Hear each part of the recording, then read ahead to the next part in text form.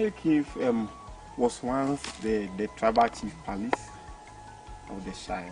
Okay. So when I say tribal, 4 tribes that lived here, when they see the leaf on your leaf, it tells that whatever you see here is a hidden truth that you will not go and expose or tell anyone. The focus was war-minded people, you know.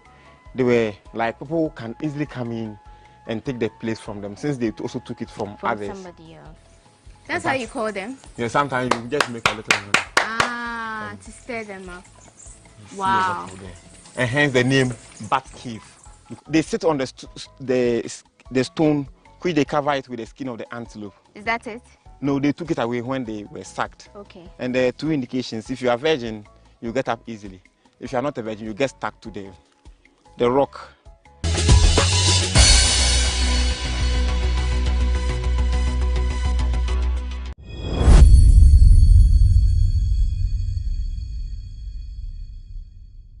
Dr. Richard Amuakumba, a political scientist, no, and ought to be a money MPP Amanyokono, H.M. Mutasania, MPP Amanyokono, Sisia, Sano Mudi, Joe Munsamefano, a idea and Sweni, and Yefe Cracker, ye. Nitty Tropa, and Sarajasa for FM. Now, Ochema, Ganaman Penny, and Adanka Kufado, any dear bank cry, not as I won't find my ray, Ukraine. Ochema will be our Quakoyo, so for just or share Mebuno, or Shan Quada, and my Mary Maso, not just a mammy or dance school feeding program, and in some you be a see 1 term, not a Sarajasa for crata de kwa mamia na o mampeni ni mani anka bia anka wotumi wo so hu se yes arajo free e oswafo na so ni nyina no wan hye e wa ne se waka kire ye mame Gertrude Kwashiga yi se eni mani mi yonkonko ye adwuma ena ye Dr. Richard Maichema nanado ochuma wo eni MPP amanyoko ni de mo anya ade yi kra so mo entreaty yes arajo asafo fairly kranto ne nka ni pem no e be anka MPP form fo wani ento form na mo nya niam ni yi.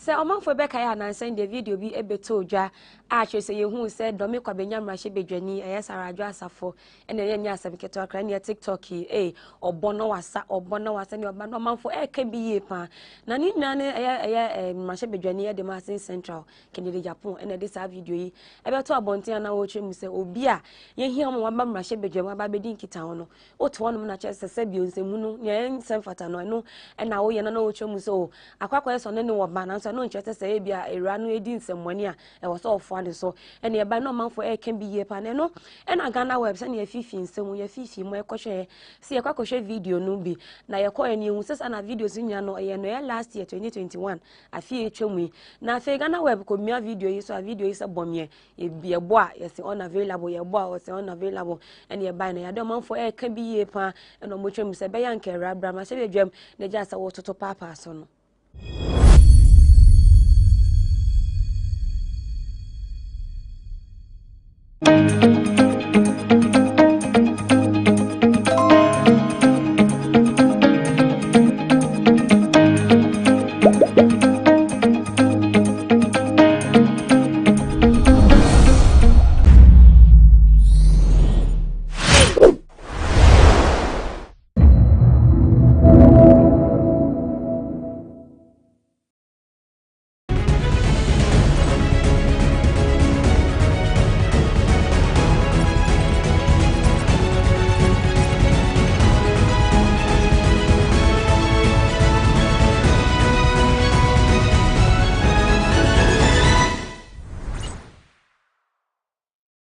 We continue our inquest into Ghana's disastrous performance at the 2021 AFCON, and today we are in the office of the Honourable Member of Southton, who is also a ranking member on Parliament's Committee on Youth, Sports and Culture. Honourable Kobina Weyome is my guest on Sports Check, and after this break, we talk AFCON.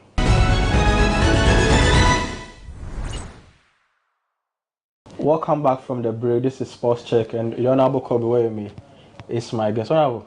Hi. Thank you for welcoming us. Thank you for visiting me in my office this afternoon, and you're all welcome.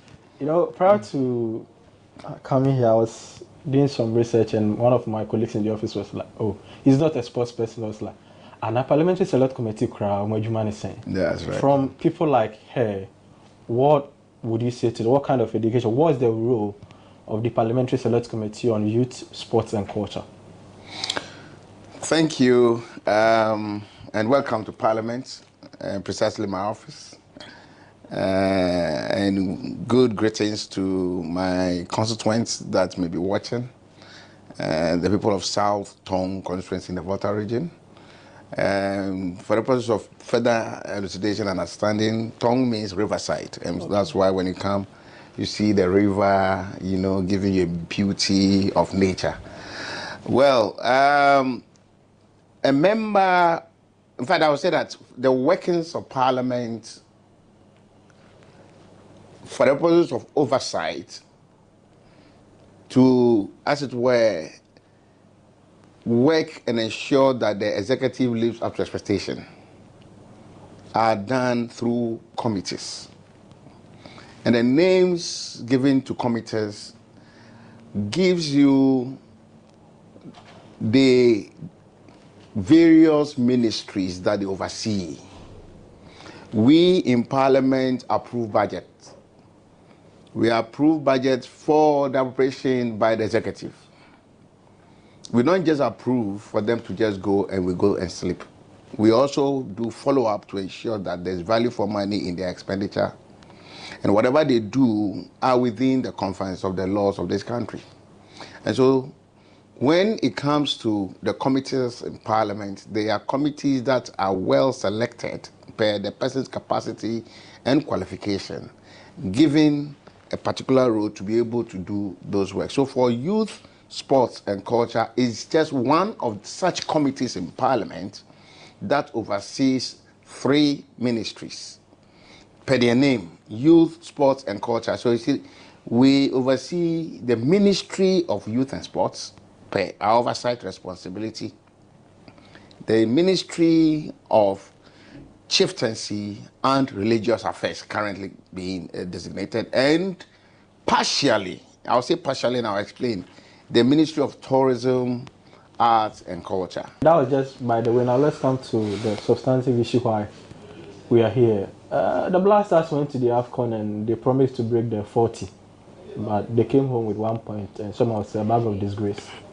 I think Parliament had its bite of the issues and you delivered, I think what I would say, a great statement on the team's performance. The Speaker subsequently directed that some investigations or probing be done on to ascertain why we disgrace ourselves in Cameroon, if I should put it that way. One, does Parliament have the power to deal with issues of such nature, basically the performance of the team, or can you explain to us the terms of the directive? Oh yeah, well, as you already know, we actually went to the AFCON with clear intentions, as you alluded to really get back the cup and to end the drought over several years. But unfortunately, it didn't work to our expectation. And the way it went, it was also not too good. It was quite humiliating. And so definitely I had to put together the statement I did. And I thank God it's well received by both sides. I mean, as much as possible, we have come of age. It's time we put politics aside and discuss sports the way, dispassionately, with the way we must, and find solution to some of the nagging issues that confronts us. And so I wasn't really surprised that both sides spoke so eloquently on what ought to be done and suggestions offered. And so Speaker rightly has requested his committee, particularly the Youth Sports Culture Committee, to go into the matter, because it's very important. We need to know what went wrong. Could it be from preparation, or could it be from some technical aspects that probably didn't gel well? Or because if you watch from where we sit individually, there are the playing body are so endowed with skills, but then as a team and the commitment on the field of play and all that, something really was lagging. And so it is through us asking why and what happened and all that. And I think that is what the speaker wants to know, and I think Ghanaians also want to know. Yes, I mean, we are clothed with the powers by the Constitution and establishment of Parliament and the role as Parliament to have oversight over the executive arm and over every public institution and everything that concerns the public. So, which institutions or persons are you looking to speak to? Is it the FA, the Sports Ministry? Or... No, we speak to all of them. In fact, the committee identified quite all these people that will be invited. We identify all key stakeholders, NSA, the Ministry of Youth and Sport, the GFA, including their technical handlers and everybody, all together. So it's like trying to understand. So the GFA will be invited as well? Oh yes, I mean, you can't have this thing done without getting them also invited to hear from them. Because see, the point is that you can never tell. It could be that probably by the time they requested for money, the money didn't come at that time. Because of these things, preparation, you need time to prepare. You might have put in your request for money and then the money came in at the 11th hour, for instance. Definitely, you don't expect a good delivery at the end of the day because you think all these things are things that might come out. So that next time, government, hey, when requests such as that come, you treat it with the dispatch it deserves.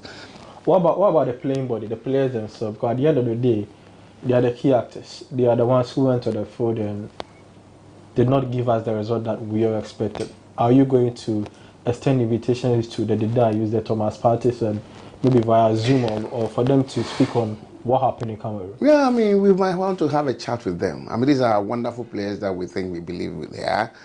And in their own rights, individually, they are good, they are doing their work. But then maybe as a playing body, as a team, what happened? Is there any infighting? Because the reports we keep hearing is that this person gets the ball, he doesn't want to, he was looking for a particular person to pass ball to, maybe, those sort of, so we need to hear from them. I mean, what's from their point of view, or was there anything lacking? In the speaker's statement, he made quite something that I find quite interesting, that the report by your committee would decide whether Ghana will play the match against Nigeria in March or not. He says if it becomes necessary for Ghana to forfeit that game, we will forfeit the game, and that's based on the recommendations by your committee. One, do we have such powers to order the Black Stars not to play? You just answered it yourself, recommendation, because Parliament will recommend to the executive. In fact, you just answered, we cannot impose, but we are working for the public. And we are doing a scientific research under the circumstance. We are actually looking out to, we are not just conjecturing. We're just not saying things without any evidence. We are bringing those who matter into the picture and asking them questions, some in camera and all that. And so people must be free to tell us what it is. And then when we end up putting all this together, and we think that at the end of the day, looking at the picture that maybe the report paints, then we may recommend, we may suggest that, look, it might not be worth it to just proceed. That we have a lot to do as a country to put things together properly before proceeding. But would you, the works of the committee, will it be made public? Will people be allowed to attend? You mean the sittings of the committee? Well, we haven't decided. The committee hasn't decided on that. In fact, it came up, so we are looking at it. Because some of the members were of the view that knowing the kind of sharp media we have, we don't want a situation where somebody is taken out of context and muddy the waters, because at the end of the day, want to come out more united, more purposeful in terms of resolution on the way forward and getting the right things done. You watched Nigeria at the AFCON and they won 3 games. Then they lost to Tunisia in the last 16 stage. Our Black Stars won none, drew 1 and lost 2. When you compare the form of the two sides, I know Ghana-Nigeria games, a lot to go into it, but are you confident that the Black Stars will beat Nigeria come March? the way they played. I mean, based on With what they played, the way they played, and because I was just based on what I saw in Cameroon, I'm afraid. I mean, but I will not rule the Black Stars out. If we do the right things and put things that we need to do together, we can run over them.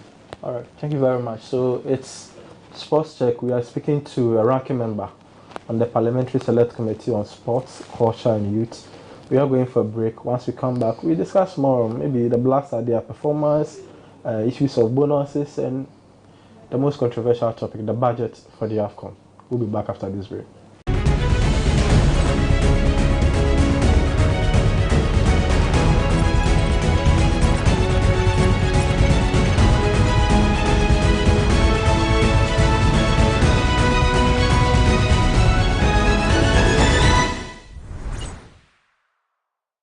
Welcome back from the break. This is Sports Check, and my name is Perez Ezwakwa. The Honorable Kobe Wayme is my guest. We've already dealt with the issues about the Black Stars and the committee set up to probe the happenings in Cameroon. Now we are going to talk a bit more about the budget. Honorable, from where is it? Do you have any idea how much Ghana spent on the 2021 AFCON? No. I wouldn't know the exact amount of money that was spent.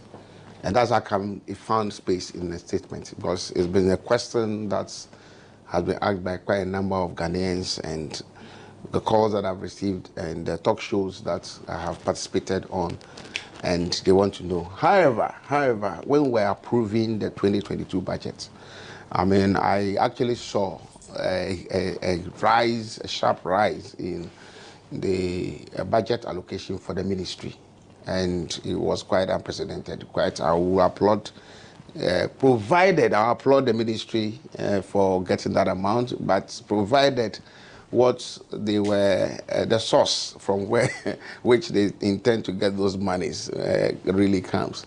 So until we get a breakdown, because this interaction through the investigation will also bring all of that. Is that a bit of a concern that we go into a tournament, we spend before we come back to account to the people? If we so dearly hold Ghanaians, or we so dearly hold on to the principles of accountability, I feel we should tell Ghanaians that we are embarking on this particular mission.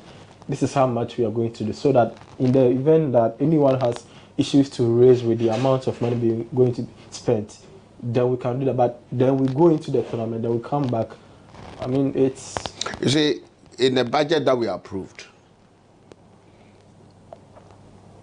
you realize that you have an excess of over 300 million. Okay? Yes, Ghana cedis. Okay, that has been allocated. For Ministry of Sports. So I want to believe maybe allocation for goods and service, okay, might be what they are spending from. Even though I know they've always overrun their budget, and that has its own consequences. We've mentioned time and again when we are debating their budgets. And I want to believe that that is the reason why this time around they have given that ceiling to their destiny. Line by line itemization of the breakdown of what they intend to do, the projections. What they didn't do was the actual figure for the AFCON campaign was not explicitly, stated in their budget. And so it found expression in our reports on the floor that we would want to know how much, okay, they actually intend spending on the AFCON alone, which was not clear. However, we can still be doing it this way round, where you have gone and come back, give us a breakdown, which we have requested for, and see how, whether it is within what we approved for them. Okay, so we've done enough of the budget issues. Now let's come to the performance of the team itself. I mean, I thought we dealt with it. Anyway, but I think performance, well, below our expectation. Yeah, I mean, below our expectation. What went wrong for Ghana? Is it I will not be able to know. These are questions, Charlie, bro, I'm unable to answer. Because I will be lying to you that, you see, that's one of the, even though in the, maybe outside the cameras, I can share my thoughts. But that one is not professional, because I'm not being paid to do a particular work. Those who are really professionals and are being paid, okay, to deliver, we should hold accountable. Were you impressed with the coaching? There were problems with the entire technical whole. There were problems. We all saw it. Because there was times my village brain, Taflachet, was telling me that the thing wasn't going well in a certain flank. What was some place was leaking, and it was consistent. And we must have a policeman there to block any movement. Are you getting me? Yeah. It's like the policeman there is sleeping. Taflache. No, so what can we do? I'm actually preaching one of the matches where, from the first half, one of our sides were leaking throughout, and the coach didn't have enough. So that is why. So I'll ask, technical people, this is what I'm seeing. You are not seeing that.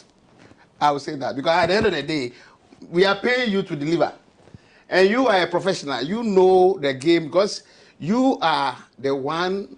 You have the third eye for the thing. I don't have it, and so I can't pretend to tell you that I know more than you. So do your work. Are you understanding me? So I will not go on air or anything and say that Anka the way to hire, the way to hire. No, it's the last thing I will do, and I will never do that one.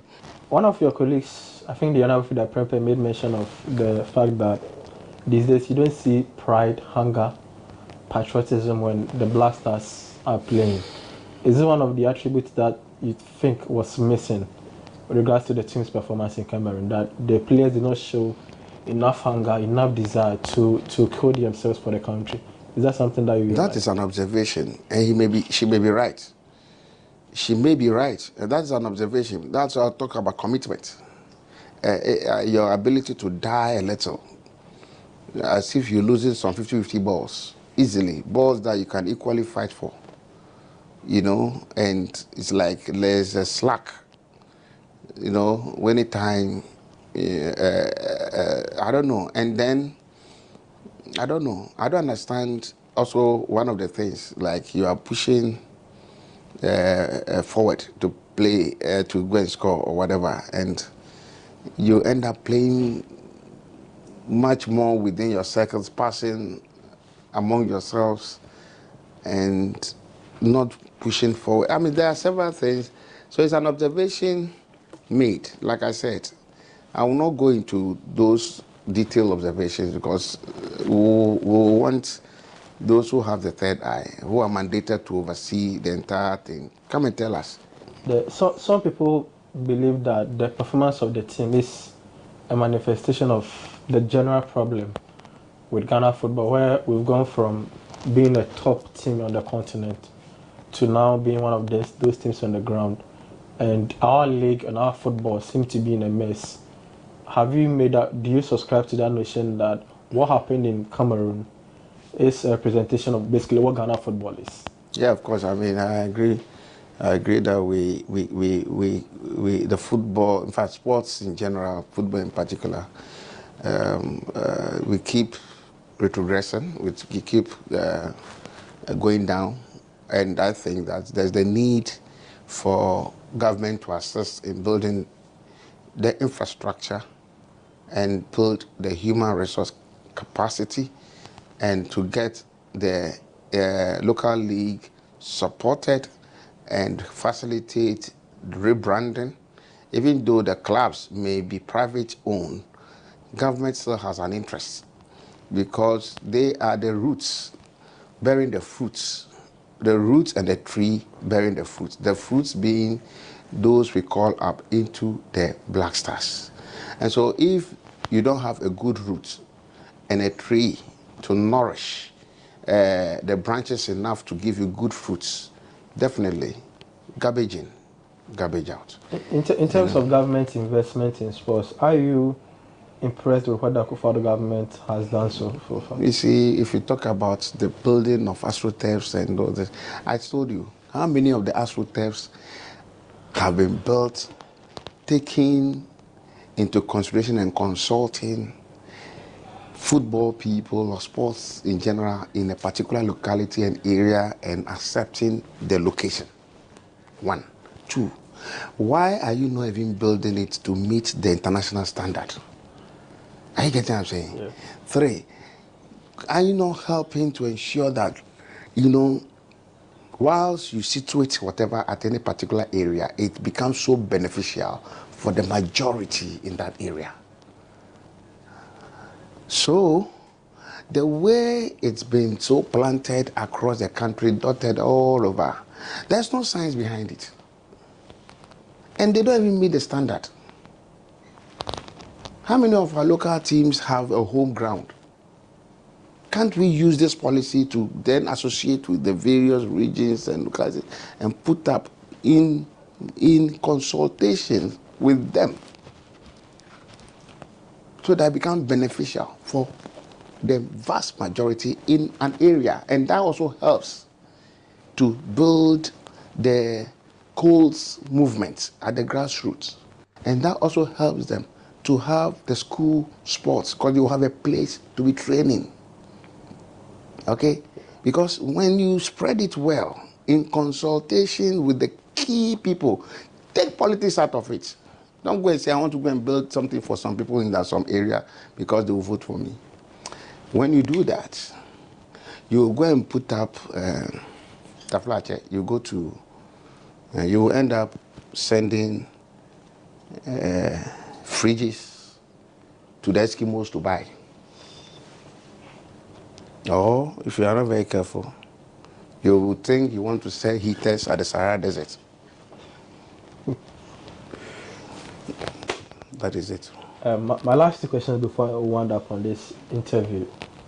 The bonuses issue, the issue of bonuses to the Blasters players, is one of the things that you're going to consider in your report, such that after the work, we now have a definite amount or a design amount for the Blasters when it comes to bonuses.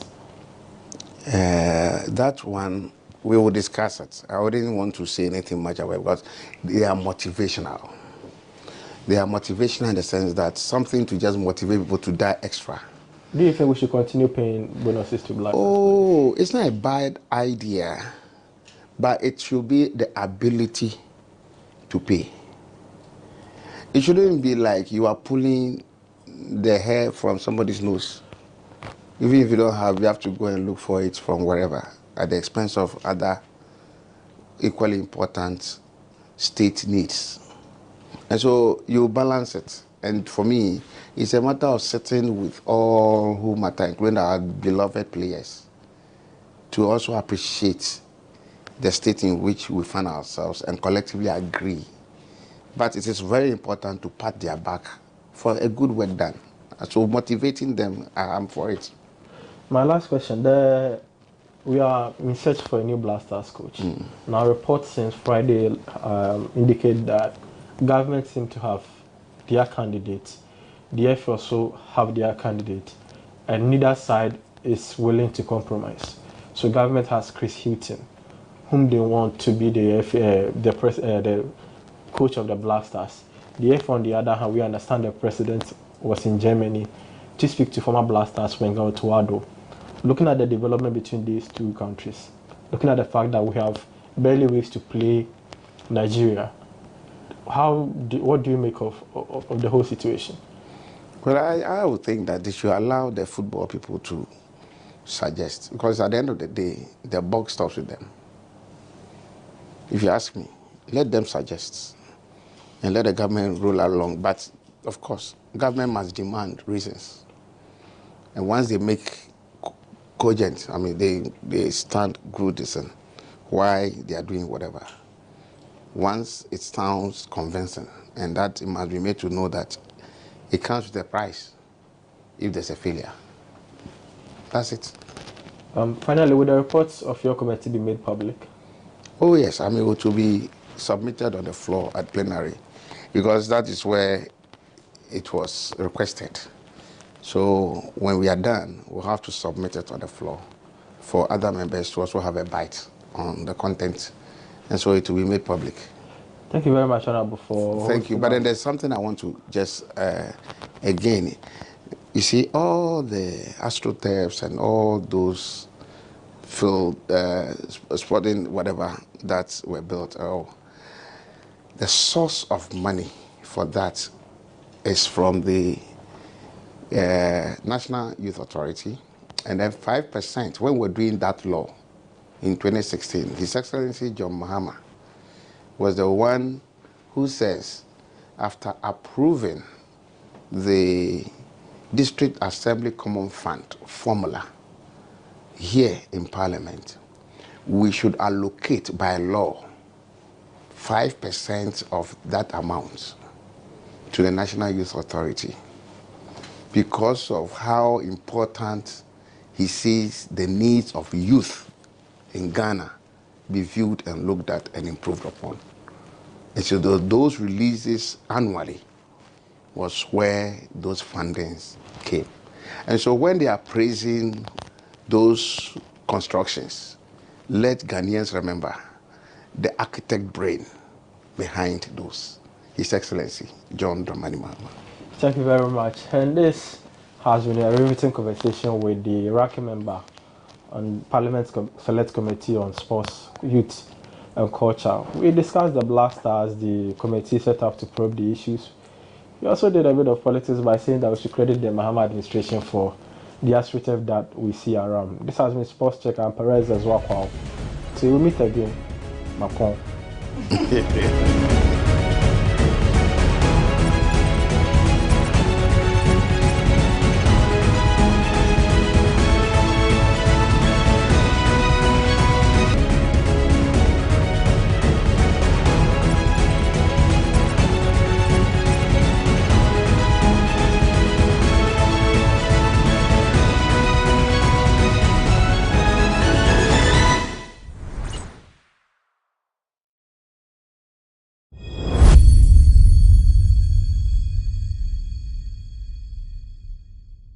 Say omanfo ebe kaya ebe to odwa se eye ewra bi aye fra ne se Rodalen Amuada kun wayera eye August busumi ni mu afi 2021 emebe pe mu ne krampo no yenya emfe hu no na chese ebe ebe to odwa no na police fo atwem a omo hwehwe mu omo ye no twem che eye Dr. Wilberforce Nkrumah Agri a on na ekunu edema ewra ono oye twetweni ewo KNUST omo twem omo hwehwe mu omo ye no ema ehu se ade ana ewra ana so wrai no for refer ase we kra na nya Ketokran. If it is a man, I bepim when nature and your police are catch what dear or call no ba. Then the beto judge say, not ni case no con your baby dim, ever quarter and ray a train we or the fobos made that also at you no back home. Now your train my more born as a mompire, Cassaria, just a ye free quarter and then you can oppose you for a sign by a beso you must say to che. It's not so much in my quarter, a friend is a Kumasi High Court. I sign any sample for Eddie Afar a year ray, and never say, you sign a betchini beam into report. Ababeto Johnny said Dr. Wilberforce Agri yasan adwani biom achese no wasa kopiemu e wo Kumasi High Court.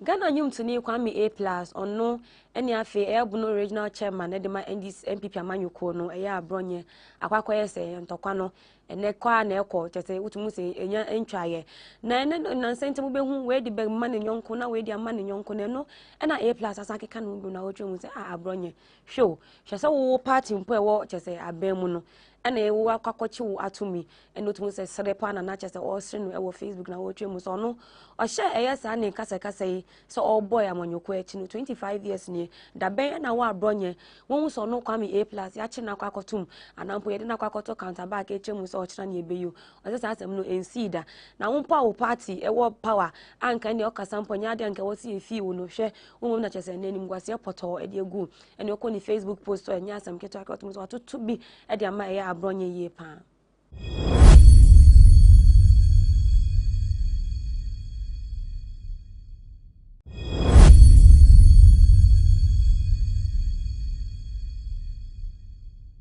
MPP amanyoko no na atro krata tententen dia kwa mama emu mpanimfo bi a chese omu wom na omu chema nsem bi a chese omu di no anampo ne nema bi omu ye no nsem fata ntinke bayo nkomo ntwom ho efenfin ho ene sa report bi aba betodwa a etwemu se eye trade and industry minister Alantre Martin akwa top forms e di ama 275 constituencies ni nyina eye polling agents a ewo ma chese ye mo se omu ya aspiring e na chese wato forms e di ama omo eno ena ye chairman e di ma party na friend is Freddy Blay atro sakrata no e de akwakwama mu se be ya nkomo nchomo enfenfru sansen fatakra na bibia ne e wo so mo bomodia na che so mo de fa e MPP se e bi omo office baako aye friend no se e secretariatship no na secretariat no mo ntro fa onom se na be yo metumi se bibia ni a omo de beto na che so nkra bi a omo de be ma san panifo na so be pemo na ni dia na mpo fitia na e de ko no e wo so mo chomo e di free sansen no e sansen ensem fata.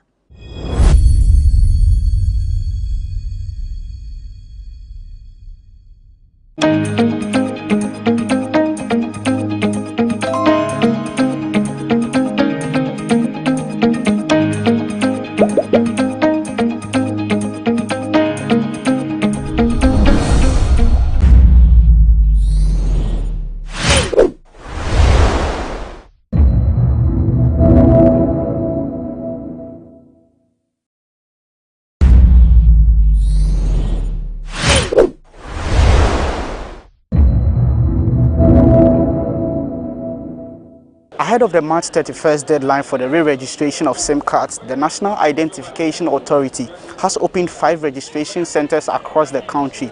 The aim is to help persons without the Ghana card acquire the card in time to beat the deadline.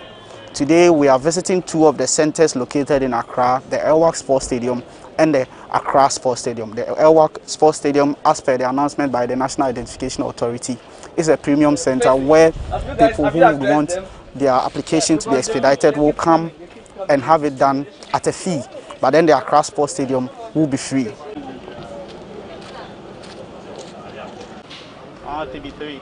Those who are coming for the premium service are currently here, and as you can see, the process is ongoing, and then they are registering for their first issuance.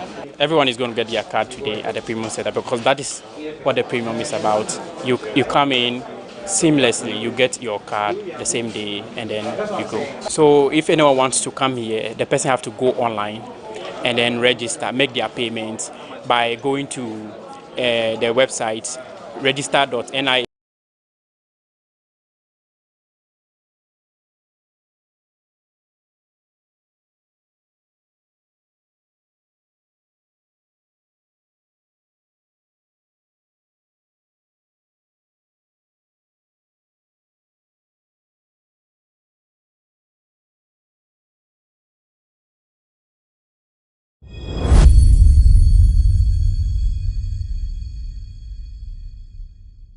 Se omanfo ebe kaya ebe to odwa se eye ewra bi aye friend se Rodalen Amuada ko wayera eye August busumi ni mu afi 2021 emebe pemo ne krampo no yenya emfe hu no na chese ebe ebe to odwa no na police fo etwemu a omo hwehwemu omo ye anu twemu che eye Dr. Wilberforce Nkrumah Agri a on eye ekunu edema ewra ono eye twetweni e wo KNUST omo twemu omo hwehwemu omo ye anu ema ehu se ade ana ewra anaso owra no for referral ase we kra na nya ketokra if it is amre na bepe monne chese ne police akachi wode okọ no oba na ne beto odwa chese na ni case ne kwa ne ba bedi e wo court ye nre ya etwemu yi ogefo bosume de to so aduonu baako na ye twemu aye mo aye bo na asem mpo aye kasa wie ya chese ye yi ni free court ye ne kwa na posifo esan ba ye beso ni mu se twetwe esan so mo twemu ye court aye friend se Kumasi High Court asan enya asem foforo e de afa eye owura ye hu ntine wo se ye san e be chi ni biem nti reporter ababeto dwane say Dr. Wilberforce Agri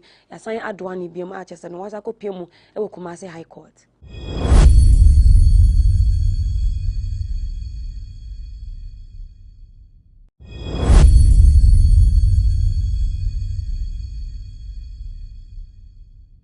MPP amanyoko no na atro krata tententen dia kwamama emu mpanimfo bi a chese omu wom na omu chema nsem bi a chese omu di no anampo ne nema bi omu ye no nsem fata ntinke beyo nkomo ntwom ho efenfin ho ene sa report bi aba betodwa a echemu se eye trade and industry minister Alantre Martin akwakoto forms e dia ma 275 constituencies ni nyina eye polling agents a ewo ma chese ye mu se omu ya aspiring ena chese wato forms e dia mo omo eno ena ye chairman e de ma party na friend say Freddy Blay atro sakrata no e de akwakoma mu se be ya nkomo nchomo enfenfru esanse nsem fatakra na bibia ni e wo so mobomodia na che so mo de fa e MPP so e bi omo office baako aye friend say e secretariatship no na secretariat no mo ntro fa onom se na be yo metumi se bibia ni a omo de beto na che so nkra bi a omo de be ma sampanifo na so be pemo na ni de na profit na e de kono e wo so mo twomo e de free sansam no esanse nsem fata.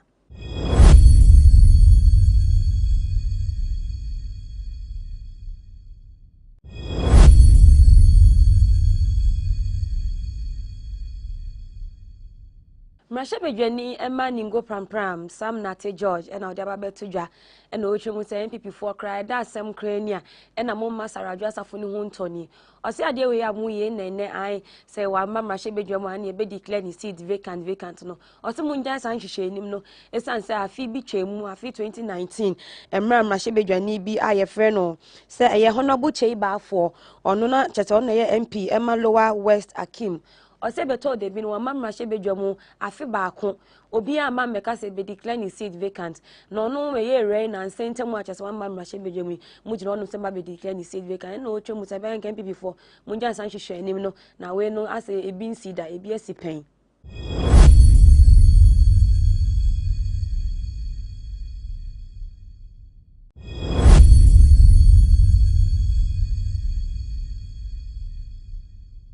Nana owusu nyenin a otoso baako eye ohene a chese onoda eye kwamo aye no no ejusu dwabe municipality aye wo asante mantem no ena de kokobo kese pa akwakoma ankrankra otwemo mo sori ana omo kasetia eye otumfo sai tutu a chese ono ya asante hene otwemo asankofo no ankrankra no mo sori a omo kasetia no akwakoye so omo kasetia na nape no mo so akasetia ono so anesa otwemo asankofo no mo sori a omo mfa nidie a ese emfata emfama nana no sankofo ni nyina no sa obuo no a omo mfama no e twese sa ahemfuwe mu nyina no ne de sa obuo no emfama mo obubodi no se mampo hene eka ho chese odo nsaka na na otumfo sai tutu a odo nsaka ono so sa nso na asakro hene ono so odo nsaka no anto ahene enso sa ena afa ye ohene nso ya asante hene na ntino watwemu ede kokobo pa ede ama nkonkresa be ya omu hwese ne ombesi esi akasa afa isanse ensem fata yie pa otwema na no wo honumu hwe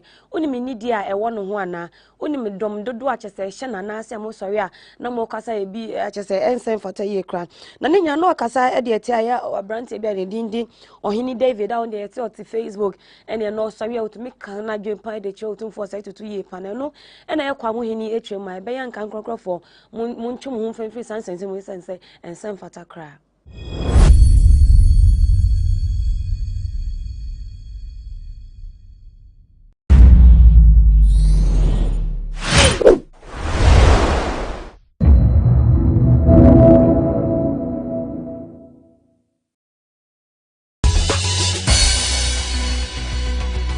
Previously on People and Places.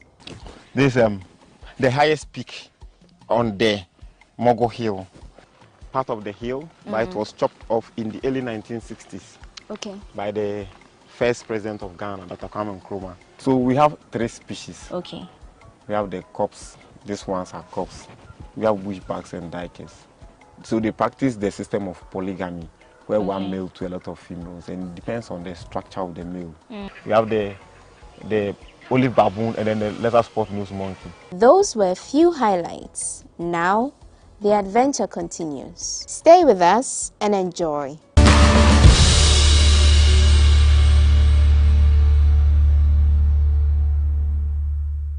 So thank you for staying with us. This is still People and Places. We are still at the Shai Hills Resource Reserve. Now we continue our tour with Ishmael, and as a stunt, we are at the Sayu Hills this place has another unique story, and we'll get right to it. So, what do we have here? Yeah, so the Sayu Cave was once the tribal chief palace of the Shai. Okay. So when I say tribal, 4 tribes that lived here, occupying around the various caves, mostly, basically from Manya, Ajuku, Hiwoyo, and then the Sayu. Okay. So the tribal chief was residing in the cave. Now, the tribal chief was the chief of all the 4 tribes. All the 4 tribes. Okay. Now it's believed that they are living now in Kodiabe, close to the reserve, about 5 kilometers drive From west here. side Oh, of the okay. reserve. So they moved from here. They moved and from settled here. there. Yes, please.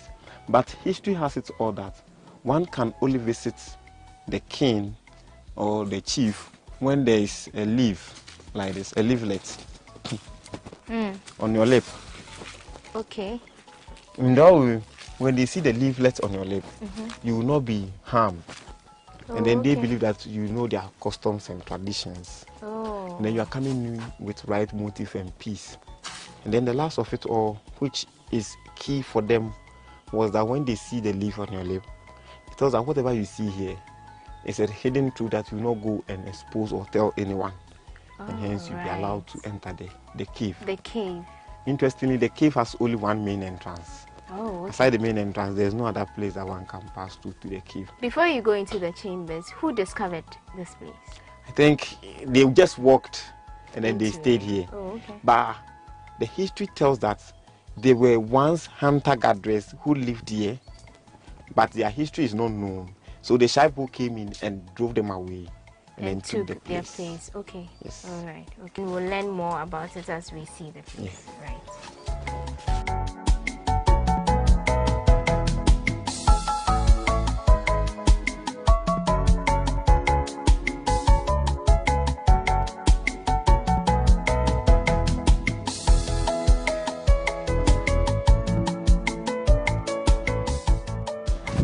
So this is the main entrance to the cave, where they go with their back. The They leaf, go with their back. yes, the leaf will be on your lip. Then you go with your back. The focus was war-minded people. You know, they were like people who can easily come in and take the place from them, since they also took it from others. Somebody else. Okay. So their focus is, as you go, you watch around, even though the warriors were here on top, but you watch around to see if people are coming. You scream for help or you shout so that the warriors can come in and defend. Oh, okay. So they cross here with their back. And And the aside leaf. this place, there's no other place that one can pass through to the cave. So this is the main entrance entrance. to the Okay. cave. Right. Is that the same routine they follow when they come?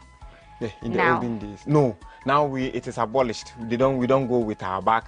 We don't have the leaves on our legs. So they just come like normal to tour the place. They don't do any rides. Well, so yeah, so what we have realized is, you know, the transferring of the knowledge from one generation to the other sometimes spoils the trend. So for them, some of them don't even know as to what it was, the what they tradition. are supposed to do, but others also know. So some does it generally when they come. Oh, Some also don't know the significance of doing those Doing that. things. Oh, okay. Yeah. All right. But when tourists comes here, we just tell them, but we tell them And they then they are go in abolished. like Yeah. normal. Okay. Yes. Right. And as we go, you smell different scent from the bat guano. But what? Guano, that is the fecal content Oh, of the okay. bat.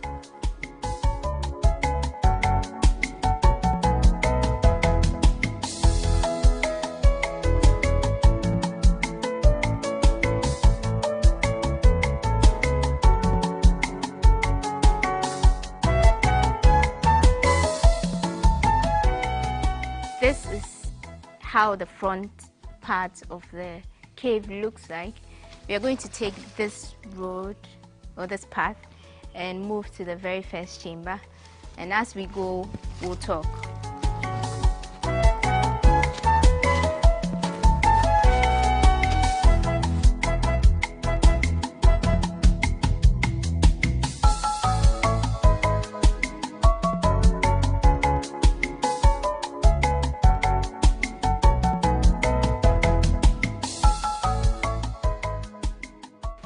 So you see the guano, the fecal content of the bats. Oh.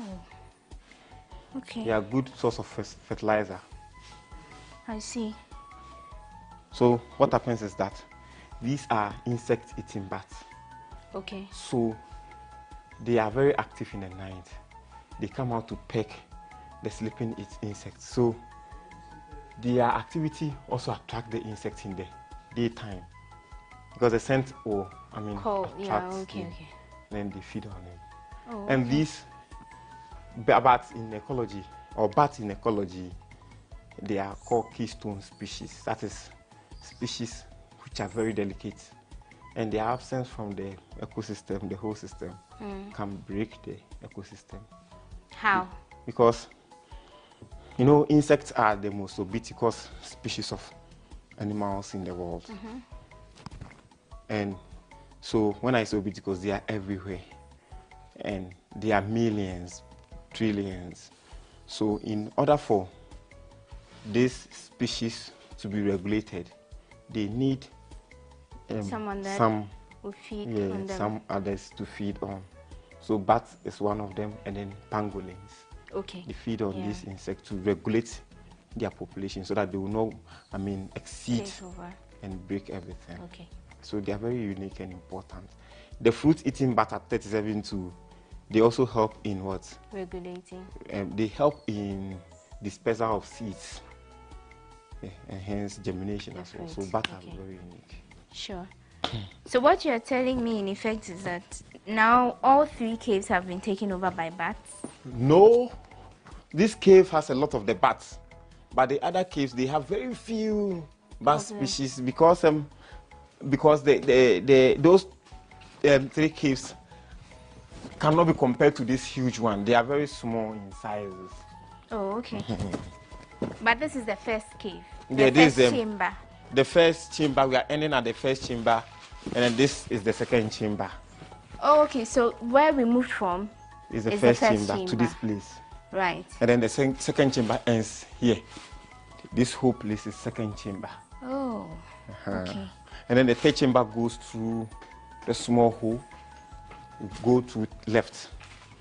So the second chamber has most of the bats, or the first? The third chamber. The third. Yeah, the third chamber has. But then they move to the first chamber in the night to peck sleeping insects. So this is how the whole settings was like. In the olden days, they covered this whole place with boulders, and then there was small entrance for people. Yeah, where the king, because here was for the king. Okay. And you see the ficus plant. These ones are called Ficus abutifolia. On top you can see some of the plant there. Okay. So it develops all this way. And then they use it as a way to climb, as a spy point up. Oh, yeah. So when they are up there, and then they see people coming to attack them, they decline and pack themselves behind the packed stones. When they come, when they come and they can scare them with that, then they pull or push the stones on them. But then we cut them. Some of the roots got collapsed, and others too were very weak. And students, when they come, a lot of them wants to climb at the same time. So we just avoided the climbers. And then we replaced this with the ladder.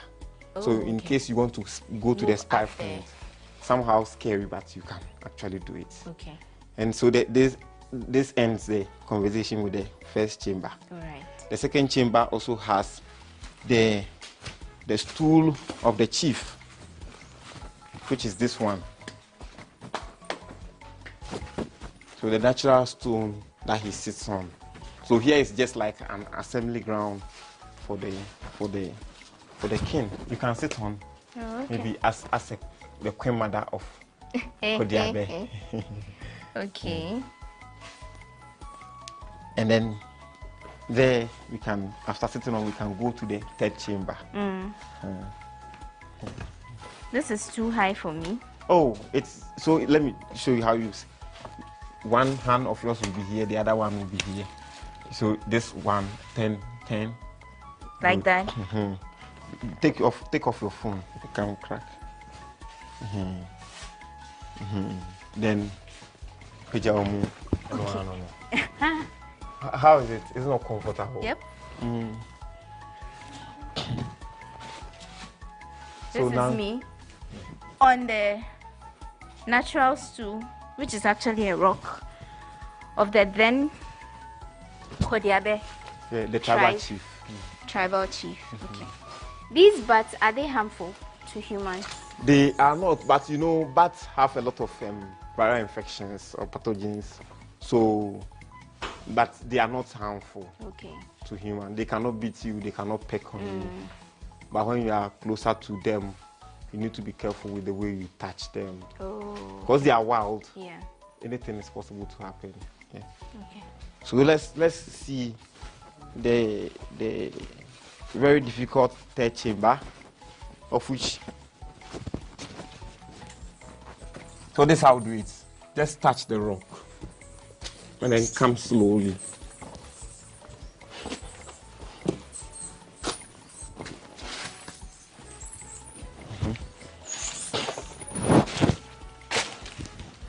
But then, so there were no bats here when the Shai people were here. Oh, okay. Because there were humans here. Yeah, and then there were activities like burning and making noise when they left here, and then the bats occupied. You can see from here. So that's the third chamber. It goes deep. Oh. Hope you can see there. A lot of them. Okay. That's how you call them? Yeah, sometimes you just make a little noise. To stir them up. Wow. And hence the name Bat Cave, because the place houses like millions of bats. We can actually enter, but you know it's full of guano. You can step in and it will be all over you. I think we are fine here. Yeah, we can see the bats from here, so that's fine. But you never know. I mean, if you are more adventurous than I am and you come here, you can choose to go with Ishmael or anyone else who will take you around into the bat cave.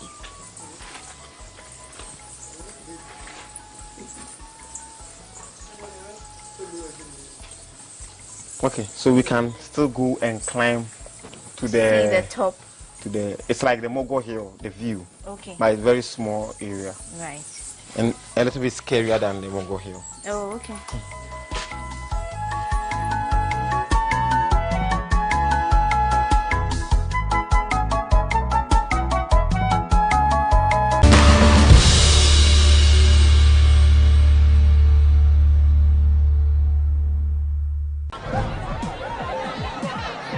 Powers and principalities. There's so much fire inside me. Tragedy struck when part of the largest hillside at the kosher rubbish dump collapsed. It's going to be fun to see how he goes about approaching this game.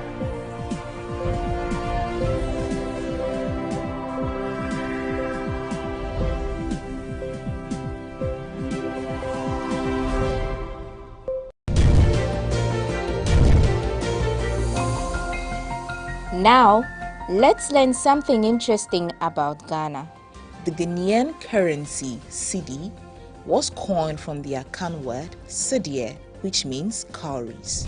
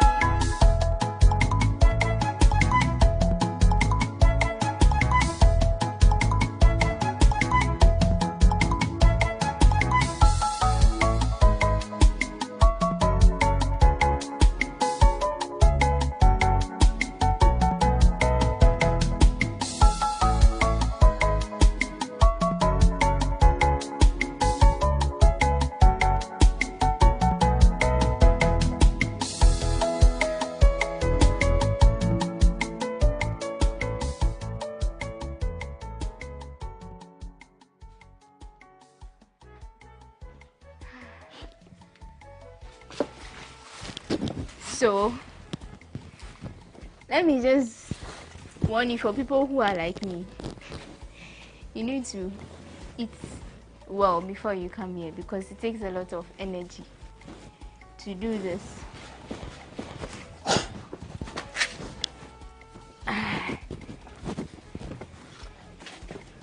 So when you get here, this is how you position your.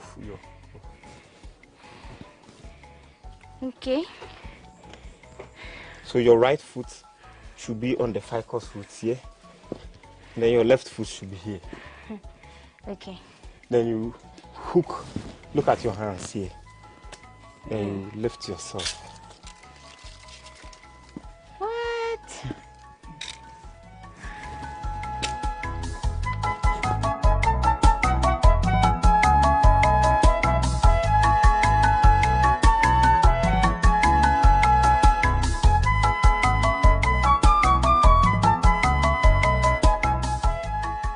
People, if you don't have Vim, you can watch your friends do it from afar. I hope you saw how I did it. No, like that. Like this. Then I hold this. Yeah. Then here. Yeah. Oh. We are going to the top of the hill.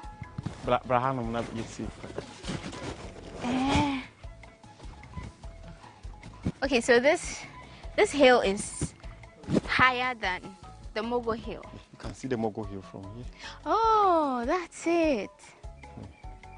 And so here is their spy point where the warriors sit in the olden days. Just to check around. The place. Wow, this is a very good point. But very difficult to get here.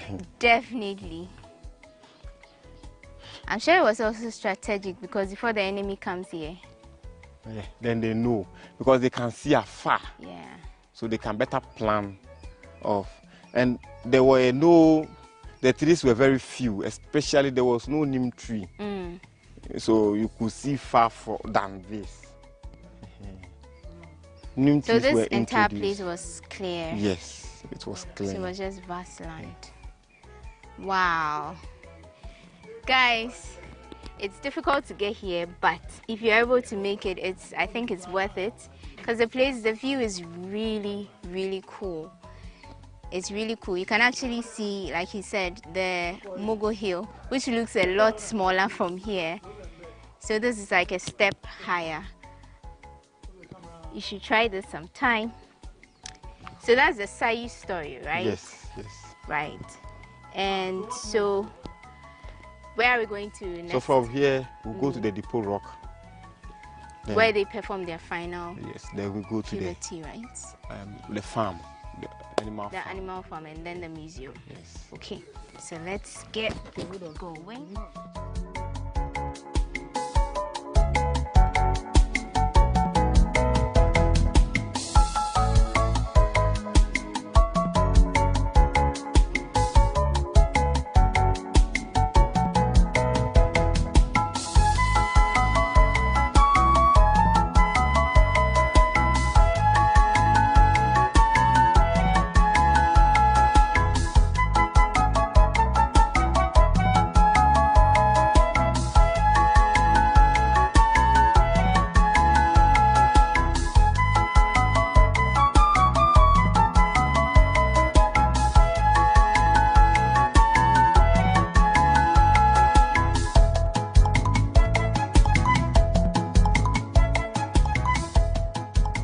We are at the entrance to the Depot Rock. This is where the girls who used to camp at the Mogo Hills, this is where they come to complete their puberty rites, and after here they can be qualified for marriage because they are seen to have gone through the puberty rites and have been successful.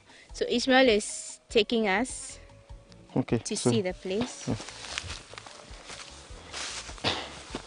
So you can actually see some broken pots, so broken bottles all over here. So they mix it with the old drink, schnapp and others. They mix the water with it, and then they use it to bath them. And you can see the grooves. So they pour the drink into the water. And then you can see the grooves all over here.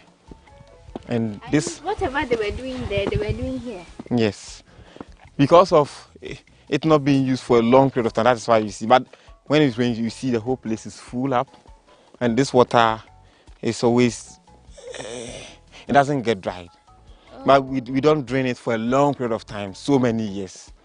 What do they use this water for, though? So in those days, it was clean water where they bath the ladies, fetch it and bath the ladies with it.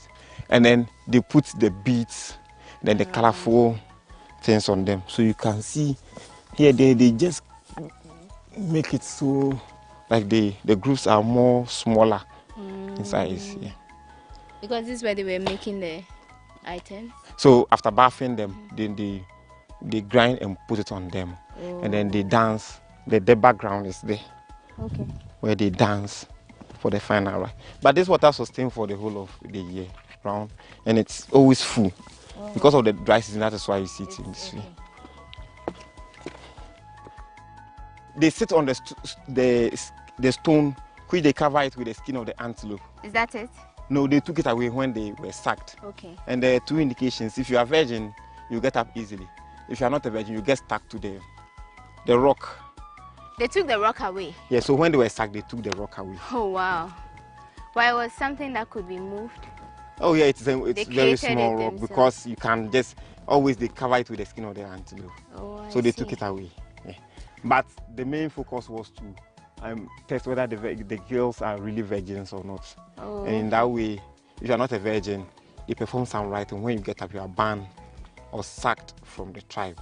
Oh, wow. Or you join the people within the tribe that have the mark that they were not virgins, but you pass through the rites. And in that way, you will not be regarded as one of them. Be it giving birth, marrying, or dying, they will not regard you as, they regard you as an unclean person within their setting. Okay. And it also creates, it's a form of honor for the younger girls. Join us in the next and final episode of the Shai Hills Adventure as we explore the animal farm, museum, and visit the home of the newest additions, the African pythons, all on People and Places.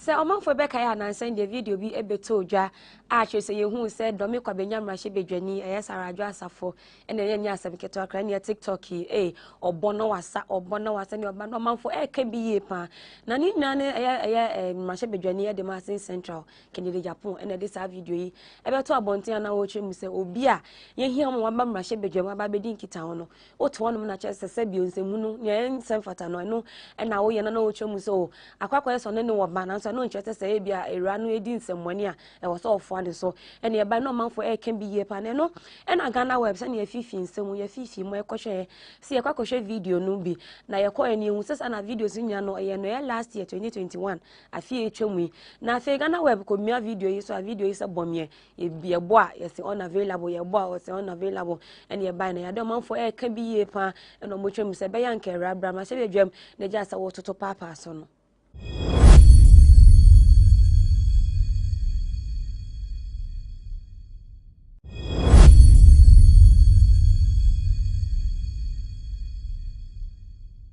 Mrahye bedwani ema ningo pram Sam Nate George ena odi ababeto dwa ena otwemu se MPP for cry da asem krania ena mo masarajo asafo ni ho ntoni osi ade we ya mu ye nene ai se wa mrahye bedwam an ye be declare ni seat vacant no osi mu nja san hwehwe enim no esan se afi bi twemu afi 2019 mrahye bedwani bi aye frɛ no se eye honorable chei ba afo ono na chete ono ye MP ema Lower West Akim o se beto de bi no ma mmra be dwamu afi ba ko obi a ma meka se be declare ni seat vacant no no we ye rain and sentem a chese ma mmra be dwamu mu jira onu se ba be declare ni seat vacant no otwa mu se be nkan pipi for mu nja san hwehwe anim no na we no ase ebi nsi da ebi asi pen.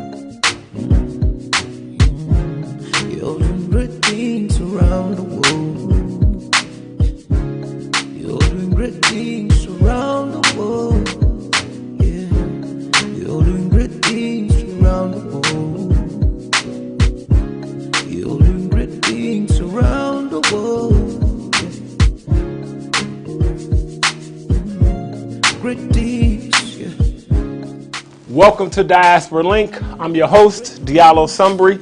We are back at you with another exciting episode, having conversations with people from the diaspora who've made the transition and who are working on building a stronger bridge between the diaspora and the continent of Africa.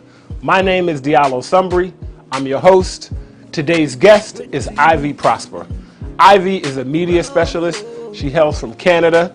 Her family's from Ghana. We're going to learn a lot about Ivy today. So without further ado, let's get into the show. Diaspora Link here exclusively on GhanaWebTV.com.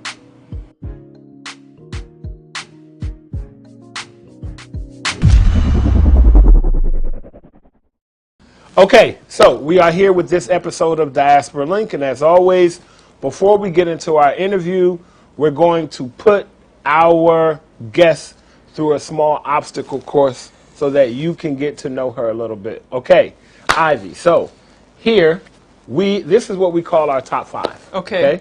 I'm going to ask you some questions, and I want you to give me your top. If you don't have a top, right, because you know in Ghana you say top, right?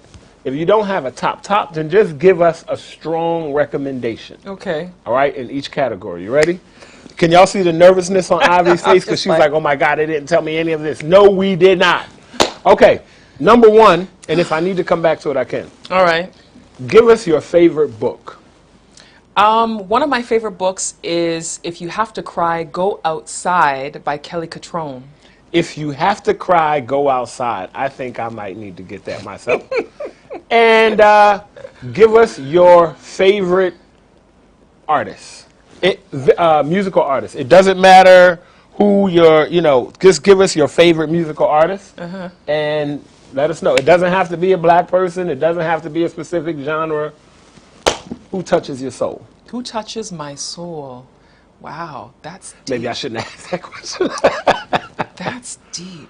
Give us one of your favorite artists. One of my favorite artists, Alicia Keys. Alicia Keys? Yeah, she's one of my New favorites. York! Yeah. Okay. Yeah.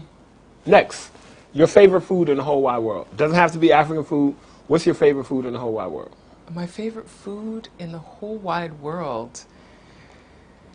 You know, I'm probably going to get some backlash for saying this, but I love Thai food. Thai food? I do. Go. Who doesn't love Thai? Everybody loves Thai. I love Thai food. Who you gonna get? Thai food. Listen, whoever you get backlash from is probably a vegan. Sorry, vegans. No vegans or vegetarians were harmed during the making of this. Oh, they could be vegans and be like Thai food. I know. I just say that because, okay, last one is your favorite sport. My favorite sport? What is your favorite sport? To play or to watch? Play, watch. I'll say I enjoy watching basketball. Basketball? Yes. Okay. Okay. Last one is your favorite vacation spot where you don't even have had to been there already. Mm-hmm. Maybe it's a place you saw. What is your favorite place to vacation? Okay, so I'm going to say a place that I've already been. Okay. I'm not going to say a favorite place that I want to go. I'll say a place that I've already been. Spain. Spain. Yeah, I actually really enjoyed my time in Spain. Nice. Yeah. Thank you, Ivy, for playing top 5. Okay, before we get into our in-depth interview with Ivy and she tells us about where she's from, how she got to Ghana, we're going to go through one more small obstacle course. And this game is really simple, Ivy.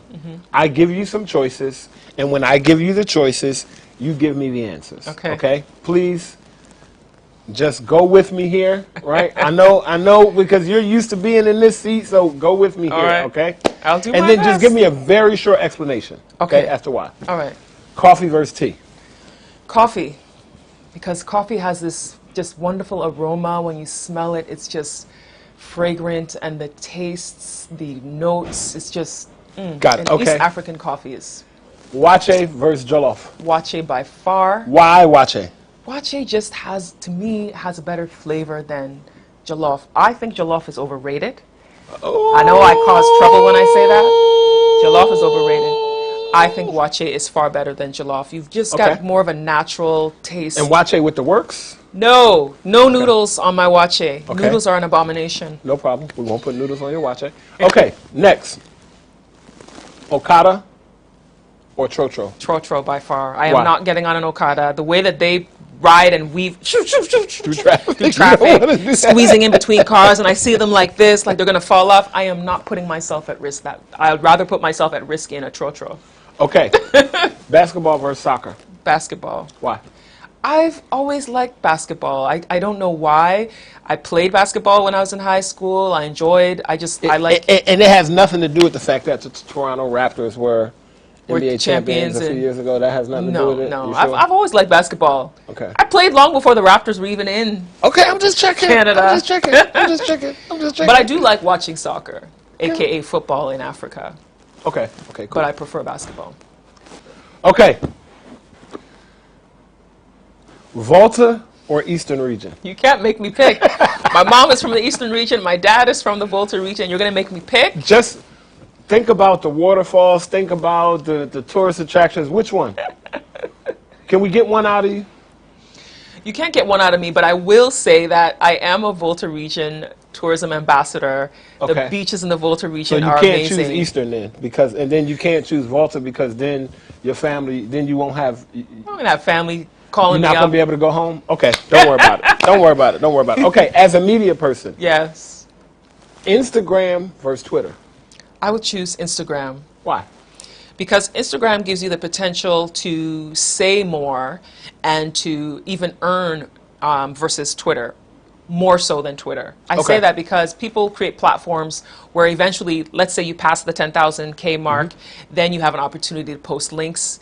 Click the link in bio, swipe up for the link, and then people can put a link to their websites. Okay. Or you can create a shop on Instagram. If you sell things, you create a shop, and that shop actually goes to your website. You can sell items on there. You can sell things on Twitter as well, but I find that Instagram seems to have built that and has more people coming and looking for that, whereas Twitter, people tend to share a lot of news. Got you. So, Mark Zuckerberg, our invoice is in the mail for helping people choose Instagram over Twitter. We know that you guys are owned by Facebook. Just send us our check. Okay, last one. Toronto versus Accra, and why? Oh, I cannot choose. Oh, dang. Please, just choose. Hey, why? Ghana. Just choose one. Toronto or Accra? Charlie, I can't. Hey, Charlie. I can't choose. We are live on TV, and you're telling me you can't do it. Can I become an American and plead the fifth? No, absolutely not. This is not an American thing. Okay, you know what? I can't pick. You know why? Why? Because both cities have my heart. Okay. Both cities have my heart. So Toronto. That's fair. Toronto is a great city, multiculturalism, diverse. You get an opportunity to learn about other parts of the world while you're in one city. Okay. And then Accra is a great place because it's got this eclectic vibe of Africa, West Africa. There it is. And it's like the future. There it is. Ladies and gentlemen, what we not going to do in 2021 is tell a black woman what she should do with her heart and where she should put it. So she gets to plead the fifth and have her heart in both places. Now, let's get into the real interview with Ivy Prosper. And we're back with Diaspora Link for another wonderful episode. As I mentioned to you in my introduction, we are here today with our guest, Miss Ivy Prosper. Ivy. Yes. How are you? I'm wonderful. How are you? I could give you a handshake yes, now at the beginning. You know what's missing right now in Ghana? Missing? The snap. Okay. The snap. People aren't doing it anymore because of COVID. Okay, so we just did the snap. We just snapped it up. Yes. Okay, Ivy, so we're going to get into it because I'm sure for you this is a little bit different. You're sitting on the other couch, right? And normally you're sitting on my couch, right? So you run into people all over Ghana who watch your YouTube channel. People move here after they see some of your videos. Let's talk a little bit about where you're from outside of Ghana, right? And what your transition was like moving to Ghana. What brought you back here? Okay. So I was born in Ghana. Okay. But we left when I was 22 months, so just 2 months shy of my second birthday. Right. We moved to Canada. And so, yes, a lot of people get it confused and think that I came from the States. A lot of people will be like, oh, you're American, you're American. They assume that my accent is American, and I always tell them, no, Canada. So in Canada, I was there most of my life. I'll fast forward to what brought me to Ghana, because that's what you asked. So basically... But no, just tell us, because I don't know that a lot of people know that there is a difference between Canada and the U.S. Yeah. Just give us 3 things that you think are different about Canada and the U.S. and why people confuse it. I mean, I know it's all in North America, but people just... Canada, North America, same thing, but it's not, right? It's not. There are differences, but the longer time I spend in Ghana, the more I can recognize why some Ghanaians think it's the same. Okay. Because we do some things the same way. When you cross the border from Canada to the U.S. or vice versa, I mean, the way the roads are, the way the buildings are, everything is pretty much almost exactly the same. Right. But, you know, our legal systems, racism exists in Canada, just like it does in the U.S. Okay. The difference is that Canada doesn't have as much violence in the same way the U.S. has the violence. Okay. Canada's racism will be more like the, oh, hi, how are you? Oh, and then when you're not around, why? And then they'll be cursing your name out, and you know. Whereas an American who doesn't like you because you're black will be like to your face, right? And you know what you're dealing with face to face. Gotcha. It's not behind your back. Okay. But Canadian. What part of Canada? I grew up in the Niagara Falls area, so in a city called St. Catharines. Okay. It's right beside Niagara Falls. Okay. But when I finished high school, I moved to the Toronto area. Okay. And it was 15 minutes from the New York state border, so I had a lot of American influence being close to the U.S. border. But Canada is, it's got a lot of British influence because it was once one of the British Commonwealth countries. Okay. So there is a little bit of a British influence, there is a bit of an American influence, so there's like a mixture going on there.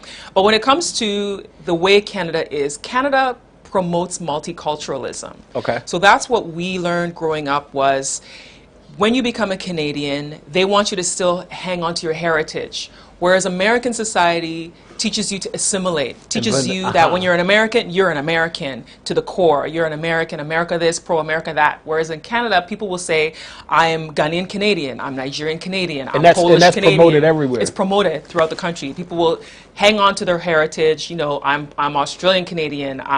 They'll say what their home country is, even if they weren't born there. Right. You know, their grandparents may be from there. But that's accepted. And it's accepted. It's accepted and it's accepted. promoted. Because you know, for us Americans too, Yeah. we're just as ignorant about Canada. We know 3 things about Canada.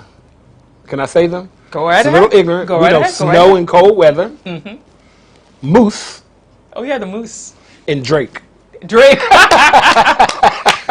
That's a good one. That's a good one. That's a good one. So shouts out to OVO and the 6. Yes, All right. yes. So what brought you to Ghana? Wait, I need to also add, Okay. because people think Canada's the only place that's cold, but there's 21 states that have the same winter that we have. But you guys don't talk about that. Because we don't go there. It's New no York, black people come in on, them New states. York, New York State. There's It's black a few people black in New people York in State. New York. Oh, come on, man. You're tripping. tripping. But Canada is a great place to live.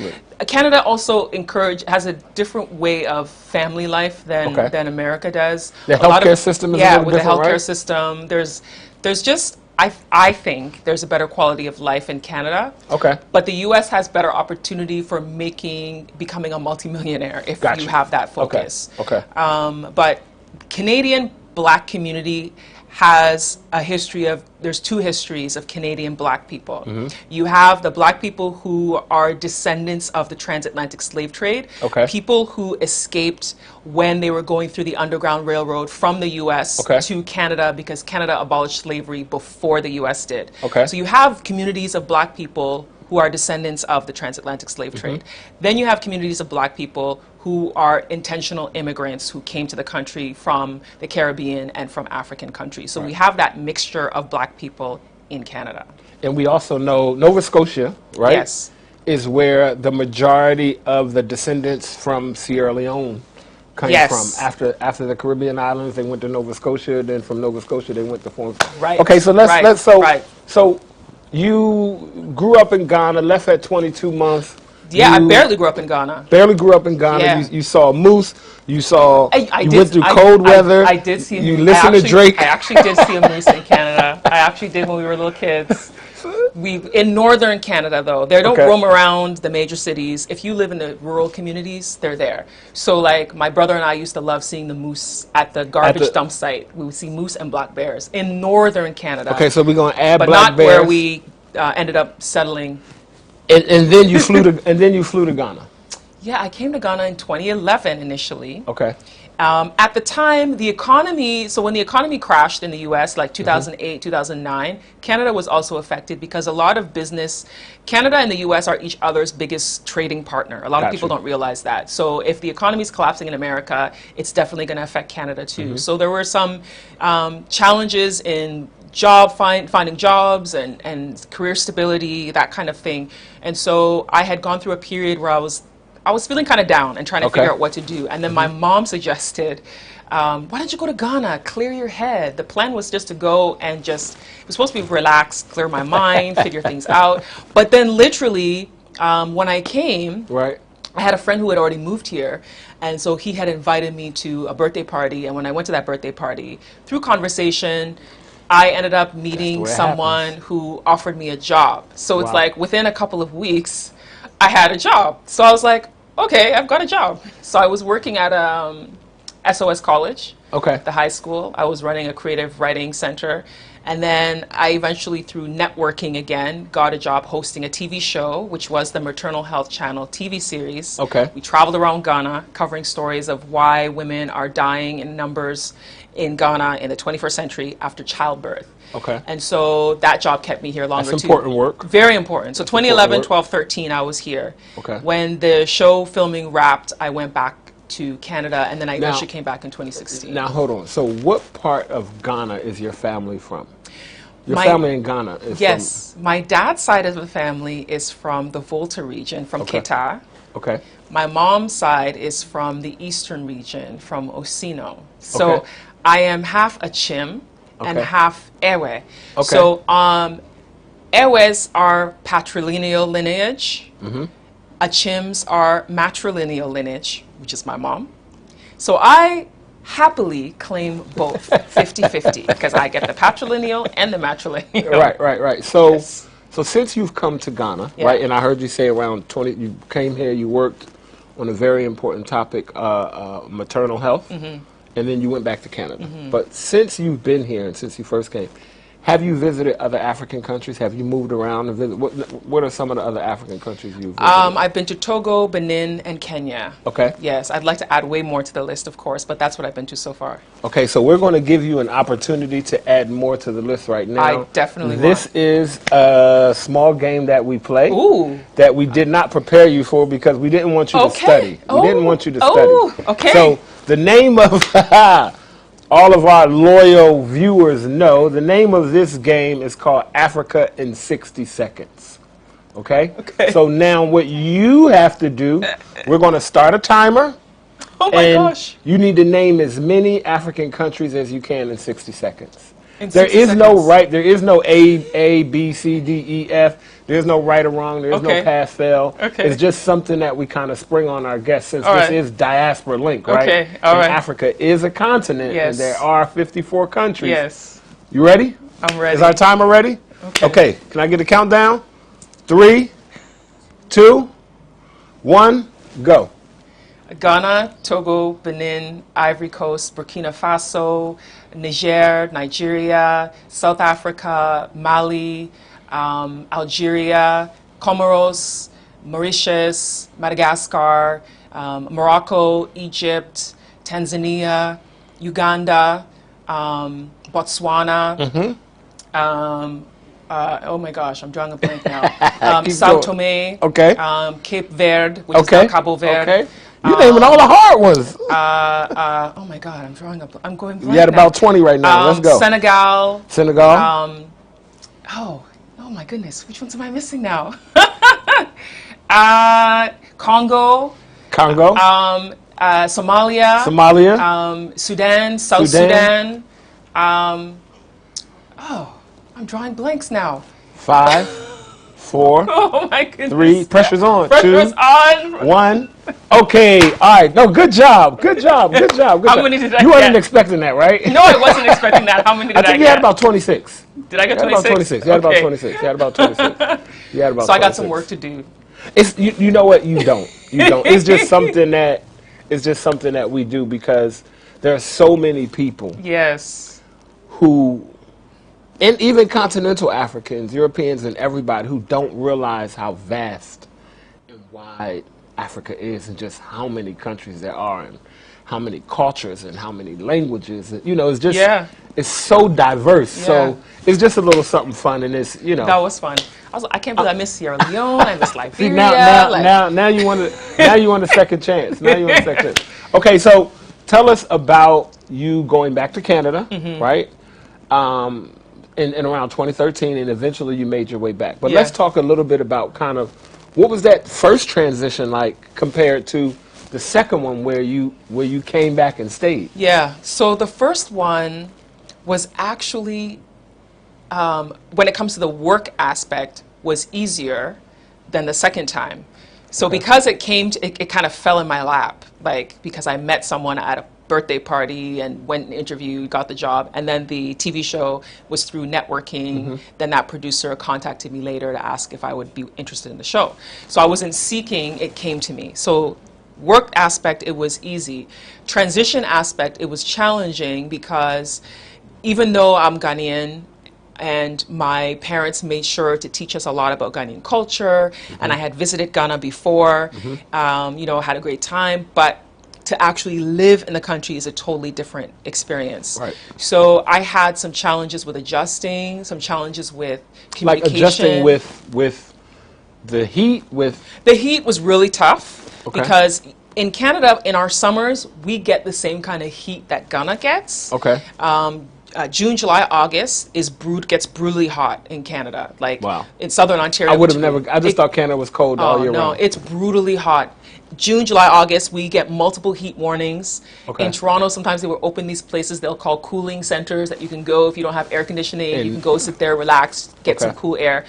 People go to the mall because they want air conditioning because there's a lot of older properties that don't have the air conditioning in like old Toronto homes and stuff. So anyway, adjusting to the heat being where you don't have the relief of air conditioning all the time. So I think that's what made it difficult, because even though we would have these heat waves in the Toronto area, we know you can just go somewhere and get air conditioning and just relax. Right. And I'm sure there were other adjustments too. Yeah, there were other adjustments too. So like, because, you know, we have this, and Americans have this too, where you get this comfort of certain things, certain foods, certain ease of access, and then when you can't get those, you get like frustrated. You're like, what do you mean I can't get this? What do you mean I can't get this what do you mean you're closed on Sunday? What do you mean I can't? You know, there's so many things that you're just like, why? It's the 21st century. Why is this happening? Why is this taking so long? Why? And the frustrating thing for me was time. That was a huge thing. Why are you telling me to come at 9 o'clock and you're not going to start till 11? So hold on, I gotta ask this. Do they have CPT in Canada? Yes. They do have CPT. Yes. So colored people's time cross the border too. Yes. From America to Canada. Yeah, definitely. Okay. But the interesting thing is, the black people who are descendants of the transatlantic slave trade will call it Black People Time. About her company, we're going to talk about her foundation, we're going to talk about her media work, and we're going to dive into a little bit more of some of her challenges and solutions in making a connection with the diaspora. We'll be right back.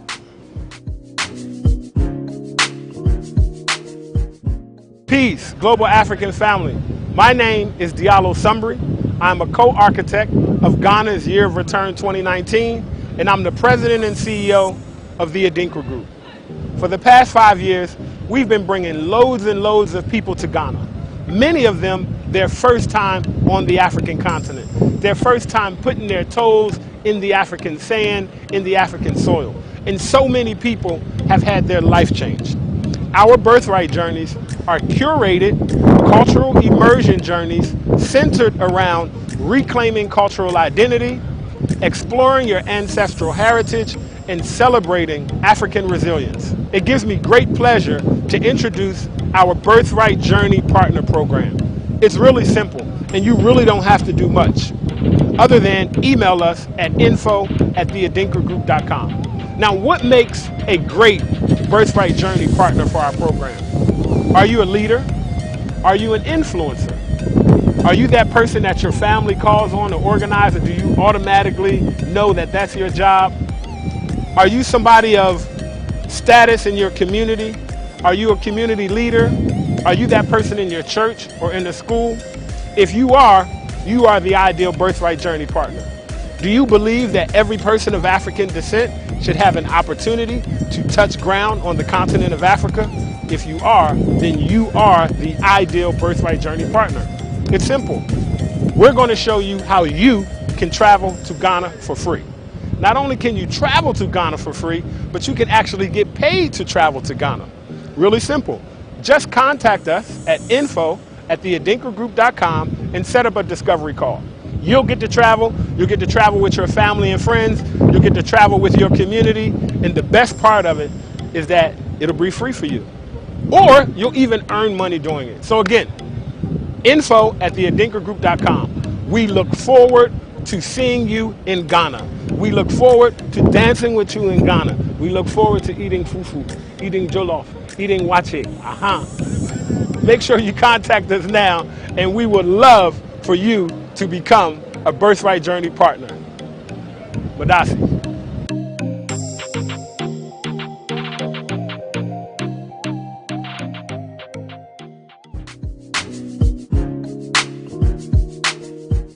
And we're back with this very lively and exciting discussion with Ivy. Oh, that rhymed.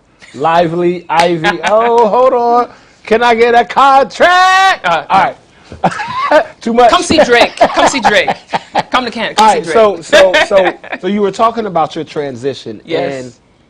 And I'm going to say creature comforts that we're used to having here that are not here. But you left and then you came back. So talk to us about when you came back, why, and what that transition was like. Okay. So when I had left after the contract ended, and this is something I wasn't going to talk about, but it kind of ties into why I came. Okay. I was in a relationship with somebody. Okay. And he and I had planned. I'm not asking any questions. I know you're not. I just want to let you know. I'm just going to listen, and then we're going to move on to the next topic. Yeah, I'm volunteering this information because it ties into me. It's something that I kind of have avoided, but I think it's important because it is part of my story. Okay. So the person I was with, part of me coming back was, I mean, he encouraged me to come back because while I was in Canada, I still kept thinking about, oh, you know, I really enjoyed working on the TV show. I want to do more media stuff, and the media stuff wasn't coming as much as I wanted in Canada. Anyway, he and I planned to eventually move to Ghana and start a life together and all that. So I came first. I mean, we ended up breaking up, but I came, and in that second transition, he was 50% of my decision. The other 50% was I saw the opportunities available in Ghana. Okay. I saw the opportunities in Africa. Okay. And so in coming, I had made some connections with people prior that I was keeping in contact with for potential opportunities when I returned. Okay. So I advise people when they come to Ghana, do not come without a plan, because I came thinking these connections I had were going to lead to something because of the prior experience I had where things just fell in my lap. So I expected it to be as simple. So when I came, one person I was communicating with was at a TV station, and that looked like a really strong lead. Unfortunately, that TV station got bought out by another company. Okay. I'm not going to name it, but they got bought out by another company, and then everything changed. Don't name it. We don't want to get sued. Yeah. We don't have no insurance, so we got to keep that out. We're not in America, so even if there was insurance, there would be no money coming. You can't say that. All right, okay. So when I got here, basically all the leads that I had vanished. So then I was like, oh my goodness, I have to really bust my behind and get things in gear, because now I have nothing. But I'm grateful that I actually have family here, I have friends here, so I had a support system while I was trying to find work. So trying to find work in Ghana as a diasporan is not easy. I usually is it the work, or is it like the salary you want, or is it a combination? It's a combination. It's a combination of both. So what I advise people now, based on my experience, is don't come unless you have a plan, unless you have a solid contract in place, unless you know what you want to do and you're willing. Sign contract. Right. And if you're willing to take a pay cut, because you have to know that the salaries here are not the same as the salaries over there. Okay. Unless you're working at companies, like if you're working for an embassy or something, a lot of the embassies pay in foreign currency. So look at those things, be strategic. So for me, because I wanted to do media work, I quickly realized that what I was being paid on the TV show I did before, because it was funded by foreign money, what I was being paid was not normal in Ghana. Gotcha. And at the time, I thought that was normal. Then I realized, this is what's normal in Ghana. When people started telling me salaries, I was like, wow, what a difference.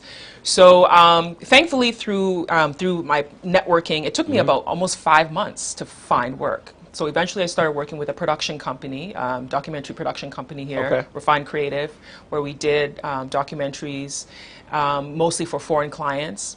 That was a great experience. So I advise anybody who's looking into the media space, look at opportunities to create content that people outside of a continent will have an interest in, because that's where you'll get the opportunity to reap the financial rewards.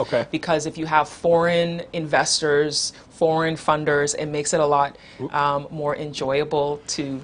I want to fast forward you a little bit. Yeah. I want to jump into Ivory Prosper of today. Yes. Ivory Prosper Foundation. Yes. African Women on the Move. Yes. The Ivory Prosper Media Group.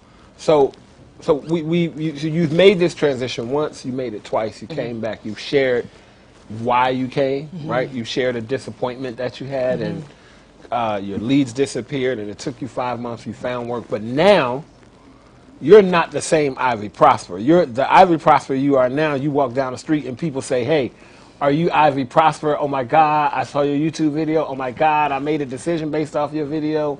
You had an opportunity to manage, which you still do, I believe, social media from the beginning, from the very beginning, the social media for the year of return, for beyond the return. You have your own YouTube channel. So let's talk a little bit about your successes and maybe what some of your challenges still are, and just where you are now and how you're managing all that you do. Okay, so now I still do work with the Beyond the Return initiative now, previously Year of Return. So I didn't start with them from the very beginning. You were there from the beginning as part of the team. I wasn't doing social media though. That's true. You weren't doing social media, but you were an important part of what happened, you know. So with social media, I actually joined when it was in May. So it was already a few months into Year of Return when I joined the team. So basically, I had already been promoting Ghana on my own social platforms. As you mentioned, with YouTube, with Instagram. I was already promoting Ghana, talking about Ghana. I had a blog that I used to do that was called Made in Ghana, Africa, where I just blogged things about what I experienced in Ghana. And so through that, I got an opportunity to meet with Ghana Tourism and discuss the opportunity. So then I ended up jumping on board, which was an amazing experience, because when I started working with the social media and changing how things were being shared on the platform, it had just over 300 followers, and I was able to build it to over 20,000 within a few months. Excellent.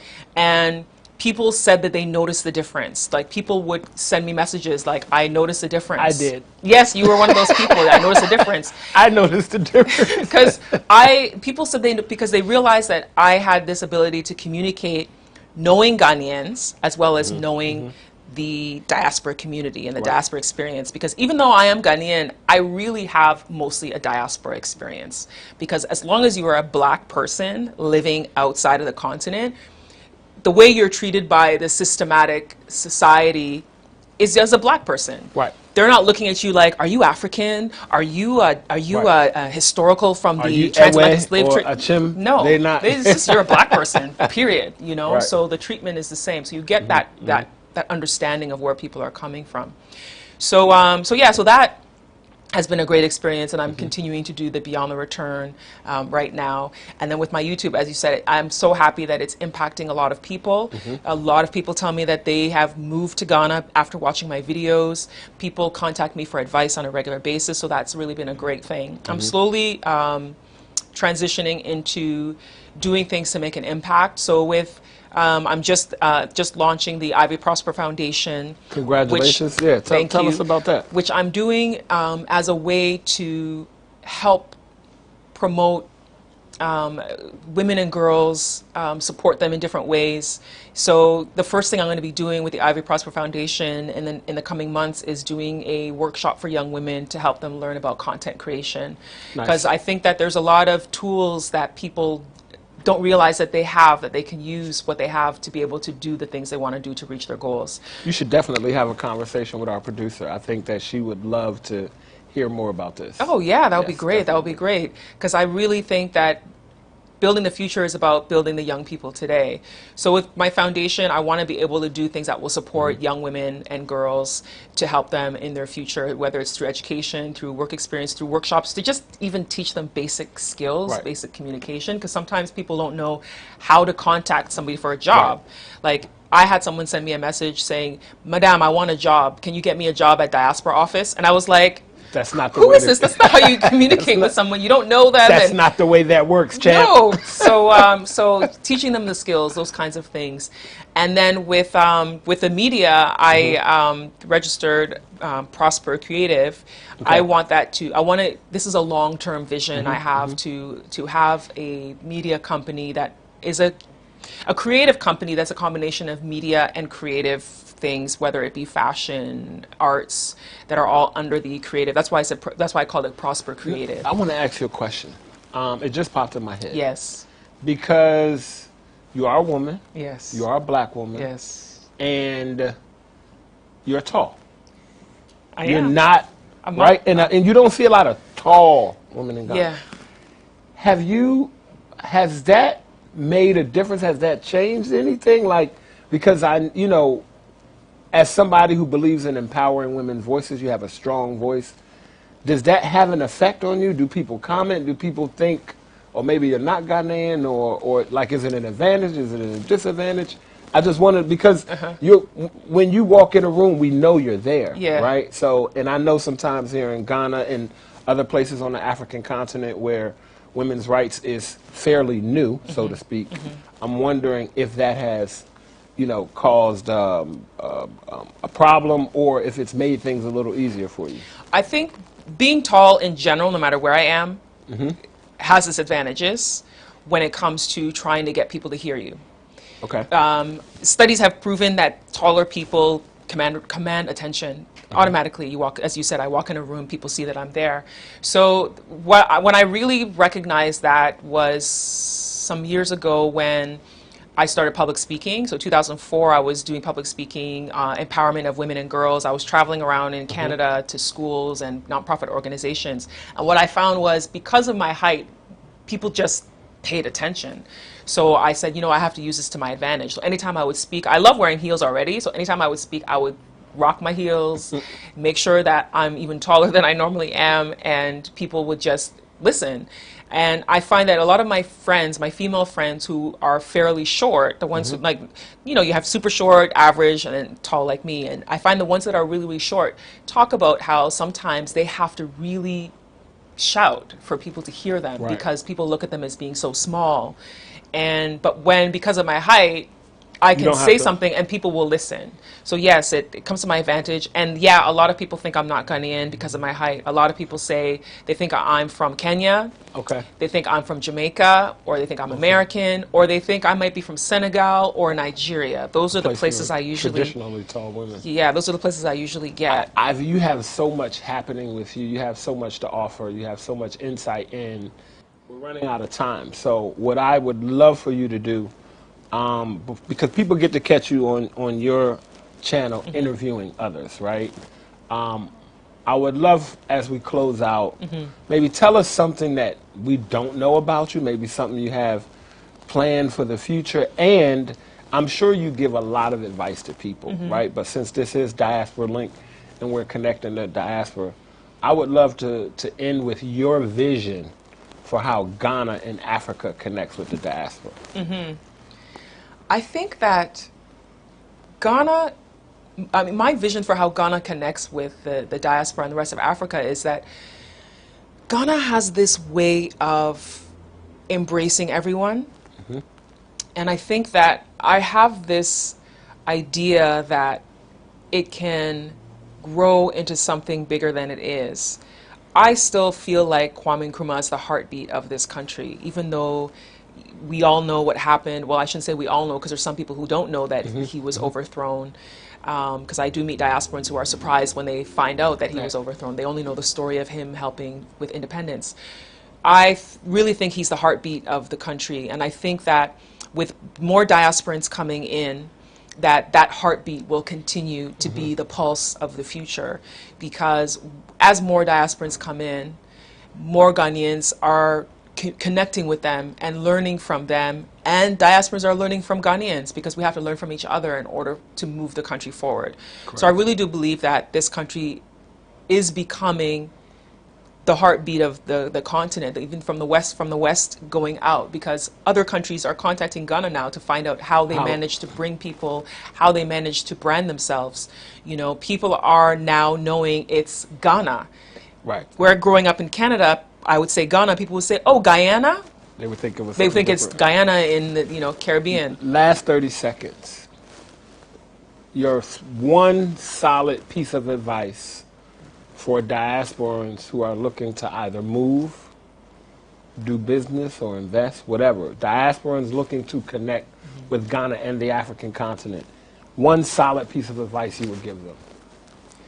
Do your research and talk to other people who've done it so that you can learn from their mistakes. When you learn from their mistakes, you're able to do better, and you're able to really make an impact. And it makes it easier for you when you're willing to learn from others. It's a great opportunity. This is like what America may have been hundreds of years ago. When people hear names like Rockefeller and talk about their successes, or in Europe you hear names like Louis Vuitton, think about those successes. Those people built legacies that like over 100 years old. This is your opportunity to come and build a legacy for your children's children's children and centuries to come. So that's my advice. Ivy, thank you so much for joining us. Thank you. We gotta keep the snap. Yes. Thank you so much for coming Thank to you for Diaspora having Link, me. Ivy. And I have to say congratulations on the show, and wishing you much success with this. Thank you. Telling stories from the diaspora. You're a great person to be doing this. Thank you, Ivy. I really appreciate it. Thank you.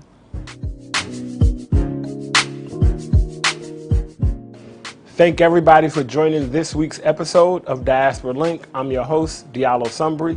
We want to thank our guest, Ivy Prosper, for sharing so much of her experiences during her diaspora transition with us.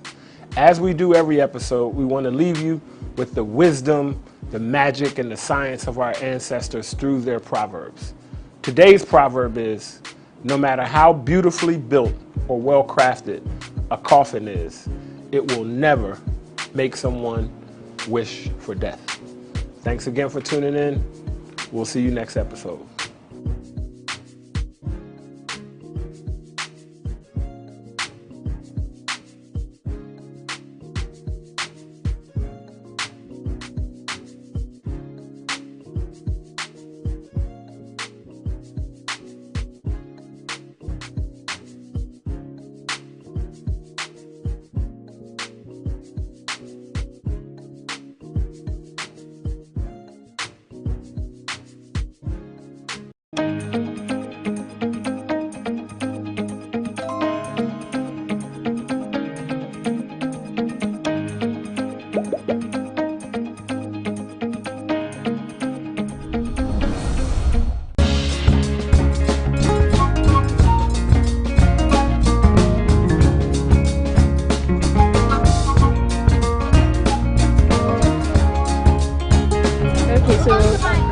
trying ice kenke, locally made. This is local ice kenke. Yeah. And you put sugar? Yes, there's sugar. But let's drink. I mean, there's no way I'll come to the north and not try a local milk. So this is ice kenke, which is 50 pesos. I'm about to try. There's lemon in it. Hey, there's lemon in it. Oh wow. So I'm about to try it. Let's see how it goes. See, so one thing about me is I have a typical African stomach.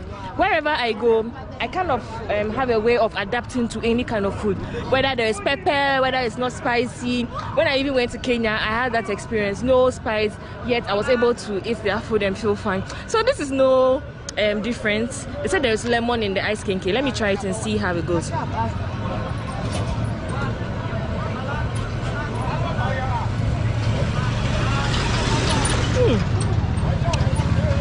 As you can tell, I just finished it.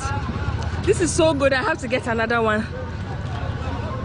Do you all remember Nerissa and Nancy from my coming from Accra vlog? If you do, she's here with us and we are going to be trying street food in the Wa market. This is one of the popular markets in Wa. Is it the biggest? Yes. Oh, okay, this is the biggest. But this area is called Fadama. Fadama. Okay, so we are currently here at the outskirts of the market, which is called Fadama. So we are here to enter into the market and see if we can get some something to try on, some local meals, local street food, local beverages. And yeah, you always know whenever I visit somewhere new, I decide to try something new, experience what the local experience, and I'm here for it all. So yeah, if you're watching this video, I am currently in the Upper West region. Wow!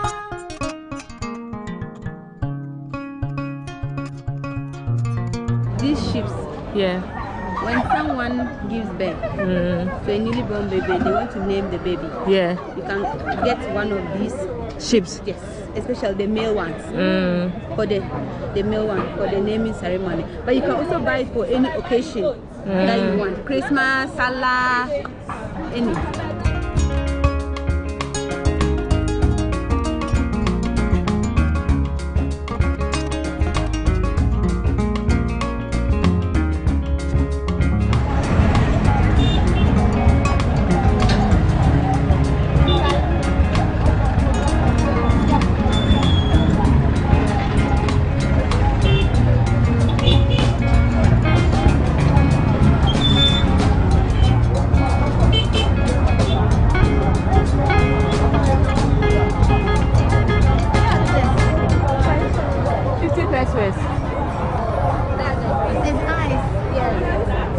What is it made of? It's made of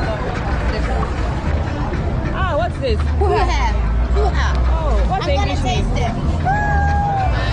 I'm not sure. You're not sure the English name? Okay, let's see it again. So if you guys know the English name, please let me know in the comment section. If you know the English name of that, let me know in the comments. But this is the beverage made out of that, and I'm about to taste it to let you know how it tastes like. So this is locally called puree, and let's see how it tastes.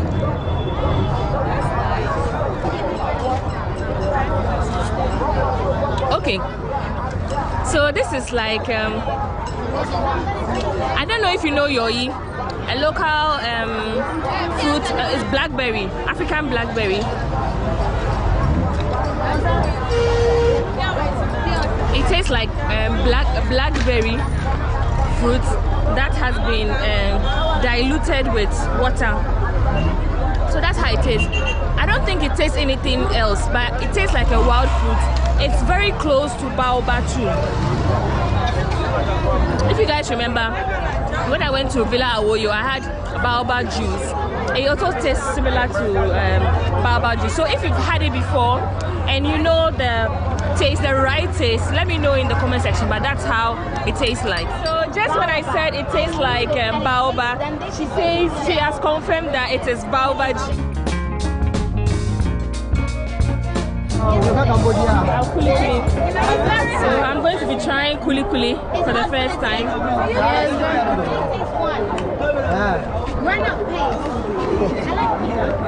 This is very hard. It's like granite paste. In fact, it is granite paste that has been added. Did they add flour to it? No. Only granite paste. It's so dry. This snack is good. It's like having kati cake, but kati cake is mixed with sugar. This is raw granite paste, and this is good. It's called kuli kuli here in Wa. So you can have it with gari, with sugar, gari soakings, which is a local beverage here in Ghana. So if you've not tried it before, you might as well as buy one and try it. So hard. So I'm going to be trying suya. How much is one? 20 pesos. 50 pesos. Give me some. How much? Give me.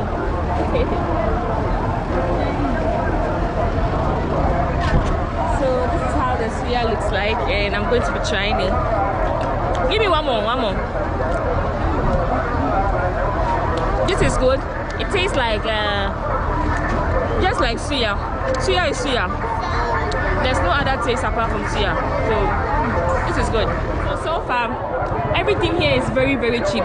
All their snacks are like 50 pesos, which is less than 1 cedi. And then the highest you can get a snack is 1 Ghana cedi. Everything is very, very cheap here. I've been here and I've spent less than I thought I was going to spend. So yeah, everything here is very, very affordable.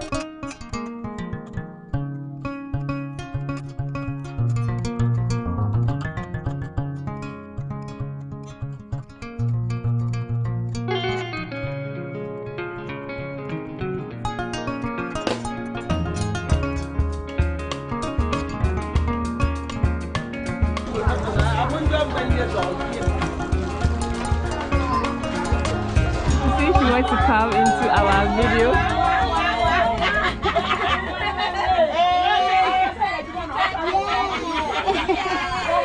So she says she's thanking us for promoting the WA.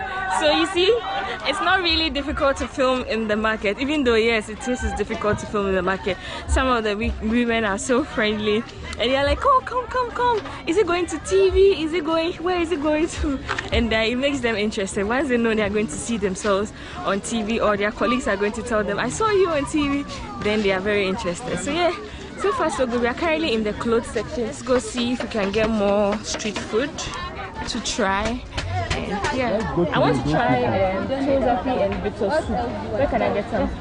That one we have to cook it. You have to cook it? Yeah, They don't sell we don't sell teaser like that because everybody prefers teasers. Yeah, that is It's just like in the Volta region. Everybody eats Banku or Akelen, so they don't sell it in town. Okay, so I would have loved to try it, but maybe the next time when I visit, we'll prepare it at home. And that's the usual thing here. So sorry. My friend recommended I tried cheeses and bitter soup. Okay. Yeah, and then she also mentioned I tried tubani, which we had yesterday. If you guys remember watching my vlog previously. So yeah, if you haven't watched it, please go back, watch my videos, and come back to finish up this. So yeah, so far so good. Let's see what we can get. I'm currently in the market.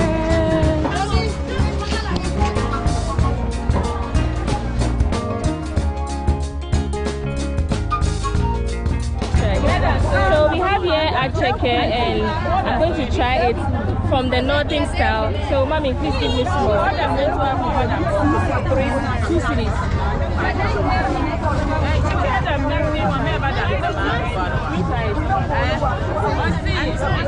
It's plenty. It's plenty. Yeah, small. Yeah, it's okay.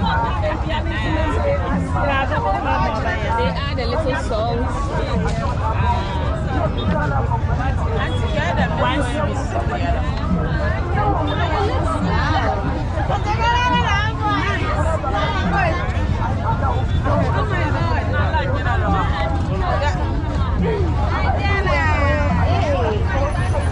This stuff is gonna be good. Yes. Cheesy old fish.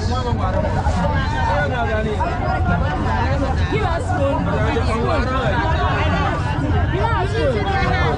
So which is ours? So now we are in the marketplace. We have to find somewhere we could eat.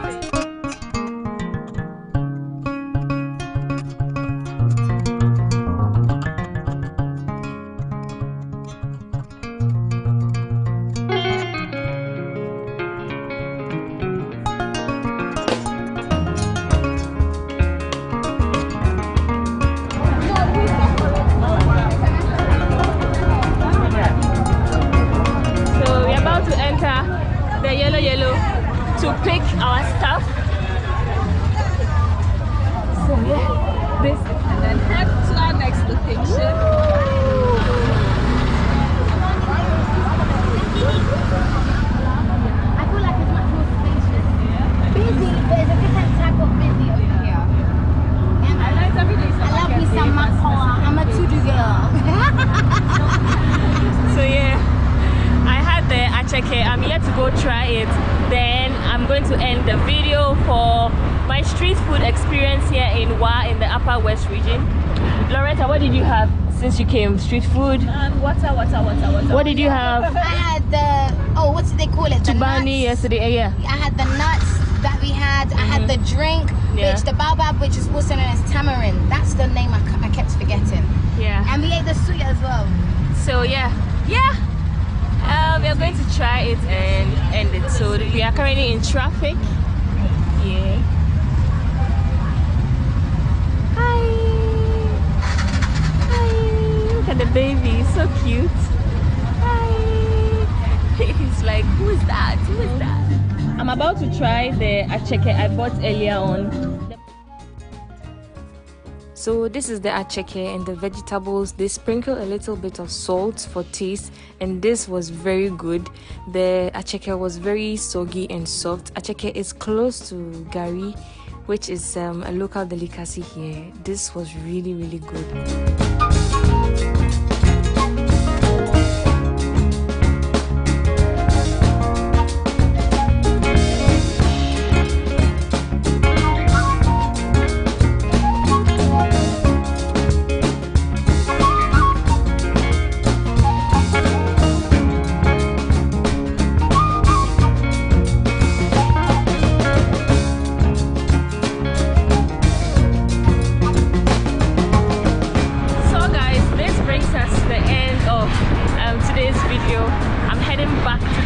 Destination, and I hope you enjoyed watching this video as much as I enjoyed documenting my entire street food experience here in the Upper West region, specifically so yeah, until next time, I love you all. Thank you so much for watching. I am currently in the yellow, probably called tuk-tuk. How do you call it in your local dialect? Mahamakambu. It's called Mahamakambu. So if you haven't tried this here in the Upper West, in fact in the North, you should make it a point. It's very, very cheap. Short distances are about 1 cedis, long distances are about 3 cedis. So yeah, it is worth the experience. Until next time, I want to say I love you all. Much love from the Upper West. Mwah.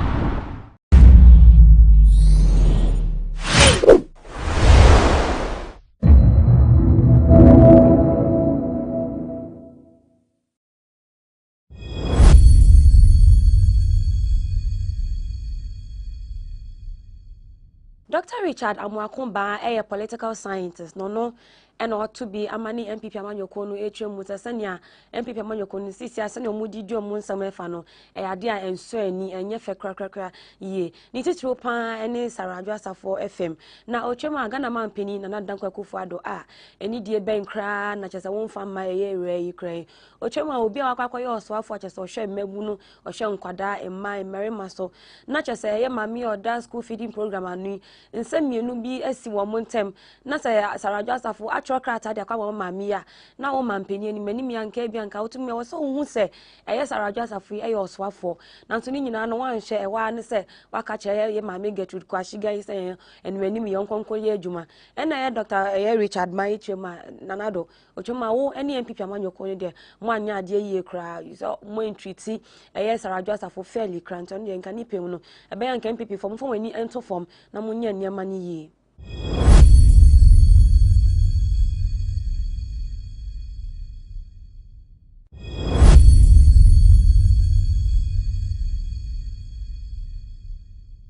Say oman for ebe kaya ebe told you say eye ere bi aye friend say Rodalen Amuada kun wayira eye August busu minimum afi 2021 emebe pe mo ne krampo no yenya emfe hu no na che say ebe ebe told you no na police for etremu a omo hwehwemu omo ye enu tremu che eye Dr. Wilberforce Nkrumah agree a na ekunu edema ere ono oyo checheni e wo KNUST omo twemu omo hwehwemu omo ye enu e ma ehu say ade ana ere ana so ure no for refer ya say we kra na nya asem keto kra if it is amre na be pem wonne chese na police akachi wo de okọ no oba na ne beto odwa chese na ni case ni kwan ye ba bedi e wo court ye nre ya etwemu yi ogefo bosumi de to so aduonu ba ko na ye twemu aye mo aye bo na asem mpo aye kasa wie ya chese ye yi ni free court ye ne kwa na posifo esan ba ye be so ni mu se twetwe esan so mo twemu ye court aye friend se Kumasi High Court asan enya asem foforo e de afa eye owura ehun nti na wo se ye san e be chi ni biem nti reporter aba beto dwane se Dr. Wilberforce agree ye san adoa ni biem a chese no wasa ko piemu e wo Kumasi High Court.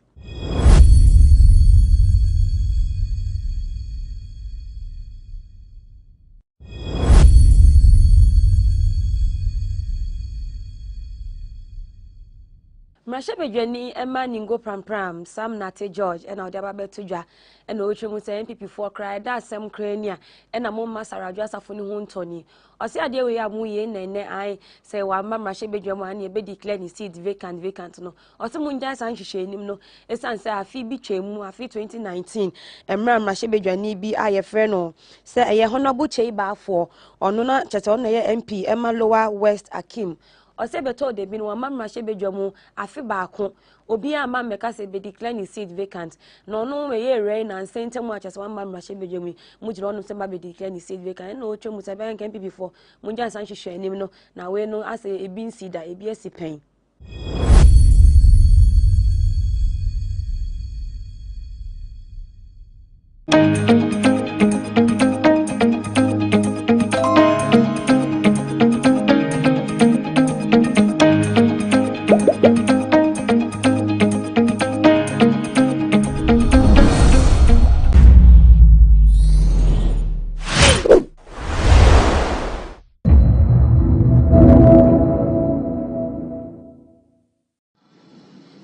Honourable members, deliberations at the committee level are extremely crucial.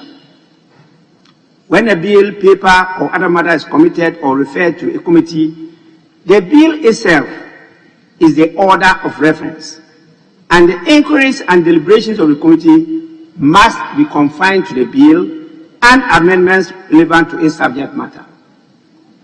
In this vein, honourable members of the committee are at liberty to raise their objections to matters being considered at the committee level. This will mean that members must attend the meetings of the various committees and make sure their opinions are registered. The tendency to register your displeasure on a matter on the floor of the Parliament when same could have been done at the committee stage derails the work of Parliament and may have the effect of preventing other non-members of the committee from contributing to the report.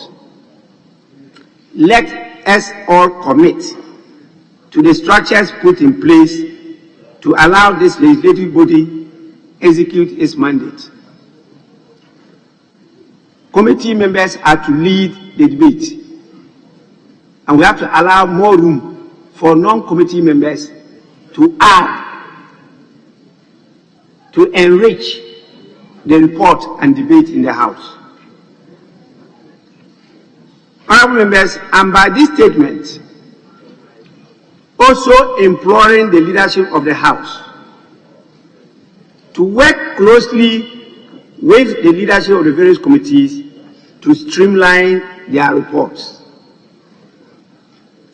Members, again, it is important to note that the minutes of proceedings of the committee are as important as the report of the committee. Order 212 Rule 2 reads, I quote, "The minutes of the proceedings of a committee shall, whenever possible, be brought up and laid on the table of the House with the report of the committee by the chairman or vice chairman or any member of the committee nominated by the committee." The parliamentary service structure ensures that every committee of parliament has a clerk to the committee. The clerks have a duty to record the minutes of proceedings and all proceedings upon consideration of any report or bill in the committee and upon every amendment proposed to such report or bill, together with a note of any decision taken by the committee and the names of all members voting therein. You know why I'm raising this point? On a number of occasions, I've had disagreement between members as to what happened at the committee level. If we had minutes, those minutes would have been laid officially for us to cross-check to really know exactly what took place at the committee deliberations. This is not being done. The absence of committee minutes at the conclusion of the deliberation of the committee would no more be countenanced, as this serves as an obstruction to the work of Parliament. And you know, when you obstruct the work of Parliament, it's contempt of Parliament. The Constitution is very clear on that. The committee clerks must be mindful of the timelines for reporting to Parliament and take steps to provide the minutes of the deliberation of the committee together with the report of the committee. There are various cluster heads with respect to the committee groupings. The Parliamentary Service is aware of that. These cluster heads will be held directly responsible for absence of minutes, and same will be treated as a dereliction of duty. Clerks of Parliament, you have heard it. Absence of minutes of committee meetings will be regarded as dereliction of duty. And CI 118 is very clear as to what happens to such an officer of Parliament. I hope, honourable members, we will all strive to improve on our work as a House. We need to ensure that our culture of work, practice, procedure, and conventions work in tandem. I hope we take these matters seriously to strengthen Parliament as an equal arm of government and to discharge our functions and duties efficiently and effectively to achieve the vision of a model parliament for other parliaments to emulate. With this, I want to thank you for your attention. Honourable member, please. I'm talking to you. That's not how to whisper on the floor of the House. I was hearing what you were saying.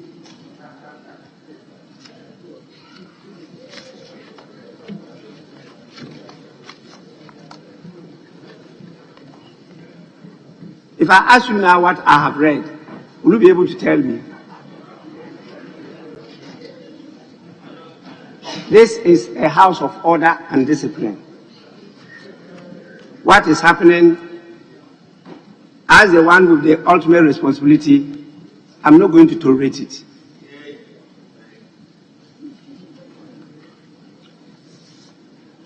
Whatever anybody says, it's not that person that will be held responsible. It's me. And this is the time that this country needs leadership. And leadership we will provide. With this, we go to item 4. Correction of votes and proceedings. We don't have any official report today. So we start with the votes and proceedings of Friday, 18 February 2022. Page 1.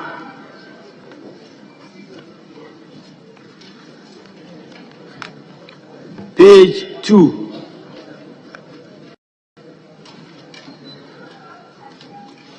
Page 3. Page 4. Page 5.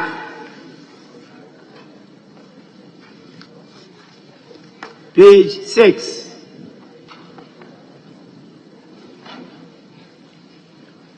Page 7.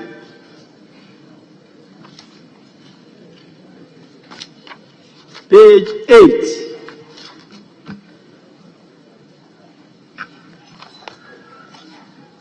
Yes, please. Thank you, Right Honourable Speaker. I was at work on Friday. I marked absent on page 7. Item 10. I seek your indulgence that is corrected. Thank you. That is at page 7, item 4, number 10. Table of his candidate note. Page 8. Page 9. Page 10. Page 11.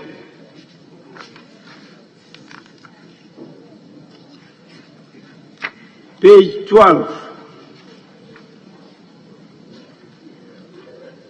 Page 13.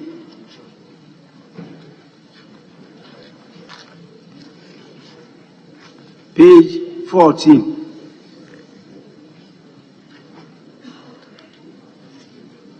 Page 15.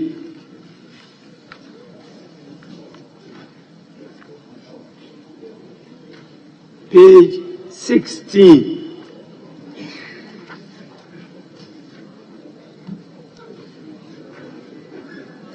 Page 16. Yes, Honorable. I must go to Right Honourable Speaker. Right Honourable Speaker, at page 16, the items numbered XII, XIV, and XV. The officials from the Ministry of Youth and Sports, their designations have been omitted, consistent with our practice, and as has been done for the other officials above. But when it got to those three people, their positions have not been stated. So if the table office could have a look at that. Thank you, Mr. Speaker. Yes, table office, do the writing. Kindly get further particulars of their details and correct the votes and proceedings accordingly. Page 17.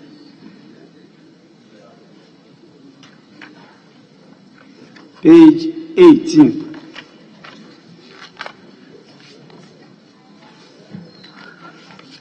Page 19.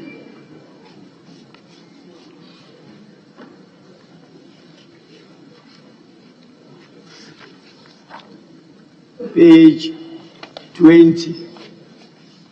Yes, Honourable Member. I was grateful, Right Honourable Speaker. Right Honourable Speaker, item number VIII on page 20. Mr. Kwame, it should be Ampomfi Jr. without an R. AMPONFI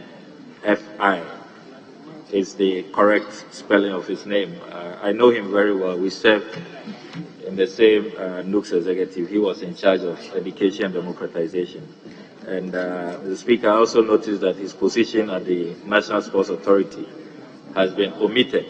So if item number VIII can be cleaned up. Thank you, Mr. Speaker.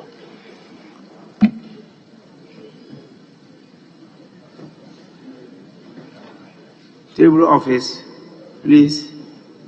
delete the R after the P, and then seek for his position.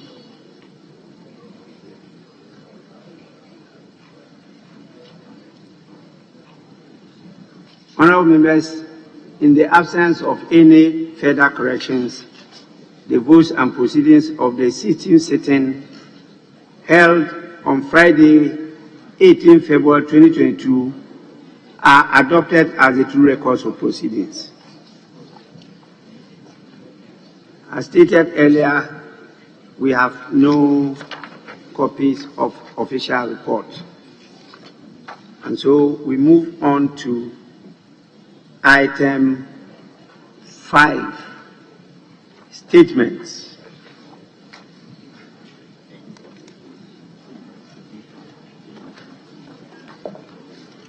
We have admitted a number of statements. Many, I should say, are still outstanding. And on a daily basis, we are getting many statements. Yes, Minority Chief Whip. Thank you, Mr. Speaker.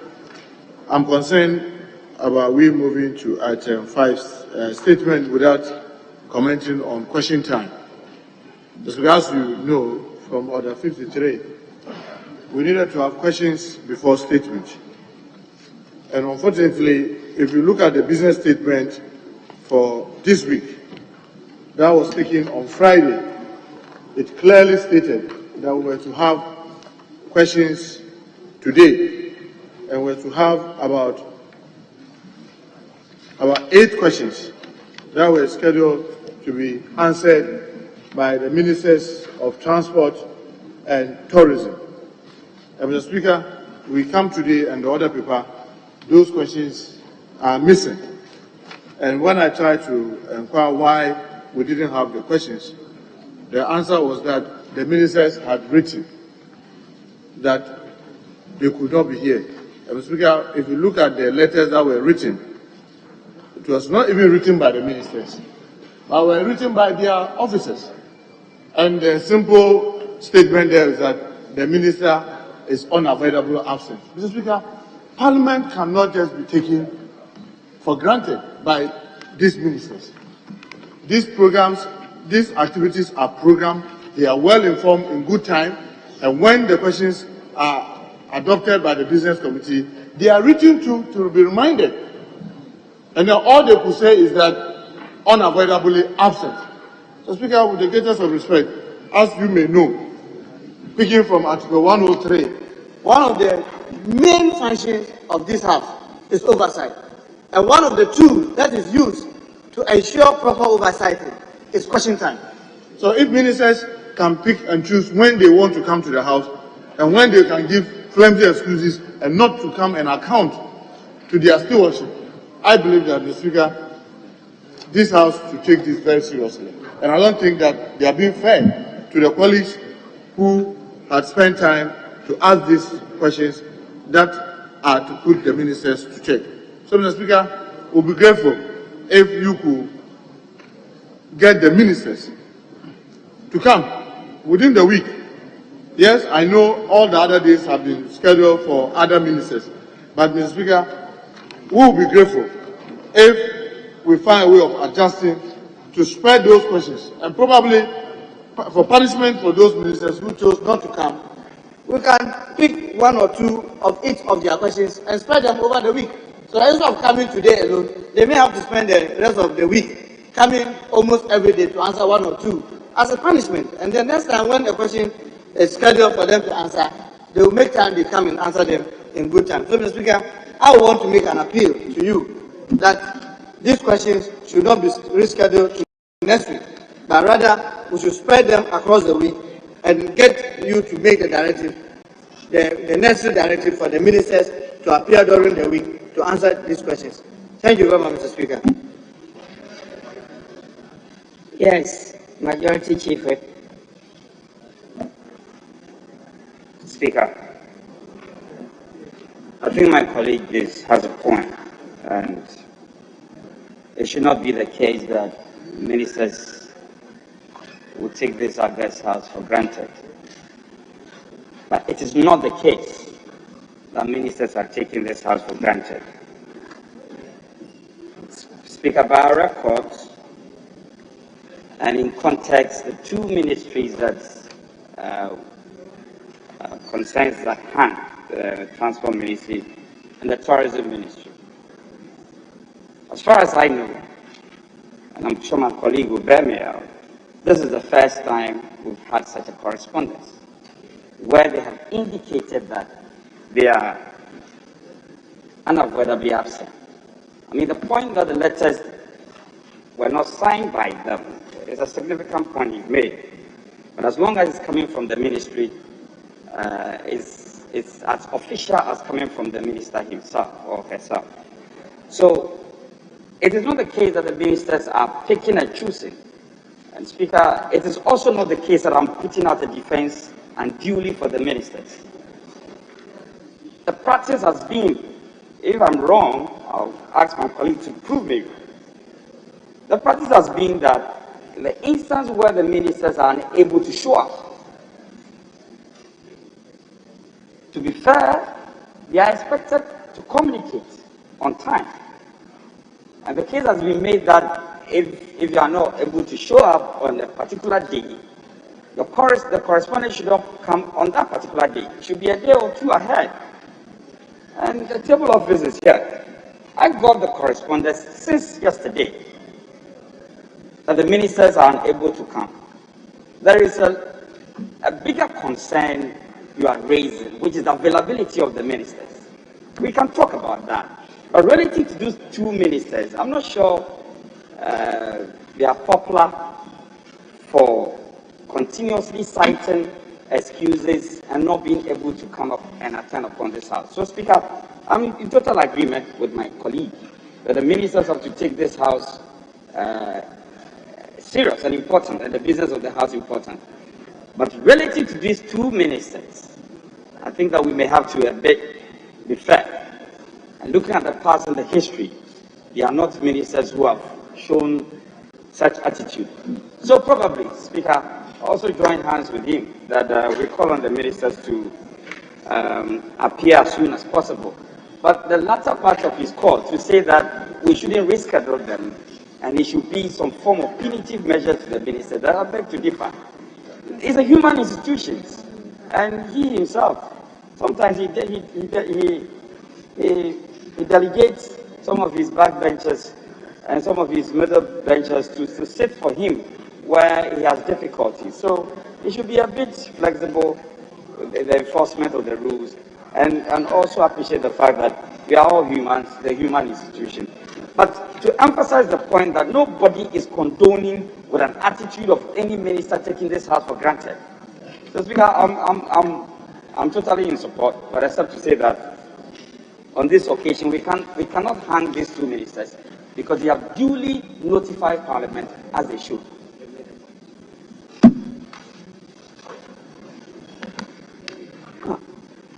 Yes, I remember. Honourable Speaker, I thank you for the opportunity, and I want to thank the Chief Whip for the intervention. Mr. Speaker, it is true that it works both ways. Sometimes ministers stand up and some colleagues are also not available to ask the question. But what makes it difficult is when members are not pre-advised as to when the ministers will come. I was given a copy of the letter from the Transport Minister, which was signed yesterday. Yesterday was not a day Parliament was sitting, so there was no way I could have access to that letter. I turned up this morning hoping to ask the question, and I'm told he's not going to be around. The letter simply says the question should be rescheduled to when. And I think that when ought to be pre-advised so that members would make themselves available. That is what...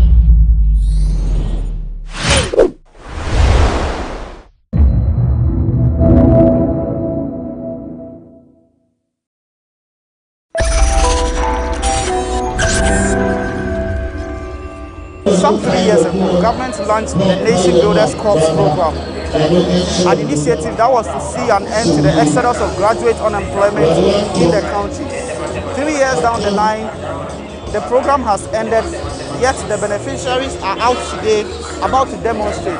Today on Say It Loud on GhanaWeb TV, we speak to some of the NAPCO trainees to find out from them whether the initiative, which was meant to end their frustration, has ended up compounding the frustrations of a Ghanaian unemployed graduate. This is Say It Loud on GhanaWeb TV with me, George. We'll be right back. So welcome back from the break. This is still Say It Loud on GhanaWeb TV with me, George. And as indicated earlier, today we are speaking to beneficiaries of the NAPCO initiative to find out from them how they have so far benefited or otherwise from the program and why they are out demonstrating today. Chief, welcome. Thank you. Why are you out today? Why are you out today? We are here to demonstrate. And the purpose is that?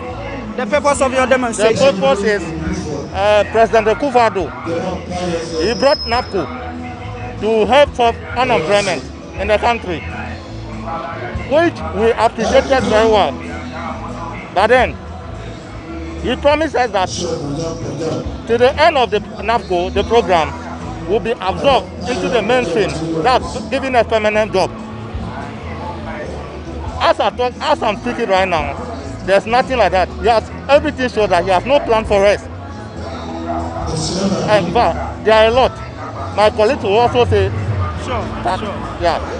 Right, so we speak to another trainee here. Boss, this was supposed to be for 3 years. You were told that it is for 3 years. How were you then convinced that after 3 years you were supposed to get a job? That is what the government, the president himself told us. So the president promised that after the 3 years, he will make sure that each and every trainee will be employed permanently. That is why we voted for him. Yes. But then what has become of the situation now, your situation now? Yeah, after the 3 years, they brought a letter and it was stated that we should stay home. Yeah.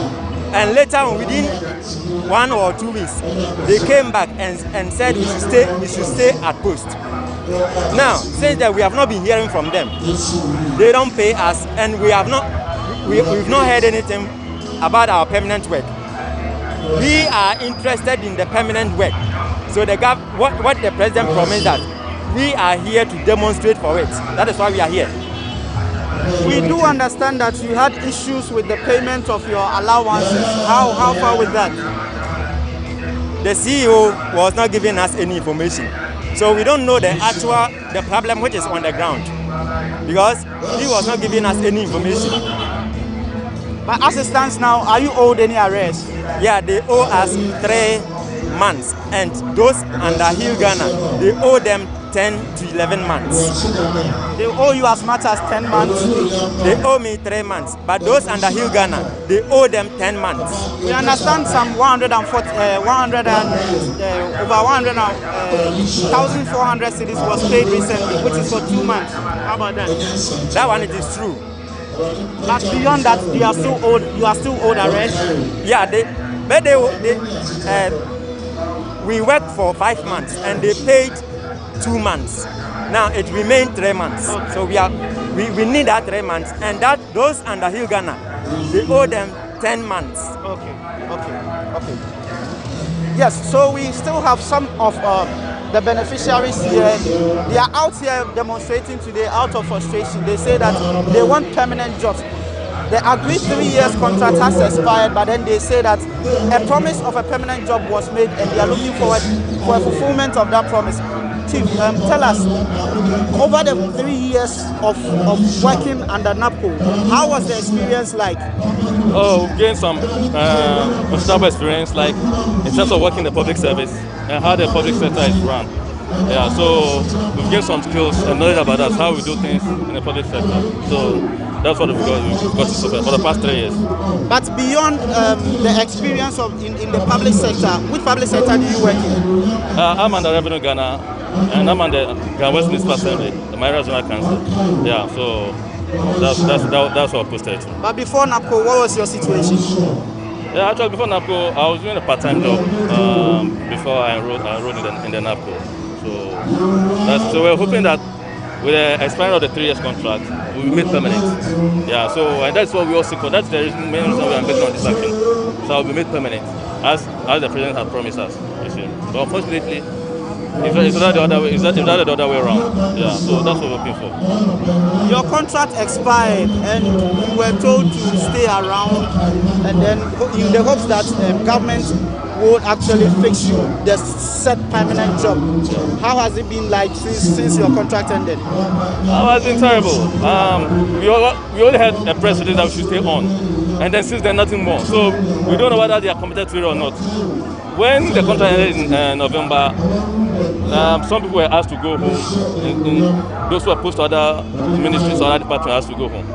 So it was that agitation that led the government to come back with the knee-jerk reaction that we should stay on.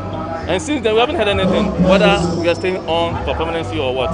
So the government just seems to come out and clear the air about the whole issue. Whether we are still, because we were told to begin extra 1 year. So after the 1 year, what is it for? You need to make us permanent or what? That's what we want to know. Are you also owed arrears? No, for me, I'm not. Yeah, I think from November, December to February. There's some 4 months. 4 months. Yeah, 4 months. Okay, yeah. Okay. And the whole 4 months, how has things been for you? It's been terrible. It's been terrible because we don't know as a system any fix. We don't know the way forward. We don't know the way forward. So we need clarification on the whole issue. Okay. So yes, they are out here. They are waiting for their colleagues to join them. Actually, for the demonstration to commence. But then. We are still, yes, we will speak to one of them as well. Boss, your name? Sorry. Under which module were you placed? Educate Ghana. So it means you were teaching? Yes, please. Which school? Some Salvation Army Basic School. How was the experience like teaching under the NAPCO initiative? Okay, it was well. I have gained enough experience, and for the whole three good years, the experience is very good for me. But then beyond the experience you gathered, as a NAPCO person, how did your job treat you? Okay, seriously, as an educated person like me, and inside the classroom, please, for the experience that I've gained, I cannot establish, and if I don't have enough money or amount to establish my own private school. So now we are just pleading to the government. We are pleading to the government to maintain us. We have the necessary documents. We have all the documents. We have our licenses, national service done, and 3 years experience in NAPCO now.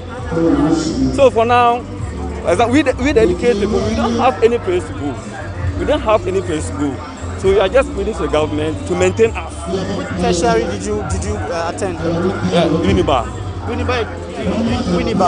Oh, okay. So is it a degree? Are you a degree holder? Yes, please. Degree in basic education. Before NAPCO, were you unemployed? Oh, okay. I was teaching in one of the private schools in my locality. Okay. And then NAPCO came. Yes. But now you have been asked, even though you've been asked to stay around until government decides on your fate, do you feel like you are unemployed at the moment? Oh yes, please. For now, I feel that I'm still unemployed. But I still go to school. I go to school, do my work as I've been given as a permanent teacher now. Then what makes you feel unemployed? As you know, I can really say that the amount or what our same colleagues, my staff members are taking, that makes me unemployed because at the end of the month, I don't gain any salary, I don't gain any money.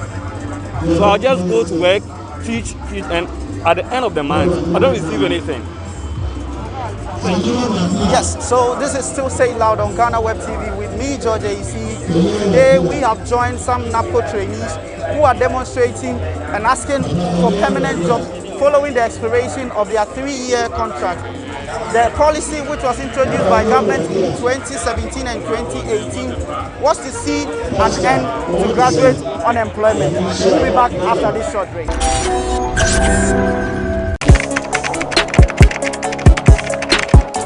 We table issues relating to the arts and entertainment for a riveting discussion, of course, without fear nor favor.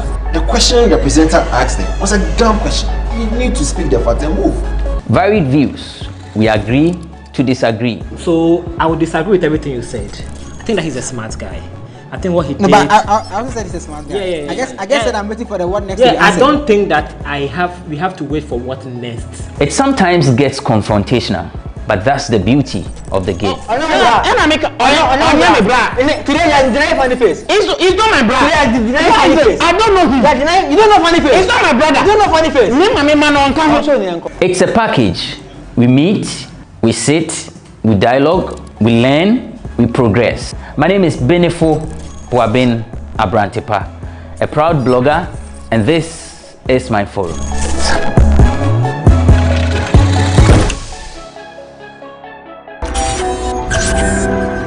Welcome back from the break. This is Still Saying Loud on GhanaWeb TV with me, George AC, and today we have joined NAPCO trainees here at the Diaspora in Accra, where they are about to commence a demonstration pressing on government to provide them permanent job posts after the expiration of their 3-year contract. We speak to them about their frustrations and their experience and demands as well. Boss, you joined NAPCO 3 years ago. On the day that the program was inaugurated at the Independence Square, were you there? Yeah, I was there. Can you share your feelings? How was the feeling that day? You see, just imagine, it is being nice. Someone who's completed university from years without a job, and then you finally get the opportunity and chance to be called an employed person to go to work. It was a nice experience, and we hope for the best. So I was happy.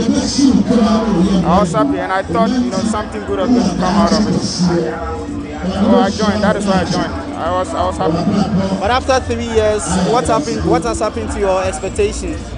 In fact, I would say I'm very disappointed. I'm very, very disappointed, especially looking at where I've been placed. I'm with local government.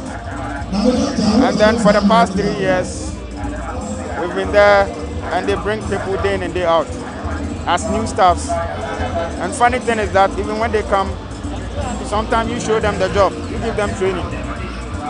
And the reason why I joined today's program is, look at the recent local government recruitment. They recruited over 3,000 new staffs. Over 3,000 new staffs. So what happened to NAPCO personnel? They are going to give us 3 years working experience in local government jobs, and then you go to recruit new people. And you see, the sad thing is that I did not hear of any info or anything that local government is going to do some recruitment. Otherwise, we would have applied, and after maybe I would not have applied and I didn't get it. Fine. But then government directed the various institutions to prioritize NAPCO trainees when it comes to job openings in their outfit. You feel like your outfit or the other outfits have not been fair to you as a NAPCO trainee and your colleagues in that regard? They've not been fair at all, because, like I said earlier, one thing that is very crucial is that you should get the information. Even I did not hear any information that local government has opened the portal for recruitment on it. You didn't get information. All of a sudden, you heard local government have released first batch, second batch, and a third batch. And then the funny thing is that there are some colleagues that even they are not NAPCO trainees, but they are there. And ask yourself, how come that you did not hear that local government is going to recruit new staff, and even you couldn't apply? So if the president said they should give priority to NAPCO trainees, and later even there was no info as to when or this what is going to happen, and you see people being brought to office that these are new staff, how do you feel? So what is your current situation? As for me, the president, His Excellency, sat on radio in Bono region some time ago that he's going to, place we the NAPCO guys into government agency, and they will recruit new cohort. So that promise, he should fulfill it. He should fulfill the promise he made to us. A lot of NAPCO guys have had opportunities. A lot of them. So me, for instance, I had opportunity in some private companies, but I rejected it because I know, government work, the condition and stuff is better. Because looking at the recent COVID outcome, a lot of guys in the private sector, they lost their jobs. So who would not? If you had opportunity to be recruited into the government sector and private sector, we had a lot of opportunity, but because of this NAPCO thing, we rejected it. And NAPCO also made it aware that we shouldn't be engaged in any other business. We should only stick to NAPCO. So that's why we've not moved out. Yeah, some critics have said that if government is not giving you what you want, you have the opportunity to set up your own business. Why haven't you set up your own business? Why haven't you gone into entrepreneurship? My brother, in this country, being an entrepreneur is not an easy thing. One, ask yourself, where's the environment? Has the government created enough or an enabling environment for you to what? Come out with your own job? Where's the support? Some of us, we have a lot of ideas that we can get, but where's the support? Recently, look at what happened. Is it I forgot to see, when the COVID came, there was this support by, MasterCard, something called. So I applied to some business, I wanted support, but nothing happened. And I learned the monies were distributed based on partisan issue or stuff. You know this country, our country I live in, the situation here. The situation I live in. So it's not that we don't want to do our own job, but where is the environment? Where is the point? Create an enabling environment for us to do what? To do our business. Even just to get a permit to operate a business, it's not an easy thing in this Ghana. So a young graduate, and if we look at how NAPCO is treating us in terms of paying us our stipends, you work for over 5 months and then you've not been paid. So where do you expect me to get the money to save or to go and do something? Or even which banks or what is ready to give you loan to start a business, looking at what? Your status. So he does mention the fact that government should create an enabling environment for them to be able to go into their own private businesses.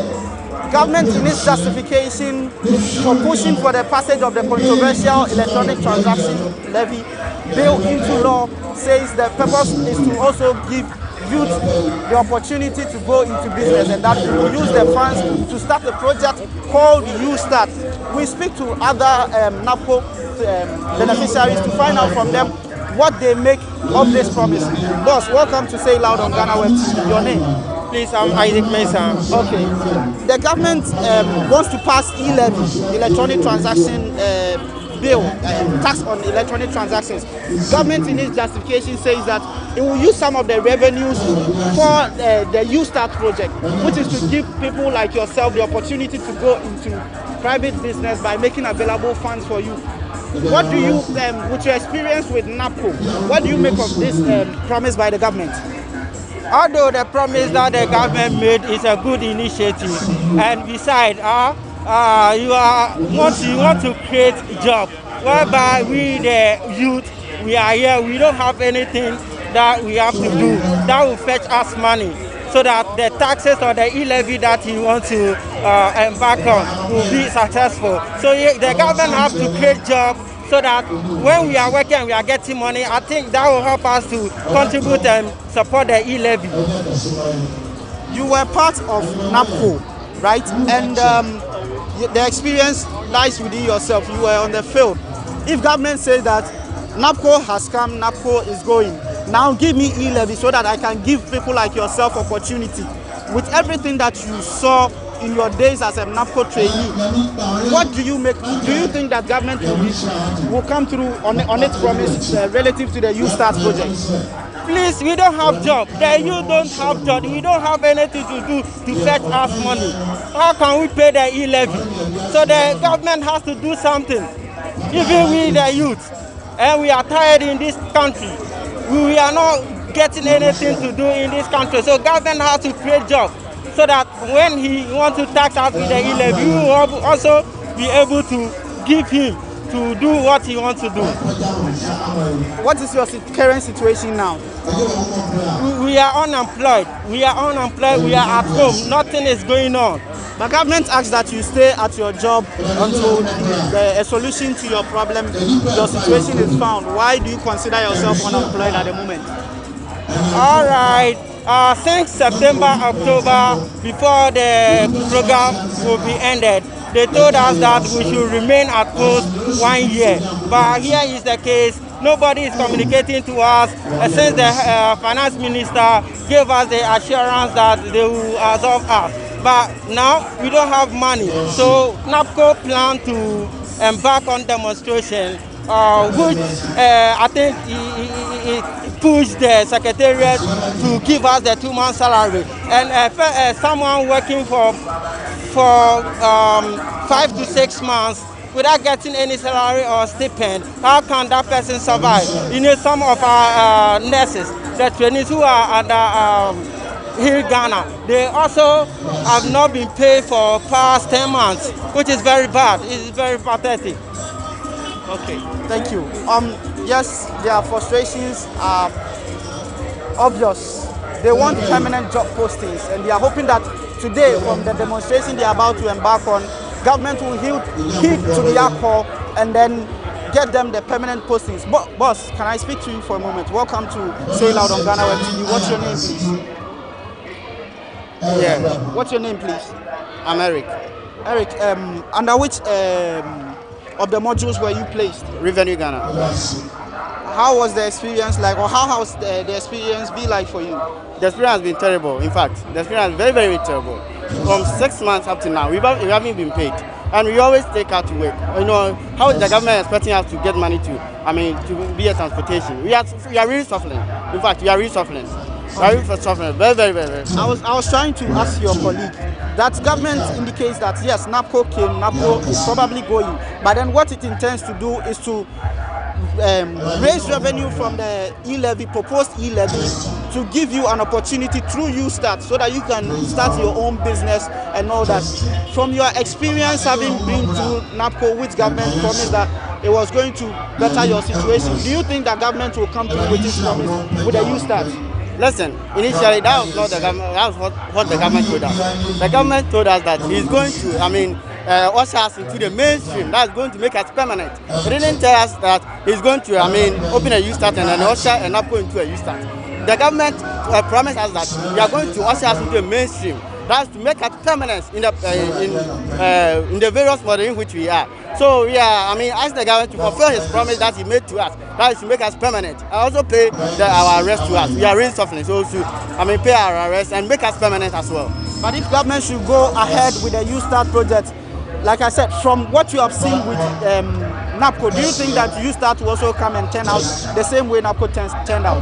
That's what I'm thinking. That the same way as NAPCO is being, that's the same way the YouStart is also going to be. It's going to be a bogus as the NAPCO in which we are. We've even frustrated. We are frustrated trainees, and we don't know even what to do.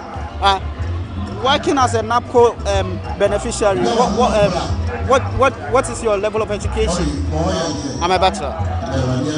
You hold a degree? Yes.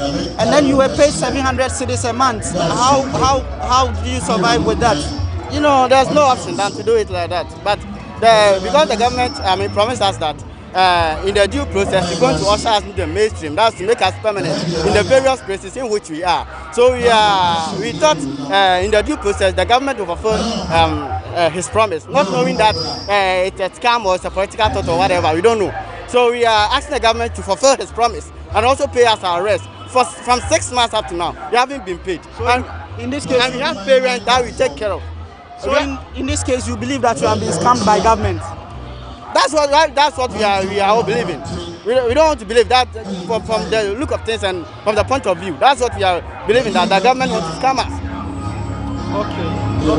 But going forward, after today, what are your expectations? What are you asking for? Your colleagues have said that they are looking for permanent posting. Is it the same position that you hold? Yes, because we've already wasted 3 years. And no, day in and day out, man is growing. And we have parents, we have kids to take care of. So we are asking the government to make us permanent in the various models in which you are, so that we can also move ahead in life. Okay. I would want to conclude my session with you. If you ever have the opportunity again and NAPCO comes your way, are you going to join NAPCO again? Never. Why? Never. Because from the experiences I've had, brother, we are really suffering. Not even me alone. I'm really suffering. We are suffering. All the trainees are suffering. From 6 months, you are working without payment. You take care in and day out. I'm now even depending on my father. It's my father who sponsored me in a day out. Even this morning when I was coming, I called my father to send me transportation. It's very, very horrible and terrible as well. So we are asking the government to here we are the trainees to usher us into the mainstream and also pay us the arrest. Thank you. So these are the cries and the woes of an unemployed Ghanaian graduate. 3 years promise of a job opportunity. After the expiration, they are still calling on government to fulfill its promise. As to whether the promise will be fulfilled by government or not, we wait to see. This has been said loud on GhanaWeb TV with me, George Ayisi. Until we meet again for our next episode, I leave you with visuals of the demonstration by NAPCO beneficiaries demanding for permanent jobs. Condition of service, whether you are going to pay the same $700 cedis, whether you have been given an extension, we don't know anything of that sort. And so today we are here to demonstrate for our arrears and also to demand for the permanent jobs that we promise. Thank you very much. Thank you very much.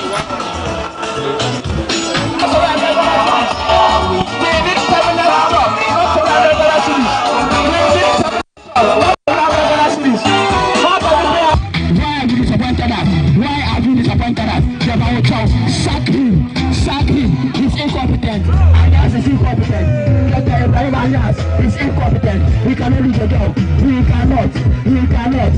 cannot do the job. He's incompetent. He is incompetent. No communication. He deserves better. NAPCO personnel shall work more than 200 cities. We deserve better. For the past 10 months, we've not been paid. We deserve better. Please, His Excellency, fulfill your promises. We deserve better.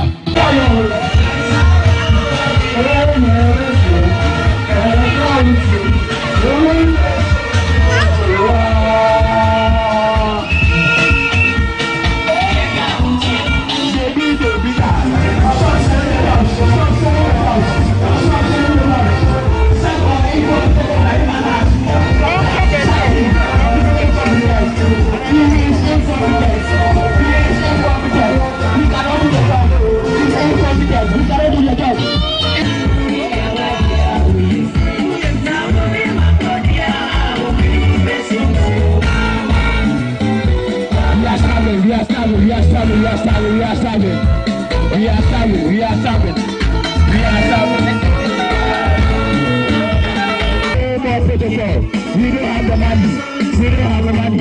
NAPCO personnel are starving.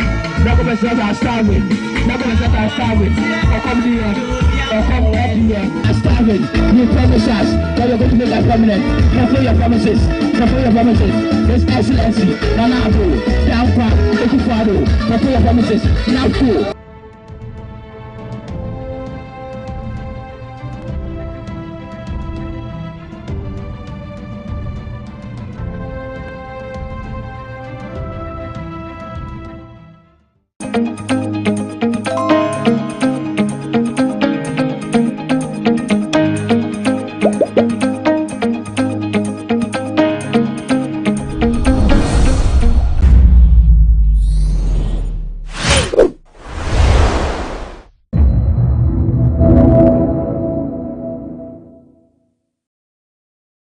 As being inadmissible. So it is only, Mr. Speaker, that can determine that this motion is to be admitted or not to be admitted. And if you want for better education, you can go and start reading from 79, 1, 2, and 3. All the processes, how you can get it to the clerk, whether it is at the commencement, whether it is after commencement, whether we are sitting, whether we are not sitting, all those things are there. But the admissibility of this motion, we've gone past that stage, because Mr. Speaker has ordered it to be printed onto the order paper. So the issue about its admissibility is over, because Mr. Speaker is the only one that determines that. Where we are, it is for it should be on the floor. And a motion before the House, as I read in 81, will have to be moved, seconded. If you have any other thing to say about it, then you can come out with it. But at this stage, Mr. Speaker, I believe that the prerogative is yours, and I'm very mindful, I'm very grateful that I'll be very grateful if you use our standing orders to make and pave way for us to be able to continue. Thank you very much, Mr. Speaker. Can I listen to another person?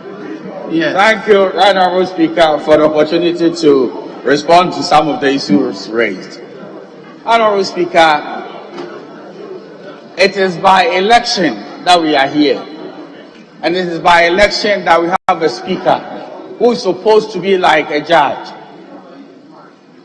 A couple of minutes ago, before you took the seat, the Speaker of this House ruled that he had come too quickly, referring to my leader here, and that it is when somebody is about to second the motion that he should rise and listen. Oh, please, yes. All my life, I've been training with my ears. I don't have a hoe. The whole of my life, it is only my ears that I used to train. And I want to tell you what happened here. That when the motion is moved and you have an objection as to the proprietary nature of the motion, it's not talking about admissibility. Let's forget about admissibility. That I have a fundamental issue with the motion. You can raise that fundamental issue after it is removed, but not when it has been seconded. So when it is so seconded, then it becomes a matter for debate. So he's raising a fundamental issue that this motion is stillborn and that we cannot proceed with it. I don't see why we shouldn't permit him to raise the fundamental issue. And then when the speaker looks at it and is overruled, he's overruled.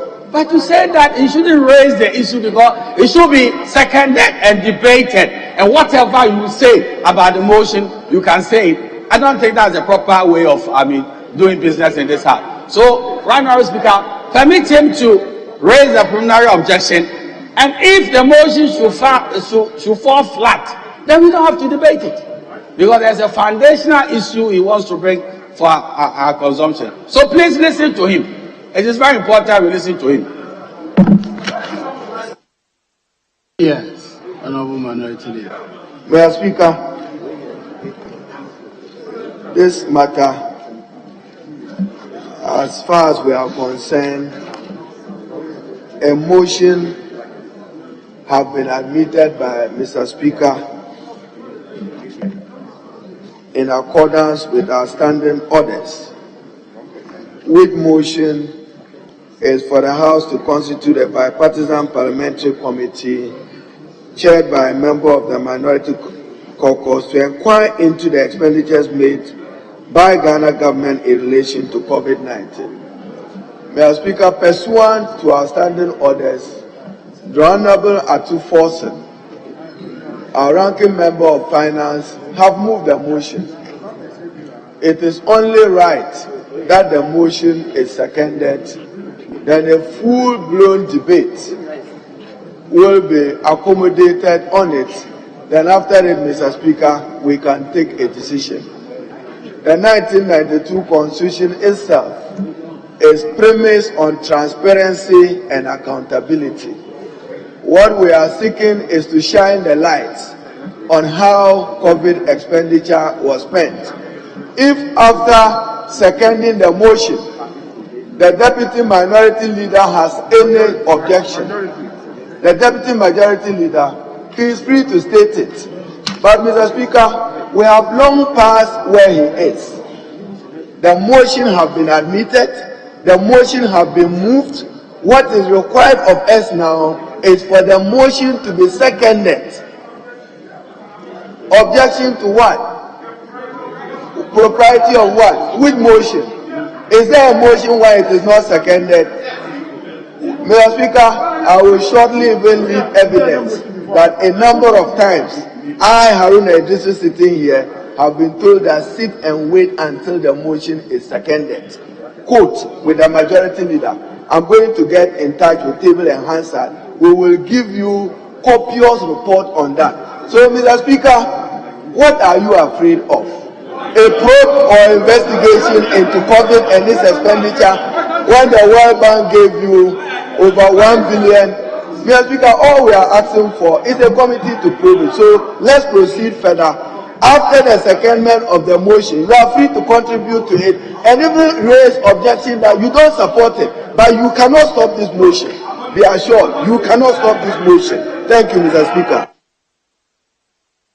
Yes, Mr. Speaker, our duty as members of Parliament is to respect the chair and the rulings of the chair, however unpalatable they may be. Less than 10 minutes ago, Mr. Speaker made a ruling on this matter. And for that, you see, they will never keep quiet when the other side is speaking. You want to listen to only yourselves. Mr. Speaker, Order 5 and 6 address my point on the decision of Speaker when it comes to interpretation of our rules. For the time being, Mr. Speaker's ruling is that my preliminary objection as to the propriety of the motion can only be mounted after the motion has been moved, but before same is seconded. That is the position of Mr. Speaker. Nothing can be done otherwise, and I'm proceeding to raise my preliminary objection as to the propriety of this motion. Mr. Speaker, this cannot be sacrificed. If they are against Right Honourable Speaker's ruling, they should file a motion or notice to challenge him. That is what he says. They cannot take advantage of his absence to deliberately say that is not what Mr. Speaker said.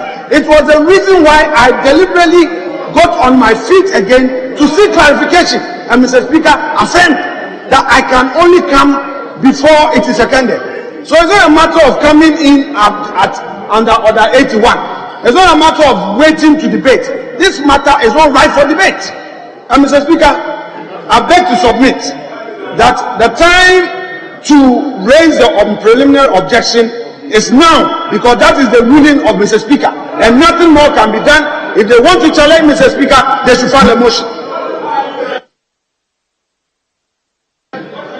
Honourable members, I've heard enough.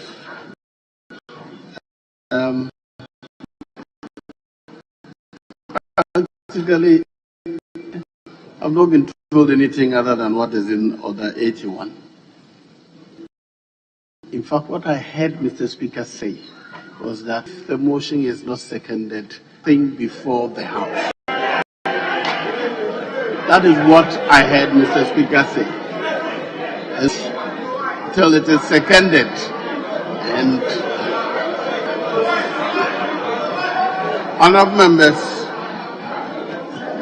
I've looked at Order 79 up to 1. The motion has been admitted by Mr. Speaker. It is advertised. Now it is moved. When it is seconded, then the honourable member who wishes to raise an objection is entitled to raise all the legal arguments about its validity or otherwise. So, Honourable Chief Whip, you may now. Yes. Mr. Speaker, we have integrity issues here. With respect, Mr. Speaker, I recognize the deputy leader. Mr. Speaker, with the greatest respect, we in this house have our integrity to protect. I would not attempt to say that which Mr. Speaker has not said. Mr. Speaker, you may have heard differently, but Mr. recognize the fact that Mr. Speaker left the chamber to get in. And Mr. Speaker, I pray you that let us call for the records now. Mr. Speaker, Mr. Right Honourable Speaker never said I can only raise a preliminary objection after it's been seconded. Mr. Speaker, I would not lie, and I would want to call Speaker with respect. Mr. Speaker, that was a ruling. Let us play back. That's why I got up again for the second time, that, Mr. Speaker, do you mean that I can only come in before it's seconded? I said, yes, the records are there. I will not litigate it if I know I'm not on terra firma. I will not. I will not. That is the ruling. But if, Mr. Speaker, you are setting aside the right honorable Speaker's ruling, Mr. Speaker, I don't have a problem. But, Mr. Speaker, for the record, his ruling was that I could only come in after he's done with his motion. But before, Mr. Speaker, let's play back. Mr. Speaker, let's play back.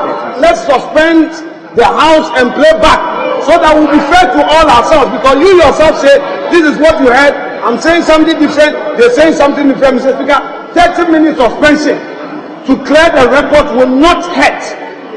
Mr. Speaker, 30 minutes suspension will not hurt. Let's go back. Mr. Speaker is not far away from here. He himself can be called for him to say what he said. Thank you, honourable members. I asked the leaders to guide me on the rules.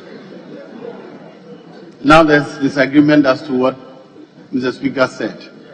I said what I heard. I never said what you said. I said what I heard. I may have heard wrongly. I was on my way here.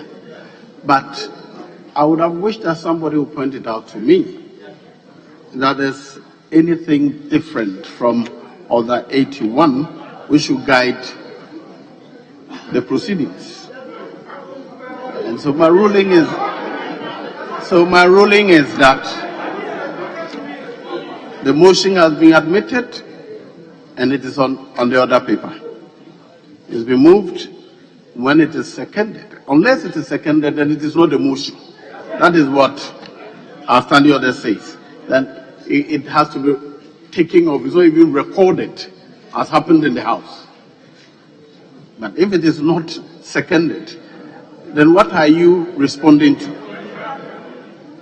Because the rule is that unless it is seconded, it is not even happened. It has not happened. So what are you responding to? So my ruling is that let it be seconded. After that, the objection can be held. And so that I so rule. Thank you, Mr. Speaker. Mr. Speaker, I rise to second the motion that this honorable House constitute a bipartisan parliamentary committee to be chaired by a member of the minority caucus to inquire into the expenditures made by the government of Ghana or Ghana government in relation to COVID-19 since the outbreak of the pandemic in 2020. Mr. Speaker, why are we calling for this thorough investigation? Mr. Speaker, as you may recollect, and as the mover of the motion rightly stated, in 2020, when this outbreak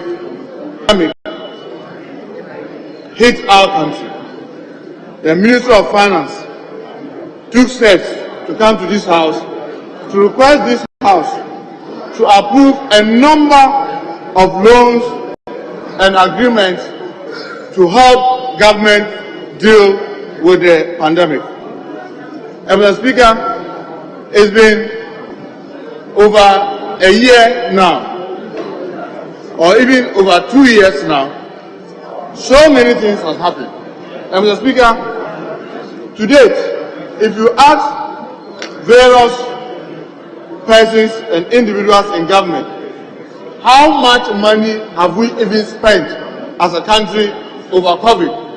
So, Speaker, depending on who you are speaking to, you get a different figure. So, Speaker, if you look at the mid-year budget review of 2021, you will have a table, Appendix 4B, titled Funding Sources for the 2020 budget following the impact of the COVID-19 pandemic. And you have a series of sources that gives you a total of 19.3 billion as monies that have been received. Mr. Speaker, when you ask how these monies were spent, it is scattered all over the budget, and sometimes it's very difficult for anyone to be able to place his hand on what truly happened at which sector. I'll just give you some few examples, Mr. Speaker, because it is our hope that this Honorable House will set up this committee. We want to believe that the much details will come out when the investigation happens. For example, in the media review, it is alleged, or the Ministry of Finance to have spent about 16.8 billion. And this 16.8 billion was to support the budget for 2021. And Mr. Speaker, IMF gave 5.8 billion. That's, I'm quoting from page 99 of the media review, Appendix 4B. IMF gave a total of 5.8 billion. African Development Bank gave a total of 405 million US dollars.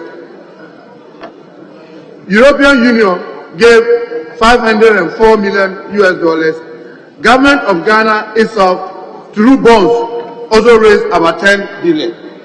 Of this 16.8 billion, if you go to the expenditure framework of the Ministry of Health, Mr. Speaker, they could only account for about 600 million during the budget hearing. And when we were asked whether they knew, they said no, that's all they can account for, that's all what they know, and that's all they can speak to. Of the 16.8, they said they could only speak to only 600 million. Now, Mr. Speaker, when the Ministry of Foreign Affairs appeared before the Committee of Foreign Affairs in this House, there was an expenditure against COVID of 65,733,885 Ghana cedis. And when they were asked to account for it, they said that they never spent it. Foreign Affairs said they never spent that money. It was only placed in their budget, in their name. They don't know who spent it. And Mr. Speaker, if you recollect, during the budget hearing, this was one of the issues that came out during the debate. Mr. Speaker, when you take the Ministry of Health, some of the details they gave during the budget committee, you have an expenditure like nose masks. They spent 107,703,850 Ghana cedis. Mr. Speaker, 107 million Ministry of Health claims have used to spend on nose masks. Mr. Speaker, if you come to hand sanitizers, it is indicated that they spent 254.8 million Ghana cedis. 254. I mean, you've asked whether we were buffing the sanitizers. And this expenditure is against hand sanitizers in the details of the Ministry of Health. Mr. Speaker, when it came to tissue papers in managing COVID, Ministry of Health claimed to have spent 197.6 million Ghana cedis in buying tissue papers to manage COVID alone. So, Mr. Speaker, it can go on and on and on. And Mr. Speaker, one of the interesting things is that the Ministry of Health claimed that to do conferences that are related to COVID alone, they spent 32 million for meetings. Mr. Speaker, at the time that all of us were doing Zoom, and we all know the cost of there were no traveling, there were no external traveling, even internally, not too many people were to come together, yet the Ministry of Health claims to have spent 32 million Ghana cedis for meetings alone. And Mr. Speaker, if you look at the way the expenditures are going, in terms of the food that were distributed and what have you, it is only proper that this House, as the representatives of the people, and in line with the constitutional provisions, to go into the details of these expenditures to be able to ascertain how these resources were utilized. Because, Mr. Speaker, it is part of the problem that we have today, that we spend close to over 20 billion Ghana cedis in managing COVID. And yet, when you want the details and how these monies were spent, almost all the ministries, everybody keeps running away from the detailed expenditure. Mr. Speaker, we can only get this settled if there's a committee. Mr. Speaker, I know there will be a curiosity about why do you want a member of the minority to chair the committee? Mr. Speaker, it is simple. This is about playing oversight on government. And Mr. Speaker, all of us in this house are very much aware that over the years, when it comes to oversight, this house, all of us are guilty of it. We eventually leave it and we relegated it to the minority. It is for that reason that we ourselves have said that the Public Accounts Committee of that house should be chaired by the members opposite to government.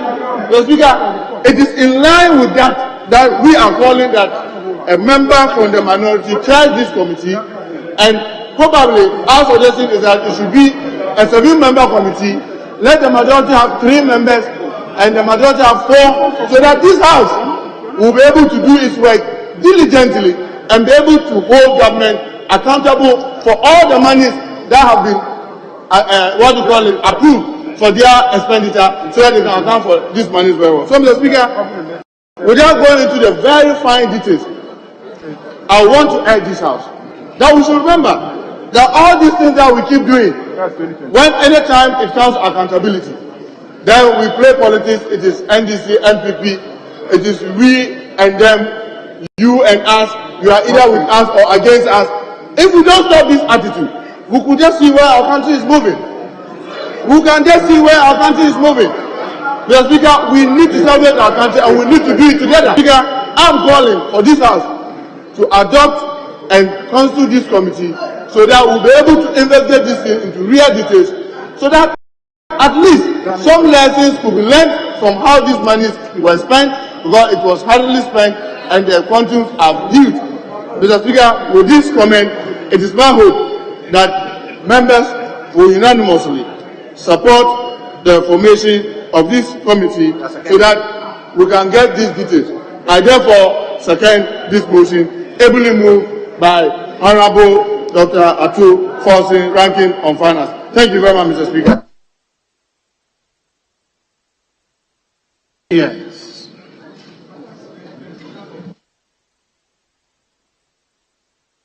So, Mr. Speaker,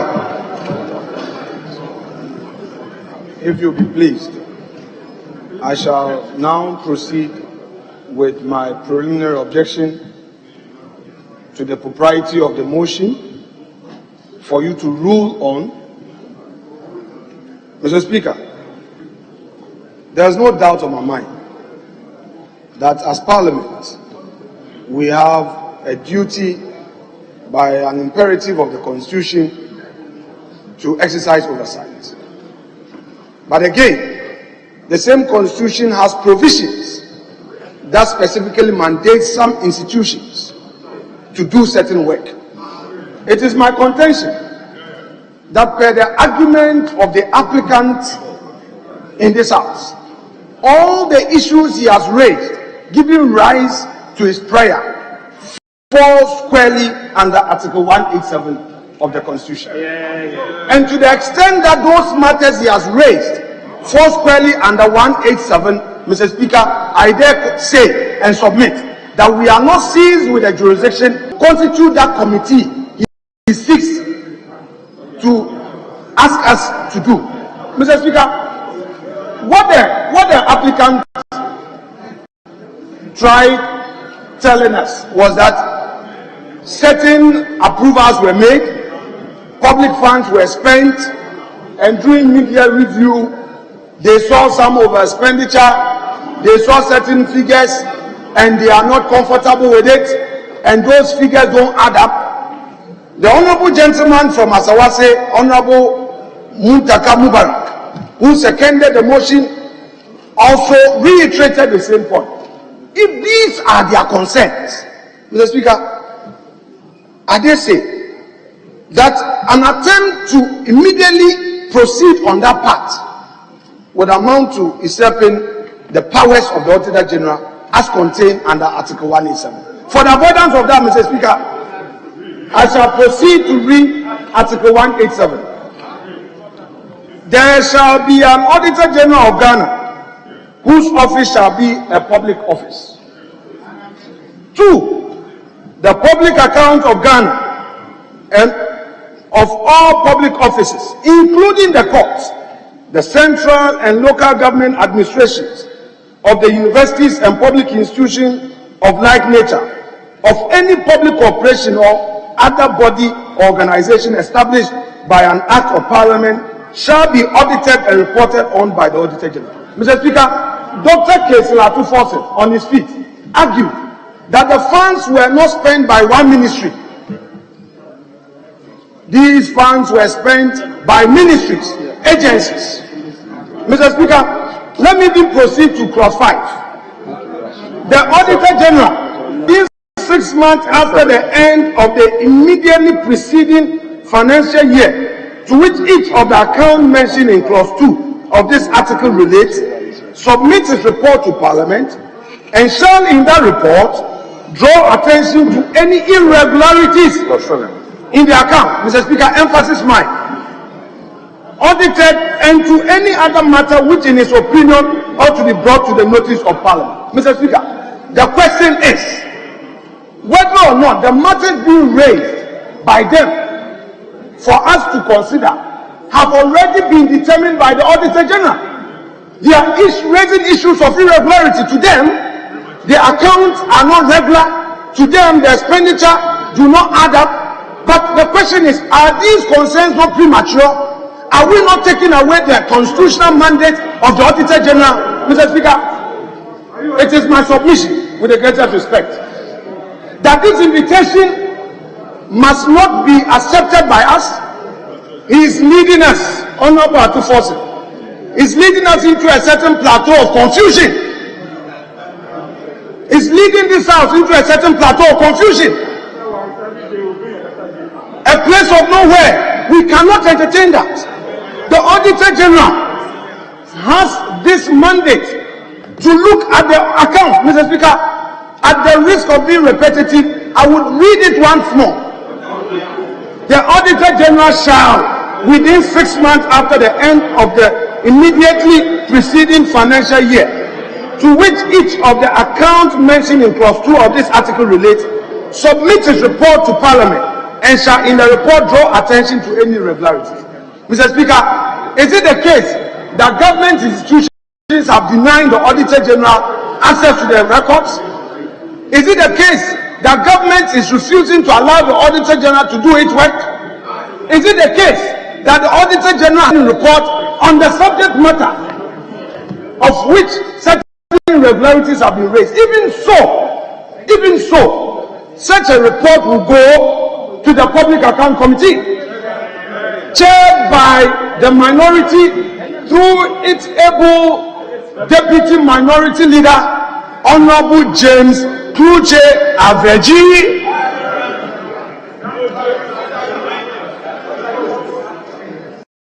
And there is a committee headed by you, Honorable Kluche Aveji.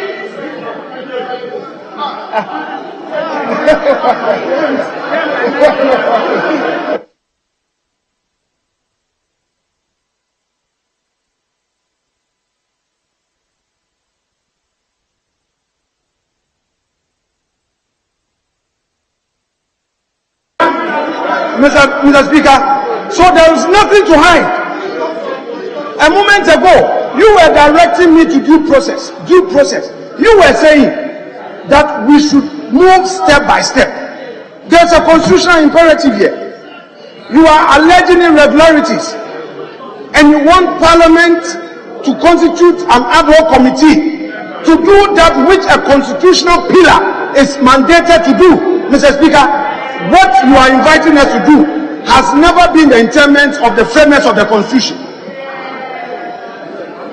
2, Mr. Speaker, granted without admitting that, Mr. Speaker, ground of objection does not even find favor with you and the House. The second issue, Mr. Speaker, is the fact that we have a select committee on health who have a bona fide responsibility to look into the expenditure and activities of the various ministries. That is why they are there to oversight. Mr. Speaker, if the contention of the applicant is that we are dealing with various ministries, then the question is that the various committee leadership, what are they doing? Is there any document before them of which government agency is denying them access? Mr. Speaker, the committees have approved the expenditure for 2022. We did committee hearing by consensus. We came here to approve the expenditure. Where were they? The very issues that we are contending. If it's not for mischief, what else? Mr. Speaker, 3. Honorable Kesel Atrofosin, my very respected friend, knows that he has some tools available at his disposal. Under 66, 67, you can file a question if you say there were some irregularities. For the record, you've not asked any question regarding COVID-19 expenditure. You have not asked any question. That is why I dare say that your application is being mounted in bad faith. If you believe that agencies of government have misapplied, have failed to properly account for, why haven't you filed a question specifically aimed at a minister? That will give you the required result. So, Mr. Speaker, I dare contend again that until that tool is exhausted, this application in its form and shape, and in fact in substance, is in bad faith. It is only part of the partisan politicking and nothing more. It is part of your partisan politics and nothing more. It is not for the good of Ghanaians. It is aimed at confusing Ghanaians, misleading Ghanaians, and creating certain impressions about this government.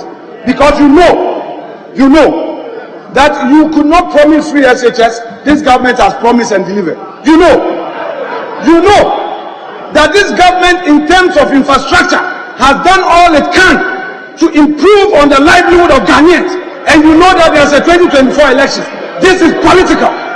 You know that the investment that government is making in the private sector, and that is causing you heart attack, headaches, and you want to find a way of misleading Ghanaians. You know, Mr. Speaker, this motion must not in any way be entertained. Mr. Speaker, this preliminary legal objection must be ruled upon by you. You must uphold my submission and throw them out, Mr. Speaker. Dismiss it in limine. So, Mr. Speaker, they will be advised on the proper steps to take. If we allow them to even proceed any further, Mr. Speaker, we'll be setting a certain precedent that this House can never contain in future. We want to render the work of our select committees odious. Is that what we want to do? We want to disable our own tools as parliamentarians. We want to go partisan on all issues of national importance. We are not concerned about the roads that government needs e-levy to fix them so that all of us will get happy. Is that not what we want? We are no more concerned about the unemployment situation that government is seeking to invest monies in the private sector for the young entrepreneurs to find work to do. You are no more interested, but you are interested in rather confusing Ghanaians and creating a certain impression that the work of the Auditor General under Article 187, which work is yet to be completed, you want to say that there should be a committee to investigate what? Mr. Speaker, having said all of this, I submit that the motion is inappropriate. The motion has not been properly mounted. The content of the motion is being mounted in bad faith. The motion, if considered by this House, would amount to undermine a constitutional authority given to the Auditor General under Article 187, and on that score alone, the standing orders of this House must give way to Article 187. I thank you, Mr. Speaker.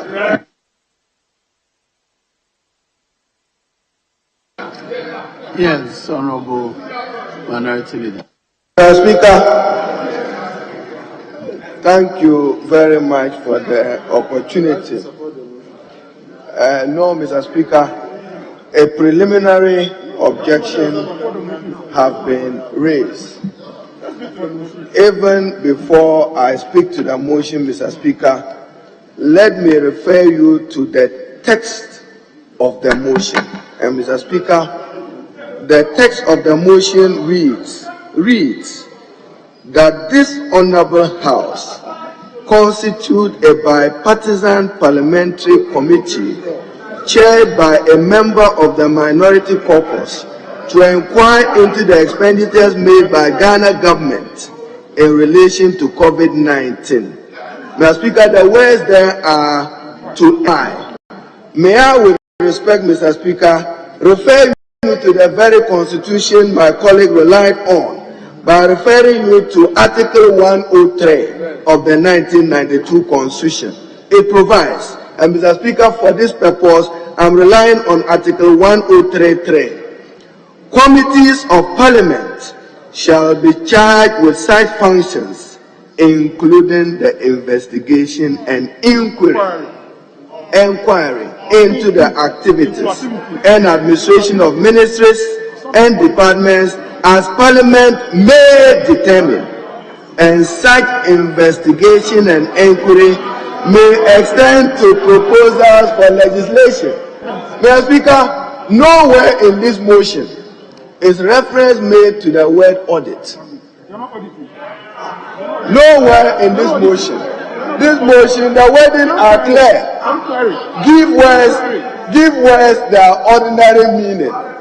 It is only when the primary meaning of words leads to absurdity that is when you employ other words. Article 103.3. But Mr. Speaker, suffice it to add, I'm coming back to his own article he relied on, Article 187.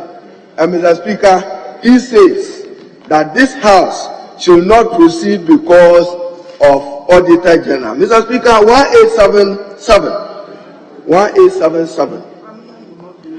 In the performance of its functions under this Constitution or any other law, the Auditor General shall not be subject to the direction or control of any person or authority.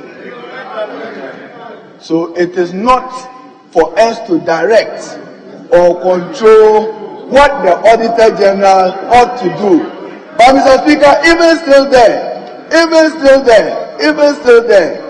you quoted Article 187, and then you quoted Article 1875. Let's go to 1875.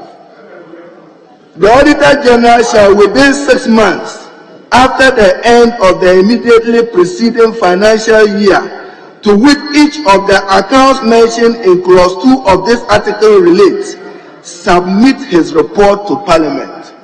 We are in 2022. 2020 lapse. Therefore, the preceding year into 2021, where is the Auditor General report on COVID-related expenditure? On COVID-related expenditure. On COVID. No, I said 2020. I quoted you. Mr. Speaker, you said within 6 months. So 2020 have lapsed. Each preceding year would have been mid-year of 2021. I have not come across any dedicated report on COVID expenditure by the Auditor General. Mr. Speaker, the only way we can fight graft and corruption is to shine light on public expenditure, particularly reckless and irresponsible expenditure. We are only asking for a full-scale public inquiry into how COVID resources were spent, nothing more. We are asking for a public sitting where the citizens of Ghana will hear how money dedicated to COVID was spent by the ruling administration. Is this what for which we have been told that technically don't go there, leave it to the Auditor General? Mr. Speaker, I'm holding with me here the budget statement, page 47 of the Government of Ghana for 2020 financial year. In paragraph 168, this is what the Minister of Finance said. This brings total COVID-19 related expenditures to 2.646 billion, 2,646 million, against a target of 2.877 million. Yet, as we probed the expenditure of ministries departments, we could not get this expenditure accounted for. The reason we are calling for an inquiry into how COVID expenditure was made, whether it was used to procure PPEs or sanitizers or facilitate Zoom meetings. We have been told how much money was spent on Zoom, and it's only Ghana which spent that colossal sum of money for purpose of Zoom meetings. So, Mr. Speaker, if you go to the expenditure of this same budget, it is accounted for, and as was related by earlier speakers, one will be at a loss why this House will not unanimously support an inquiry into COVID-related expenditure. The Auditor General will do his work anyway, but as I said, he is not subject to our direction or control. But I agree that he's an ally of Parliament. But I said you quoted Article 187. So given that 2020 we needed an Auditor General report on it, the preceding period will have been mid-year into 2021. We are almost going half year into 2022. And Mr. Speaker,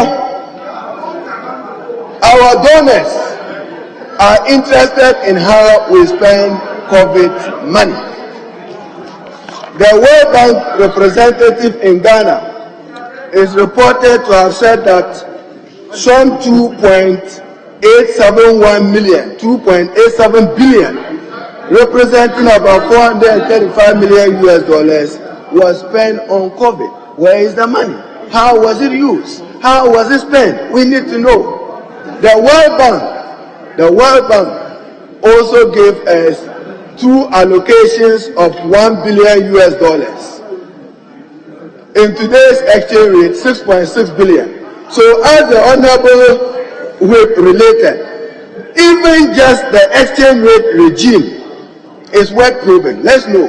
You got money from IMF, you got from AFDB, all of it in hard foreign currency. A probe will reveal how much the Minister for Finance changed the AFD money of 405 million. Using the same exchange rate regime he announced in his budget statement for our purposes, so that we would know how much accrued from the exchange of that money. The European Union wants us to account how we spend their money. As for Bank of Ghana and others, as he also related, even in raising board money. So, Mr. Speaker, we have gone through a pandemic of a crisis. We have not healed totally from COVID, but we are simply, and Mr. Speaker, let me end by referring you to the preamble of the 1992 Constitution. The preamble, Mr. Speaker. Mr. Speaker, so we are simply asking for a 7-member committee chaired by the minority. They contribute members to it. And Mr. Speaker, the preamble to the Constitution, it states, and for today's purposes, I quote, "In the exercise of our natural and inalienable right to establish a framework of government which shall secure for ourselves the prosperity, the blessings of liberty, equality of opportunity, and prosperity." Mr. Speaker, it goes to say, and in solemn freedom, justice, probity, and accountability. We demand probity and accountability to all COVID-related expenditure in order that the Ghanaian public already sent Ghana. Even today, Ghana Integrity Initiative is launching a report, damning revelations. So this House, as the representatives of the people, which has the power of oversight, must be interested in how the public money is spent and the value of that expenditure. I therefore, Mr. Speaker, will urge you that my colleague's objection is misplaced and incompetent and therefore should be dismissed. Thank you. Yes, Honorable Majority Leader.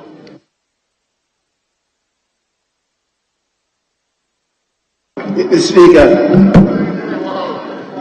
there is a private member's motion before us, which reads that this Honorable House constitutes a bipartisan parliamentary committee chaired by a member of the minority caucus to inquire into the expenditures made by the Ghana government in relation to COVID-19 since the outbreak of the pandemic in 2020.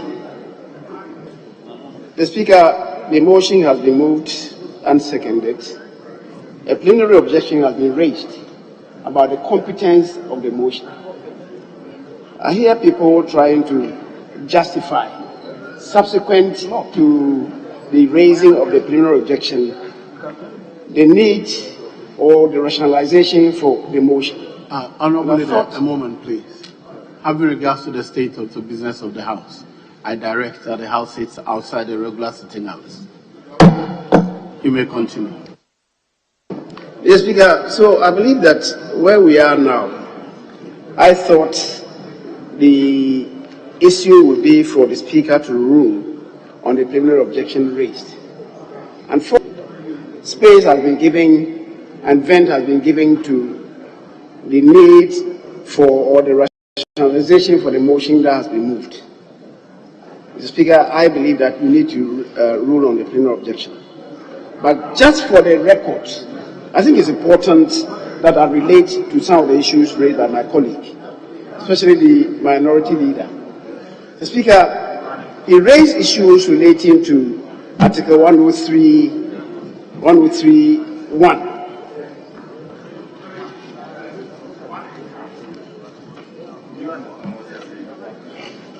Mr. Speaker, and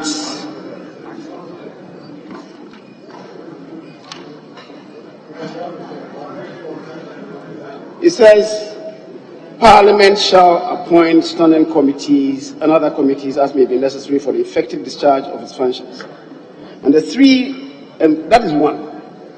The Speaker, the standing committees shall be appointed at the first meeting of Parliament after the election of the Speaker and the Deputy Speakers. And 3 says, committees of Parliament shall be charged with such functions, including the investigation and inquiry into the activities and administration of ministries and departments, as Parliament may determine, and such investigations and inquiries may extend to proposals for legislation. Mr. Speaker, the issue that I want to relate to is the matter relating to the functions of the committees that we established. It should never be construed that the function of oversight is the preserve of the Public Accounts Committee. It is not. All the committees have the responsibility to do that. So if the purpose of this, the Speaker, the rationalization of this is that it should be chaired by a member of the minority because the Public Accounts Committee is so constructed. The Speaker, nothing could be so unfortunate an argument.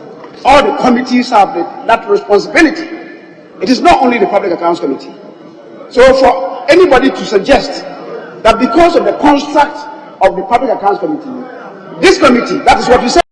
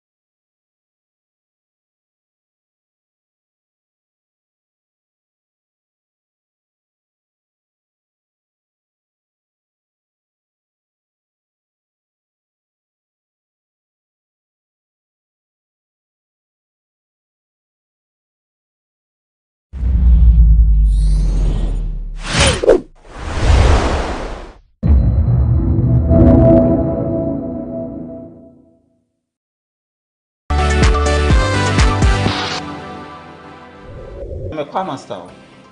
I do choir rehearsals every Sunday afternoon. For me, I'm quite innovative. I use Now Today. That song helps with your breath control. Now Today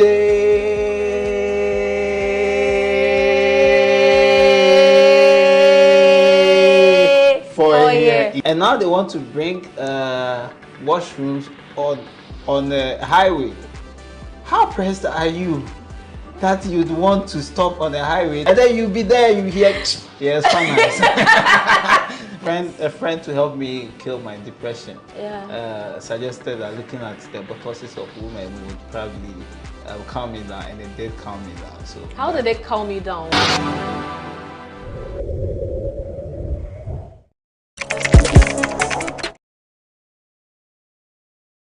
The rationalization of this. Mr. Speaker, our orders provide. Honorable Leader, hold on. Yes, are you on a point of order?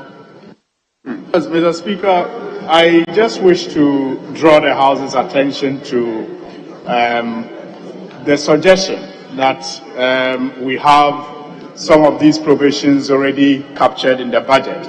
If you listen to the submission that was made, are you on a point of order? Yes, Mr. Speaker, it's a point of order. I'm just saying. Go to the. If you are patient with me, Mr. Speaker, I'll raise the point that I seek to make. The minority leader in his submission pointed to agencies that are already calling for audit. One of such agencies he pointed to was Send Ghana. Send Ghana has actually published that some of the provisions in the budget do not match the expenditure, and it is clearly the reason why, Mr. Speaker, this is important. Continue. That's the point of argument. There is no point of order. It's a point of debate. It's no point of order. And I believe that people should learn the rules in this house. Mr. Speaker, now it's now being conceded that these expenditures are covered in the appendices of the budget. Mr. Speaker, our orders provide in order 67H, and this is an inquiry that is being sought. 67H provides 1H, Speaker, that questions must comply with the following conditions. H says, a question shall not be asked, the answer to which is readily available in official publications. Mr. Speaker, somebody is asking whether this is a question. What do you understand by a question? What do you understand by a question? Mr. Speaker, let me avert his mind to the meaning of question. You think that question is just when the person comes to stand here to answer questions? Mr. Speaker, question for his elucidation means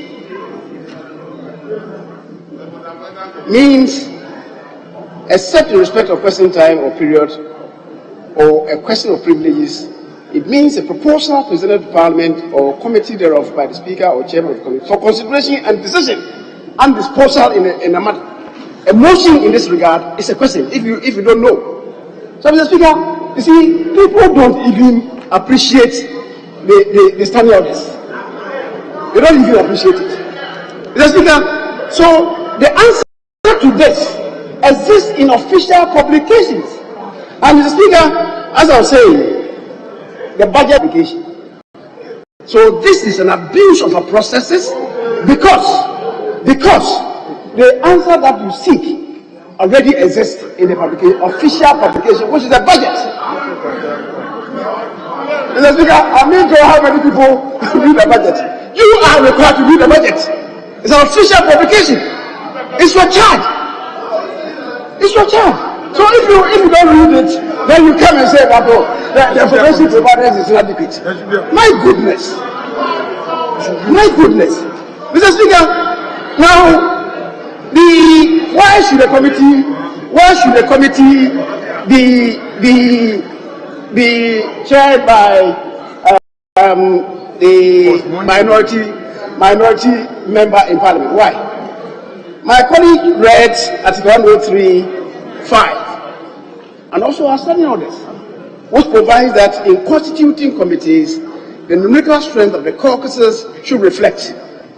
Why are you saying that it should be, for what reason? That's why you suggested that because of the construct of the Public Accounts Committee, we should let this committee, that is if what's the strength of the caucuses? The strength of the caucuses, if anybody likes it or not, is 138, 137. That's the strength of the caucuses. What is the numerical strength of the members in this house? What's the numerical strength? Is it 137 plus 137? There's 274. No, so what is it? We're talking about the caucuses. Mr. Speaker, in every parliament, the majority is determined by the strength of caucuses, not just political parties. And I thought that is very rudimentary. That is very rudimentary. Mr. Speaker, the Auditor General's report for 2020. Mr. Speaker, then because they are talking about Article 187, the minority leader was at pains to read the imperatives of Article 187. Mr. Speaker, let him read Article 187. And he stopped. I don't want to believe that it was deliberate. He stopped at 187.6, 107.5. Mr. Speaker, now let's read 5 and 7. Why did you omit 187.6? Why did you omit that? Why did you omit that? Mr. Speaker, let me read 187.6 for him. It says, Parliament shall debate the report of the Auditor General and appoint, when necessary, in the public interest, a committee to deal with any matters arising from it. For now, the Public Accounts Committee, the report has come to Parliament. Mr. Speaker, it is for the committee to interrogate it and bring their response to Parliament. Mr. Speaker, is this motion intended? Is it intended to jumpstart the imperatives of Article 187? Hold on. Yes, Honorable Deputy Leader, are you on the point? Thank you, Mr. Speaker. Mr. Speaker, the majority leader is mentioning a report that is before the Public Accounts Committee. Mr. Speaker, there is no report on COVID-related expenditure before the Public Accounts Committee. So you should not mention Public Accounts Committee because there is no report before us. There is no report on COVID-related expenditure before the committee. So let me draw your attention to it so you correct yourself. Meanwhile, what we are asking for is not an audit. We don't have the power to audit. We are power of an inquiry. You should understand the word inquiry, not audit. The Public Accounts Committee, the Auditor General under Article 187 has the power to audit. You need audit for her. Look at the text of the motion. Yes. Mr. Speaker, not do inquiry. The charge of the Public Accounts Committee and indeed of the Auditor General is set out in Article 187, and it relates to auditing ministries, departments, agencies, including what is omitted, constitutional creatures. That will include Parliament and the judiciary. It will include the constitutional creatures like Electoral Commission, NCC, and all those commissions. That is not even explicit in the Constitution. But the Auditor General has the responsibility to audit the accounts in whatever way these expenditures have been, Mr. Speaker, done, and report to Parliament. After the reports have come to Parliament and we have interrogated same, if there are any malfeasances that we establish, then we establish a committee to deal with it. For now, we have not even done that. For now, this Parliament has not even done that. What's the intent of this? To jumpstart the imperatives of Article 187.6? Is that what you intend to do? To undermine the constitutional imperative? Correct. To undermine the constitutional imperative? Mr. Speaker, and that is why I'm saying that this real has the purpose of mischief. Other than that, Mr. Speaker, I can't really understand this. I can't understand this. So, Mr. Speaker, mind it about it. I said, where we are, a plenary objection has been raised. We need a ruling from you. Mr. Speaker, as for accountability and transparency, it is what this House must stand for. Mr. Speaker, but it must not be done using unorthodox means. It must not be done using unorthodox means. That's the purpose of this. That's the purpose of this motion. Resorting to unorthodox and partisanship, extreme partisanship. That will not be tolerated in this House.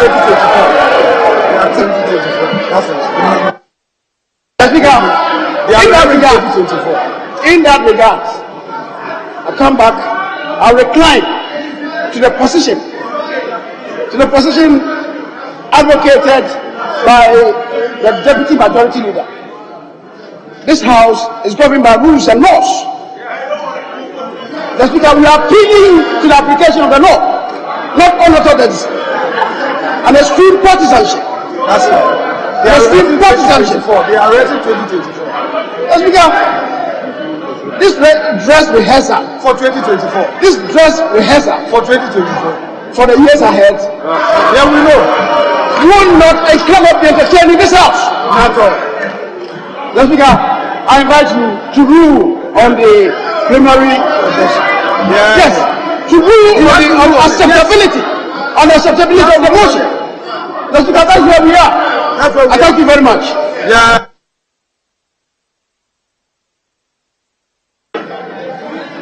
Honourable members, I've been invited to rule on the preliminary objection raised by the Deputy Majority Leader. If I understand the preliminary objection correctly, it seems to suggest that the motion ought not to have been admitted. Therefore, it questions the propriety of the motion before the House. And in presenting the preliminary objection, the honourable member draws the House's attention to the constitutional imperatives. Now, let me start by looking at the motion before the House. It's numbered item 21, and it reads that this Honourable House constitutes a bipartisan parliamentary committee chaired by a member of the Minority Caucus to inquire into the expenditures made by Ghana government in relation to COVID-19 since the outbreak of the pandemic in the year 2020. So, I would have thought that for a bipartisan committee, or by whatever name we call it, we will be referring to Order 191, a special or ad hoc committees, since the bipartisan committee is neither a select committee or a standing committee.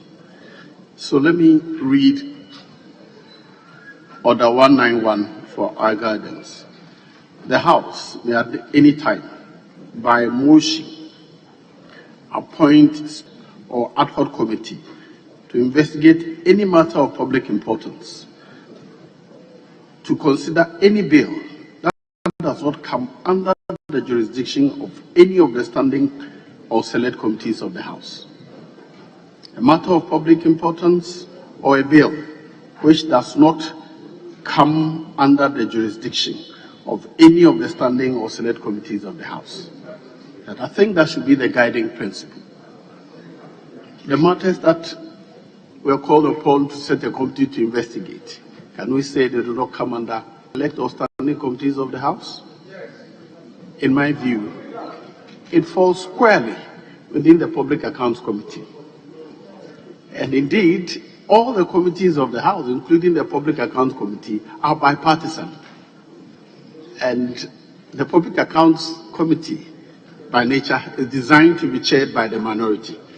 So in all its forms, and all the questions related to the Public Accounts Committee, if it is minded to investigate anything related to the COVID expenditure, it fully stays with the authority and the power to investigate that, particularly because all the accounting of it have been provided for in the budget, which budget has been presented before the House and it is before the committee anyway. My view is that this motion ought not to have been admitted and is improperly before the House, as so rule.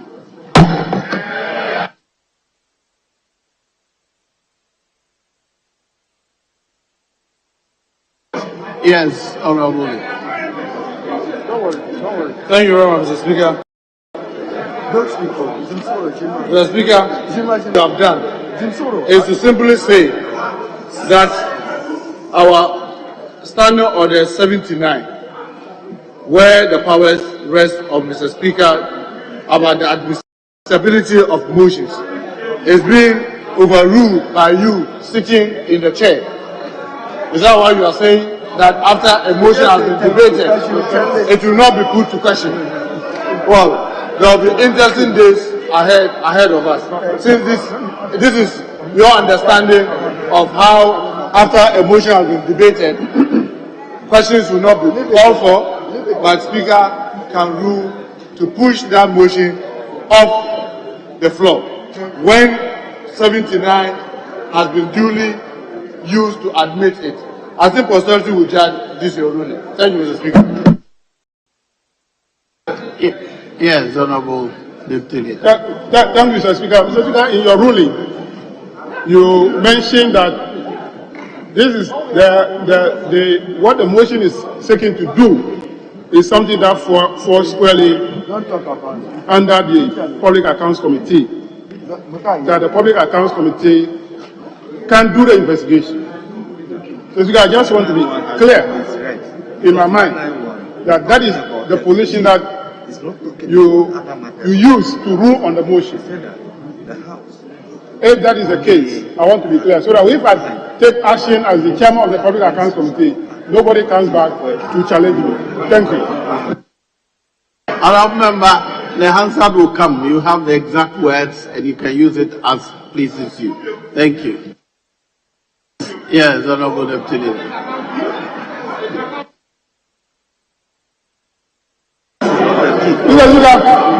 I just want the clarification that that is what you meant. Thank you. Yes, Mr. Speaker. Mr. Speaker, the rule is that you can't place something on nothing.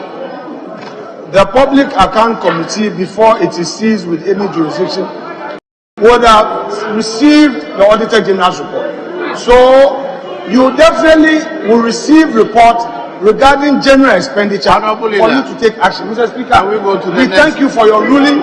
God bless you. Mr. Speaker, may you have a long life. Can we go to the next item, please? Having done with the motion, what next? Statement. Mr. Speaker, statement. Mr. Speaker, statement. Very well. Honourable members, statements.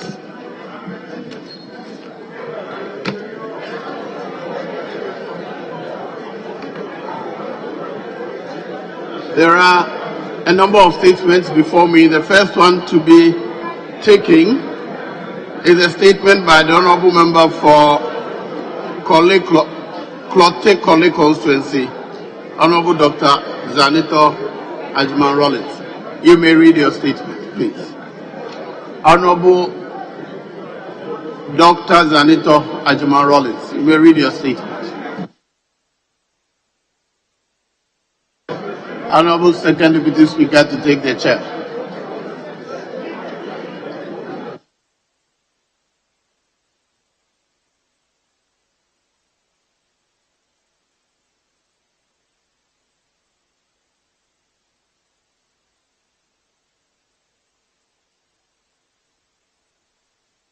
Honourable members, order. while the honourable member reads a statement.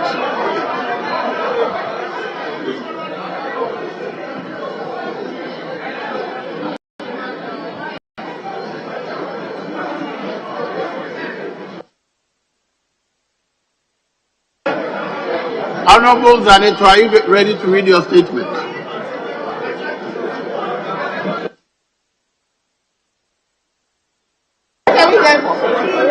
Right, Honourable Speaker, if I could crave your indulgence to grant me a few minutes to actually get the hard copies of the statement to be distributed. Thank you.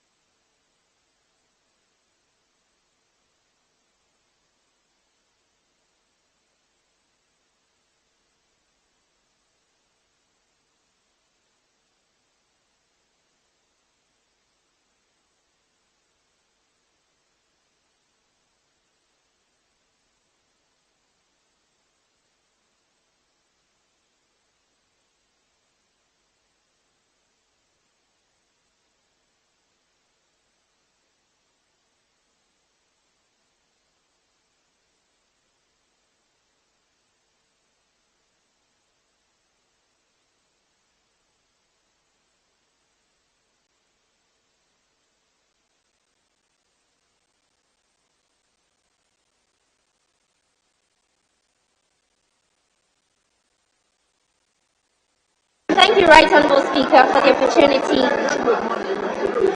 to make a statement on the floor.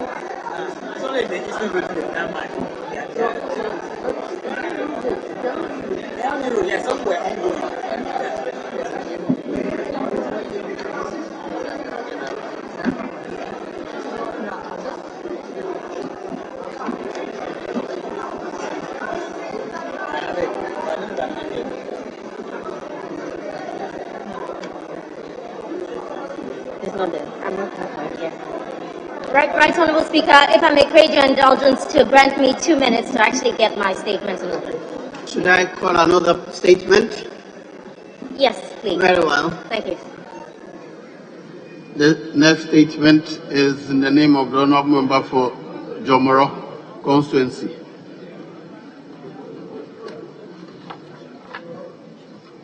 Is he here? The honourable member for Jomoro. Very well. The honourable member for Amasaman, Honourable Frifa Mensah, is he here? Yes, you may read your statement.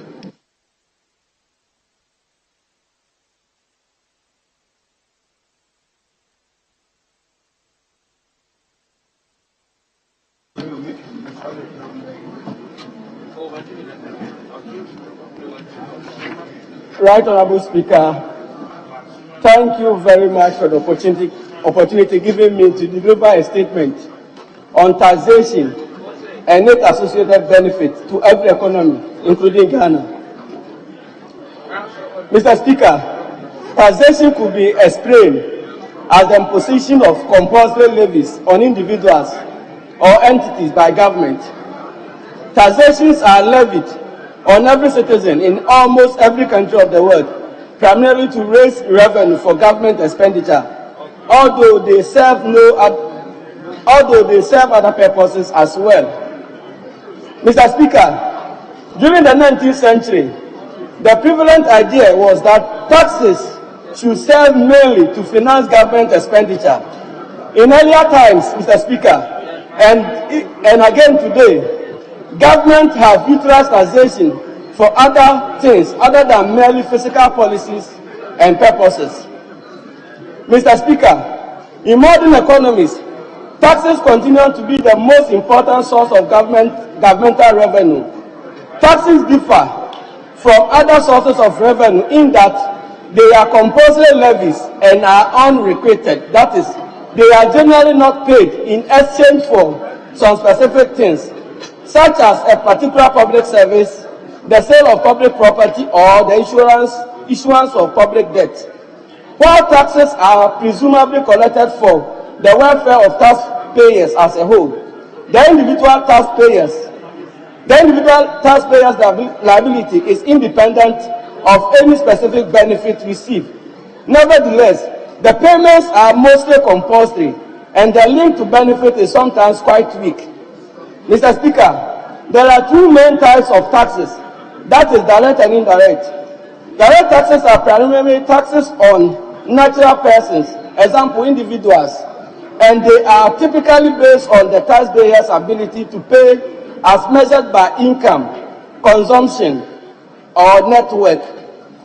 Mr. Speaker, indirect taxes are levied on the production or consumption of goods and services or transactions, including imports and exports. Examples include general and selective sales tax, value-added tax, tax on aspects of manufacturing or production, taxes on legal transactions, or customs or import duties. Mr. Speaker, there are three categories of taxes: proportional, progressive, and regressive taxes. Taxes can be distinguished by the effect they have on the distribution of income and wealth. A proportional tax imposes the same relative burden on all taxpayers, that is, where tax liabilities are in equal proportion. A progressive tax, Mr. Speaker, is characterized by more than proportional rise in the tax liability relative to the increase in income, and regressive tax is characterized by a less than proportional rise in the relative burden. Thus, progressive tax are seen as reducing inequalities in income distribution, whereas regressive taxes can have the effect of increasing these inequalities. Mr. Speaker, history of taxes in Ghana. In the olden days, in our traditional communities, we were told how citizens contributed gold, silver, diamonds, among other variables, to the authorities for the development of their various traditional communities. Kingdoms such as the Asante, Denchira, Dagomba, Gan, to mention just a few, collected taxes from their defeated kingdoms and subjects in the form of gold, silver, and sometimes humans. In villages and typical communities, rural communities, depending upon their cultural beliefs, if a hunter kills a deer or any big animal, the right limbs of the animal is given to the chief or the head of the traditional area where the animal was killed. It must be emphasized, Mr. Speaker, that the traditional ruler or the chief who benefited from the limb of the animal did not contribute anything to the hunters yet, but he benefited from it. Right, Honorable Speaker, one failure to join communal labor when I was growing up in my village was a serious offense. Communal labor can be likened to taxation in these modern times. Giving something for the development of our communities started long ago, and day in and day out, there are occasions. These, Mr. Speaker, are examples of how people of old contributed to the community and by extension, nation building, and we in modern societies must embrace this participatory approach of contributing to the development of our nation. Taxes are used to improve societies, and effort must be made to capture everybody into the tax bracket. This is something every government has done and will do, and because payment of taxes has been with us long overdue, a very long time. Mr. Speaker, tax reforms were introduced in 1983 as an instrument of accelerating growth, reducing poverty, and reducing Ghana's dependence on aid to finance government expenditure. The critical issue has been generating revenues using tax instruments that are least harmful to the poor. Tax reforms focus on four main components of taxes: tax on income and property, taxes on domestic goods and services, international trade taxes, and value-added tax. Mr. Speaker, the government needs to increase tax revenues as foreign aid continues to reduce due to COVID-19 and its associated global impact, and the need to increase pro-poor spending. The tax net needs to be widened at the existing tax tax rates to generate more tax revenues without harming the poor. However, there are significant problems that constrain the ability to improve efficiency in tax administration and generate more revenue at existing tax rates. The institutional structure for tax collection is weak. Low levels of staff mean that a significant proportion of taxpayers are tax net. For instance, businesses and people in self-employment who account for over 34% of the economically engaged population need to be included in the tax net. Logistics to identify and provide information of potential taxpayers and the source and levels of their income are lacking. There has been slow takeoff of automation and computerization of custom systems, which aims to reduce leakage in revenue. Mr. Speaker, the ability to raise revenues from taxes, called physical capacity, is a crucial aspect of the functioning of any state. Being able to tax citizens and collect revenue efficiently is the cornerstone of state formation and survival. Secondly, Mr. Speaker, greater physical capacity implies greater access of the state to revenues needed to provide public goods and services. Mr. Speaker, developing countries are only able to raise a small share of taxes. Typically, they collect between 10 to 20% of GDP. The average in high-income countries is double at 40%. Low tax collection rates have devastating consequences on development. They mean that government will not be able to invest in public goods such as health, infrastructure, and education. Even the Sustainable Development Goals, which aim, among other things, to build effective, accountable, and inclusive institutions at all levels, have set mobilizing revenue as a goal on its own. SDG Goal 8. Mr. Speaker, the purpose of taxes is to provide government with funds for spending without inflation.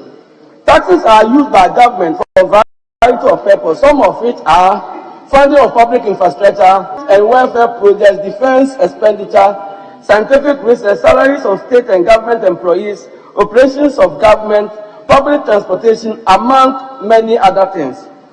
Mr. Speaker, the impact of COVID-19 pandemic on lives and livelihoods has been devastating, with the global economy plunging into a recession in 2020 with a GDP growth of -3.1%. Countries around the world develop strategies to contain and recover from the impact of the pandemic, including vaccine administration, which have strongly supported global economic recovery in 2021 with an estimated growth of 3.7%, up from the -3.1 recorded in 2020.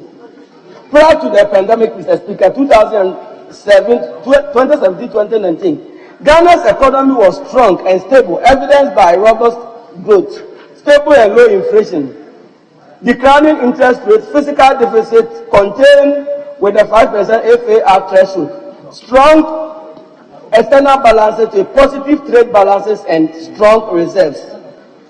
Mr. Speaker, we as a nation should put our destiny into our own hands. Our over-reliance on donor support and loans should be minimized. We have, as a matter of urgency, put in measures to increase domestic revenue mobilization so as to depend less on borrowing and reduce debt services, and hence the introduction of a new tax that will include every citizen, the e-levy. Where we are now, Mr. Speaker, burden sharing, where every citizen is called upon to contribute his or her quota for national development, is the answer. Mr. Speaker, nation building requires the input of every patriotic citizen. Mr. Speaker, the e-levy, as proposed by the government, is expected to help increase Ghana's tax to GDP ratio from the approximately 12.2% in 2020 to 20% by 2024. The levy is expected to help increase the tax to GDP ratio to 16.5% in 2022 from the 13.4% in 2021. The e-levy, among other things, will offer Ghana the opportunity to collectively rebuild our economy by properly managing our debt levels. Will help address youth unemployment. Will enable government to build proper digital infrastructure and space to support several e-platforms like the e-health, e-agric, etc., as well as help give a massive boost to road infrastructure and maintenance. Right Honorable Speaker, my constituency, the Amasama constituency, which is now the third largest constituency in terms of voter population per the 2020 voter register, has one of the poor road network in Greater Accra. But for the timely intervention of His Excellency the President initiative in the road sector, we couldn't have boast of even a single tied road.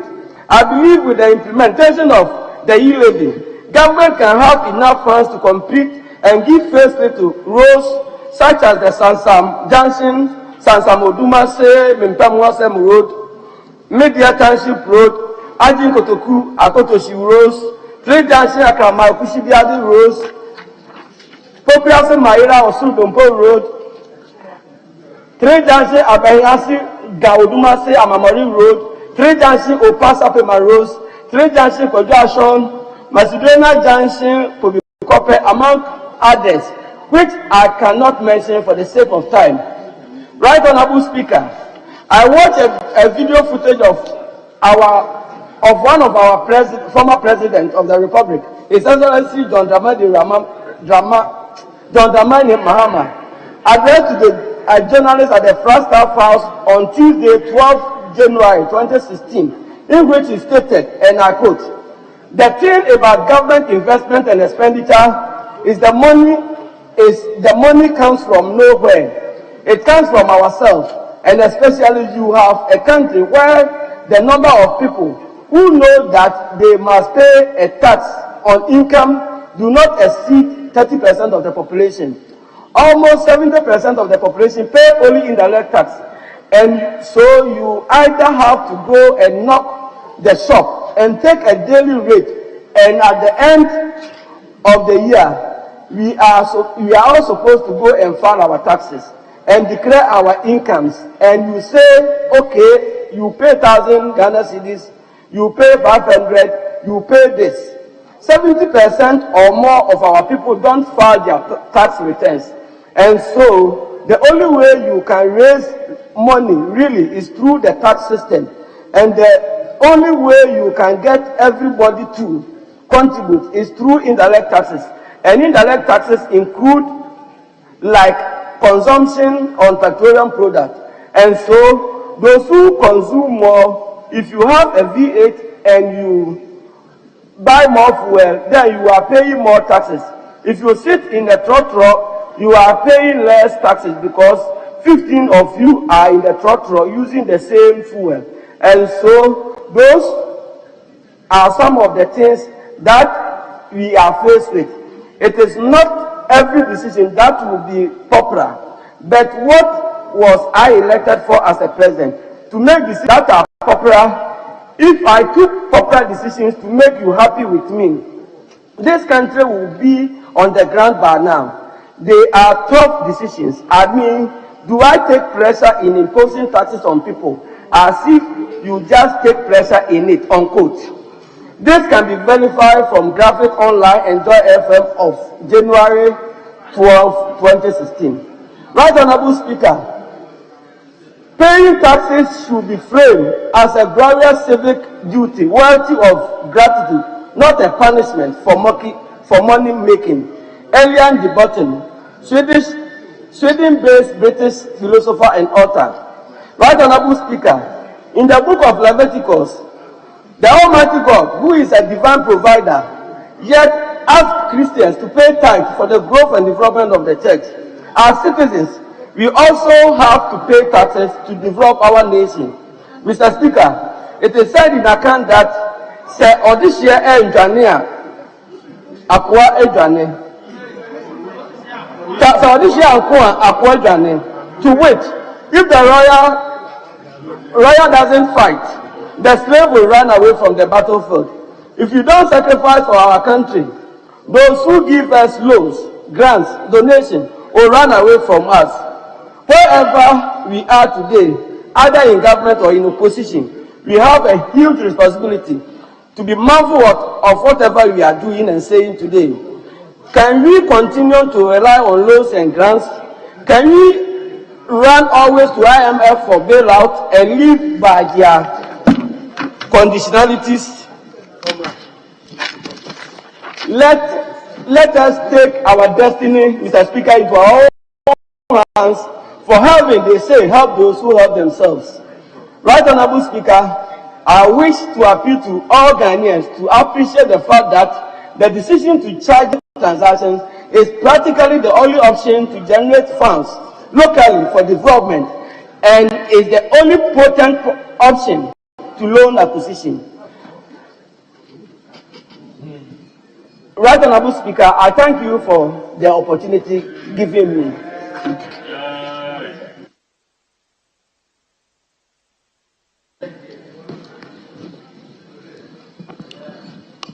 Yes, let him come to Afajeto. Thank you, Right Honorable Speaker. The statement made by my honorable colleague, in my opinion, is sympathetic to a certain levy that we on this side have fought for some time now. Yes, we know that it is our duty as citizens, especially those who can afford or working, to pay our taxes. And so some of us are doing that. And about more than 2 million Ghanaians are doing so. But then, Mr. Speaker, we are paying the tax and will continue to pay the taxes. If we pay the tax and our roads remain the same in a very deplorable state, we will not have the courage or be happy enough to be paying these taxes from our hearts freely. Another issue is what we experienced the president do when he travels.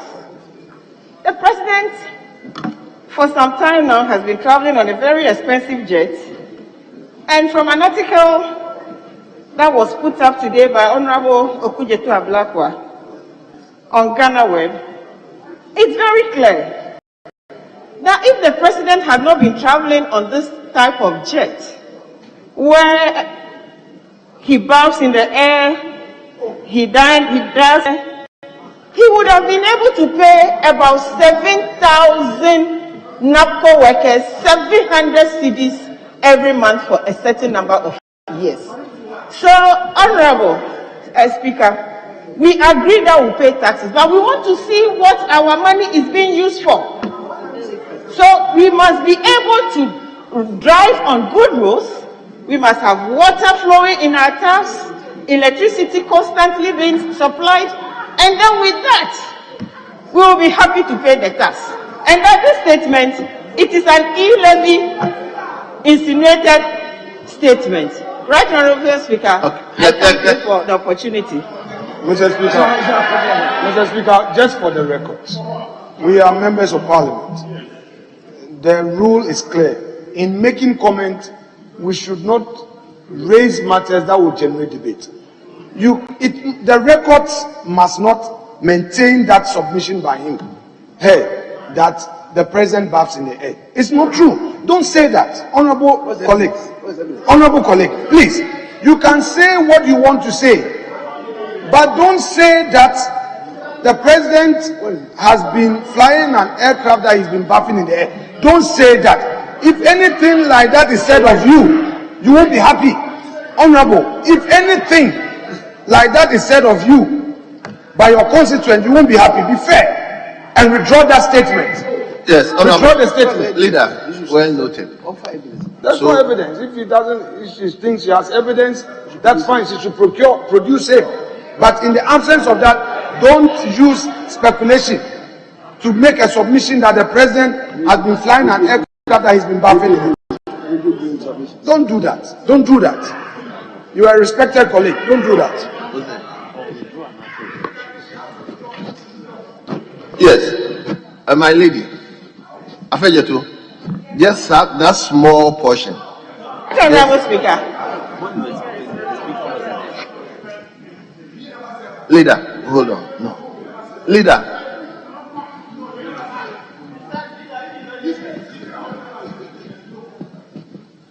Afejato, just do that small bit for me. I'm just refilling. Right, Honorable Speaker. What are the facilities that this very jet that is being rented for several amounts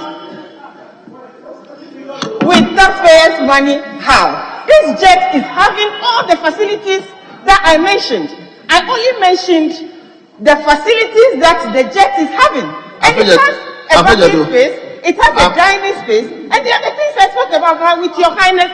If you want me to withdraw bathing space, I have withdrawn the word bathing space. Thank you, Honorable Speaker. Very well.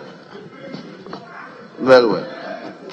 Let me come to Anya Sotio. Mr. Speaker, I think the word tax brings about many different emotions.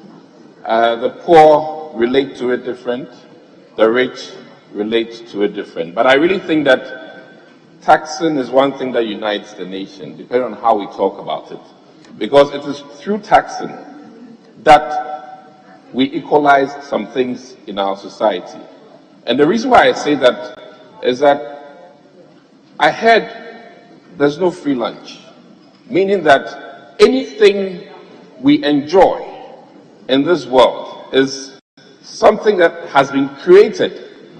And what it means is that even your free lunch, some workers cooked it. And in as such, that worker has to be paid. The roads we enjoy, no matter what company you run in this country, if your products move on Ghana Road, you are benefiting from a societal commodity. And that is why I think taxes should be uniting us as a nation more so than anything else. Now, as a nation, we've set out some goals and aspirations of development, and it has been touted many times. We are always talking. We want our nation developed. I'll commend the maker of the statement, the Amasaman Member of Parliament, because tax in one form or the other is a solution to the many questions we hear here on the floor. I can count over 600 questions since I came to Parliament that has been related to when do we complete this road? When do we complete this dam? When do we finish this drainage? Now, the bigger question is, where are we going to find that quantum of cash, that quantum of bonds, that quantum of monies that government needs for us to make our development possible? Now, what I want to say is that taxing brings relief to students who need tuition. Taxing brings relief to the many who are sick and are being managed by the largesse of the NHIS in terms of monies that government pays for all of us, our health care. And all of these things that we stand here and fight for in terms of the right of the individual Ghanaian can come to fruition if there's a tax base, can come to fruition if government has, as it is, little from each of us to support governmental initiatives. And need I say that there's no governmental program or project that is housed in any of us, our homes. Every governmental project largely is for communal benefit. And I think that, in summary, we all need to do an introspection and be truthful to ourselves. Once there's no free lunch and nothing can be made out of nothing, I will plead with all to appreciate the benefits, the need for taxation when necessary. And I really would like us to remember that we all largely follow one religion or the other. And the one wonderful thing Jesus Christ said, give unto Caesar what is Caesar's. And by what I understand, the nation, Caesar represented the nation, the republic. And once we are part of the Republic of Ghana, once we members are part of the Republic of Ghana, we ought to give the Republic of Ghana what is for the Republic of Ghana. Thank you, Mr. Speaker, for this opportunity to talk about taxes. And I once again commend the maker of the speaker, Honorable Efrifa Wayadie. Thank you very much. Thank you very much. Yes, Honorable Member. Thank you, Mr. Speaker. Mr. Speaker, I just want to make some few comments. I will thank the maker of the statement, but to say that this is about the third statement ever since e-levy was introduced into this house. My question is, when did we realize that we needed tax to build this country? Mr. Speaker, ESLA is still fresh on my mind.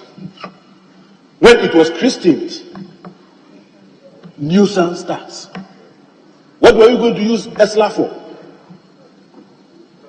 To buy bed sheets for John Mohammed's comfort?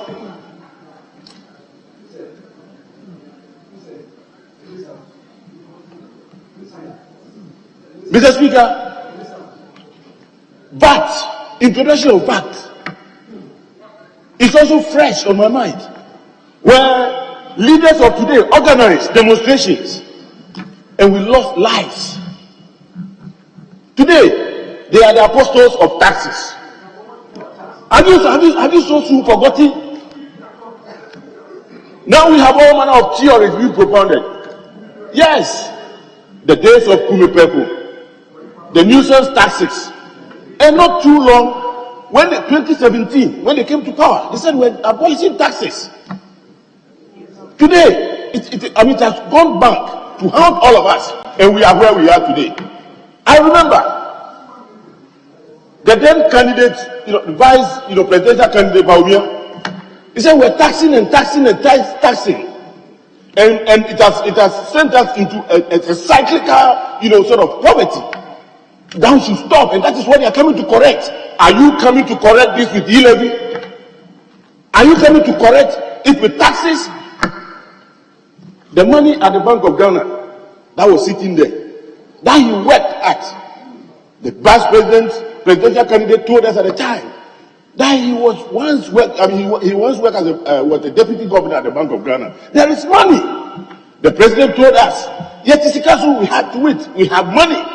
We are sitting on money, and it is all because the managers are incompetent. Now, to the extent that we were told that if governance is about borrowing, then the 18-year-old son of one of our colleagues could be a president. What has changed? What has changed, Mr. Speaker? My colleague has just walked out. He said we should be truthful and honest. He should remove the speck from his eyes first. He should consider coming to this house. The MPP leaders must consider coming to this house to apologize to the people of Ghana. Then we will listen to you. Otherwise, you don't have that high moral ground to come and be lecturing us on taxes. No, Mr. Speaker. If it wasn't good, if taxing to build roads or borrowing to build roads wasn't good, then what has changed today? Mr. Speaker, these are few comments, reminders that I just want to pass it on my colleagues on the other side. The hypocrisy in this country is becoming too much. Thank you, Mr. Speaker. Yes, let me come to your breakfast out. Thank you, Honorable Speaker. I am very surprised that my colleague is talking about what has changed. Honorable Speaker, when we talk out of context, sometimes we lose the essence of the statement. Because Kwame Nkrumah, Dr. Kwame Nkrumah of blessed memory, never experienced COVID. Utua Champong did not have a confrontation with COVID. This is the first time in the history of this world that we have experienced COVID and every economy has contracted. So, Honorable Telabi, my very good friend, something has changed. The dynamics of the economics of the world, have changed. And it behoves us that we come out of the ashes of COVID.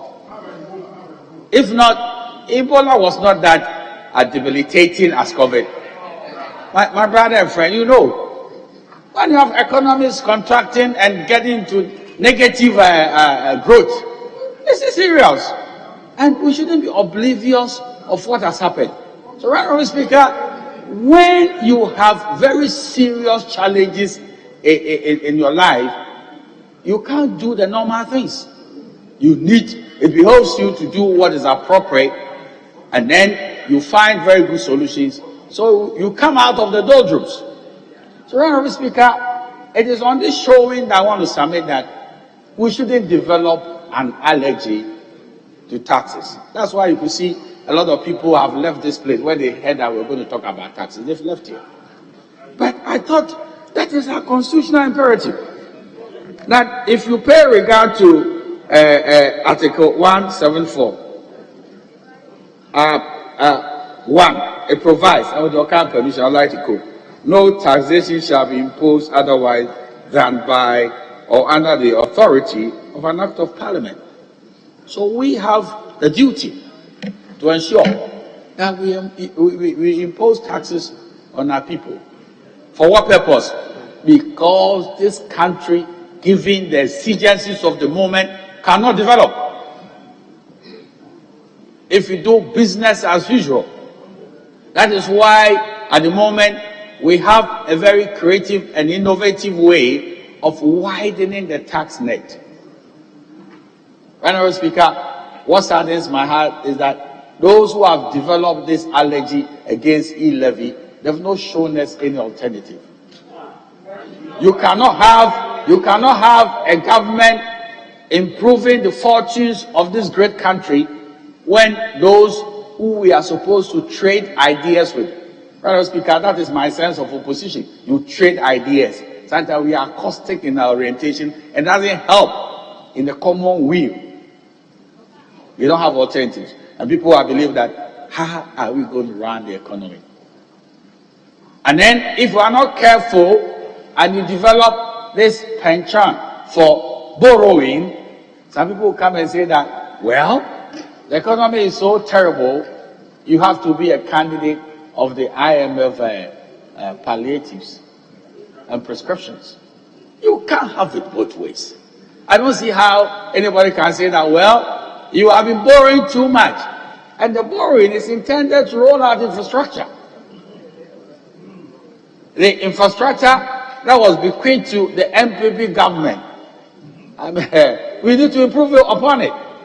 We shouldn't maintain the same infrastructure. In fact, we are on record that we've made more roads than all the governments put together under the 1992 Constitution. And roads, please. And roads are not cheap. You will need adequate money to give roads to our people. Hence, this whole debate about we looking at e-levy as a veritable source, one of the ways of widening the tax net. So, Honorable Speaker, I will submit that this is one of the most important statements I've heard this year. That for the first time, we should raise our consciousness when it comes to the area of tax.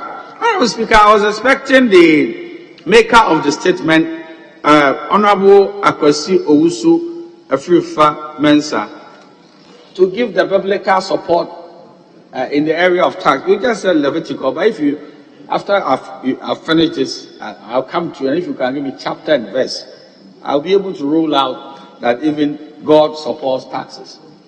But I think you need to give me the full chapter and verse. Honorable Speaker, This hour I am excited that the maker of statement, who I believe is a research-based honorable member of this House, quoted our former leader. And that is why we shouldn't do convenience politics when it comes to matters which are sensitive and developmental in orientation. Our former leader, President Mahama, is on record to have said that the people who pay tax in the entire economy are 30%. So 30% are carrying the 70% on our back. That is a very, very unfortunate situation, you know. A nation in which 30% of the people are carrying 70% on their backs. They will break their backs and have what is a malady that affects old age? Spinal challenges. We have spinal challenges. So we need to bring more people into the tax bracket. And if you do that, trust me, it is not a matter of politics. It's a matter of proper application of our resources. We have more infrastructure. Right, Honorable Speaker, when people say that, what have we seen in terms of development? We have seen a lot of development under President Akufo-Addo. Even regarding free senior high school, do you think, the money came from where?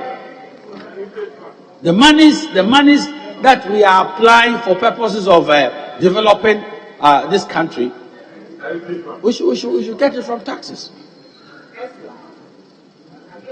But when we say we don't have to tax our people, what we are saying is that our development will plateau as a nation.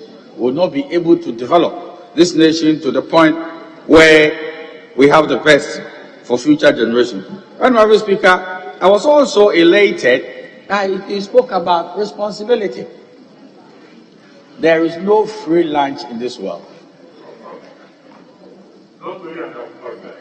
We should come to terms with that. When we had an emergency situation and nobody on the who was taking money from the National Exchequer was laid off.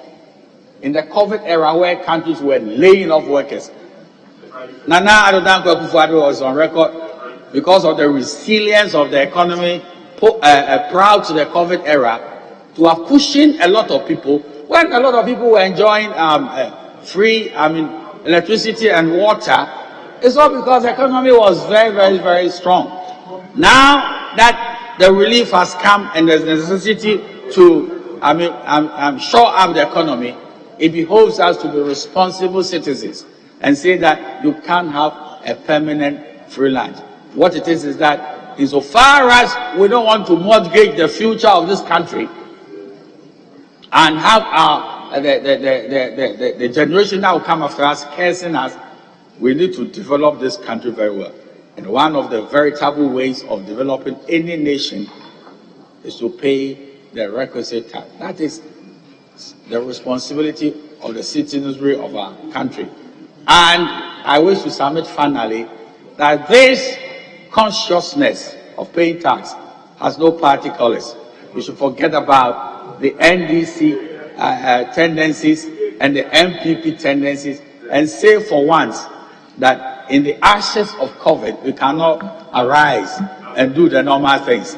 And when we come together as a nation, this parliament will go down in history as one of the most responsible parliaments.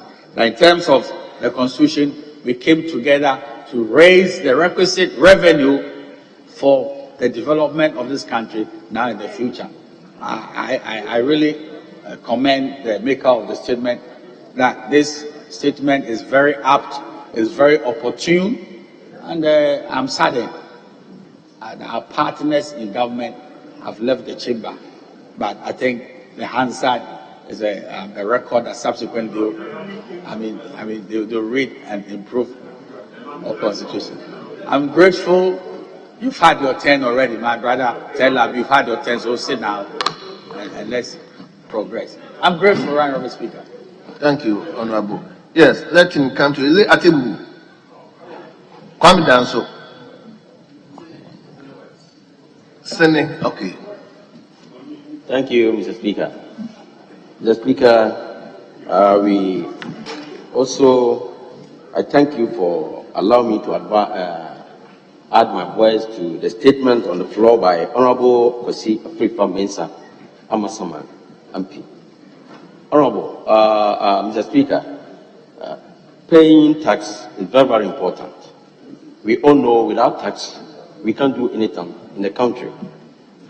But, Mr. Speaker, we need to also be responsible and accountable to ourselves. And we also need to be honest to ourselves. Mr. Speaker, paying tax everywhere in the world, tax are being paid. We know that COVID has kicked in and we are all struggling with our economy. At the same time, some countries are also giving leave, COVID leave, to their members or to their citizens, whilst we are also taxing our citizens. So it's vice versa. Therefore, we have to be careful as a nation. Whilst others are paying tax, they are utilizing their tax. When there's emergency, they take good care of their people, give them leave, both kids and adults, whilst we are rather taxing in Ghana because we think we have emergency. Always there's emergency. There's drought, there's bad weather, flooding, tsunami, so many bad weathers, hurricane, and all that. But there's emergency leave to the people, taking care of them. But always, Ghana, we want to tax the people. Mr. Speaker, when this COVID occurred, we knew that a lot of people's businesses have collapsed, that they won't come back. But there were no leave for them. So these are certain things that we have to look at it and put good measures. What are the corrective measures that are we putting in place for our people who are in need? Is that just the tax? My honorable member quoted some quotation in the Bible about tax. It's true. But the same Jesus Christ, when he also went to the church, he also pulled a cane and killed some people in the church. Due to the corrupt practices in the church. Therefore, Mr. Speaker, if you pay the tax and you don't put them into good use, we need to be whipped, we need to be caned. The citizens, the Ghanaians will not forgive us. So as leaders in the country, we have to be careful. We have to be accountable to what we are paying for, what we are taxing for. Mr. Speaker, this COVID, we all know the hardship that we went through. After COVID, instead of giving us leave, we are rather taxing. That's fine. We didn't complain. Now we are talking about e-levy. The e-levy tax, we all know is a tax. And we are saying that even if you go, you have to start from somewhere. But you are rather jumping. Already we have 2% for the takers. Why can't government negotiate with the takers so that the government take part of their tax to leave the people in the country? Already government is taxing the takers, and the takers are taxing 2% in and out. So government want to also add 1 point something, which will be 3 point something. It's too much. Mr. Speaker, to be honest with you, if I get my pay, it's already taxed. So if I'm sending to 3 people that I have to take care or more, as an MP, we always send money to our constituents, our people, those are in need. So this particular money, there's pressure on it already. How many times do you want to tax it? There should be a way out. The e-levy is like going to kill everything in this country. If you raise a road, it's a e-levy. Planting for food and jobs, e-levy. School feeding, e-levy. Free senior high, e-levy. But the free senior high came before this e-levy issue. So where are we now? Mr. Speaker, with these few words, thank you. Thank you very much. Can I come to the leadership?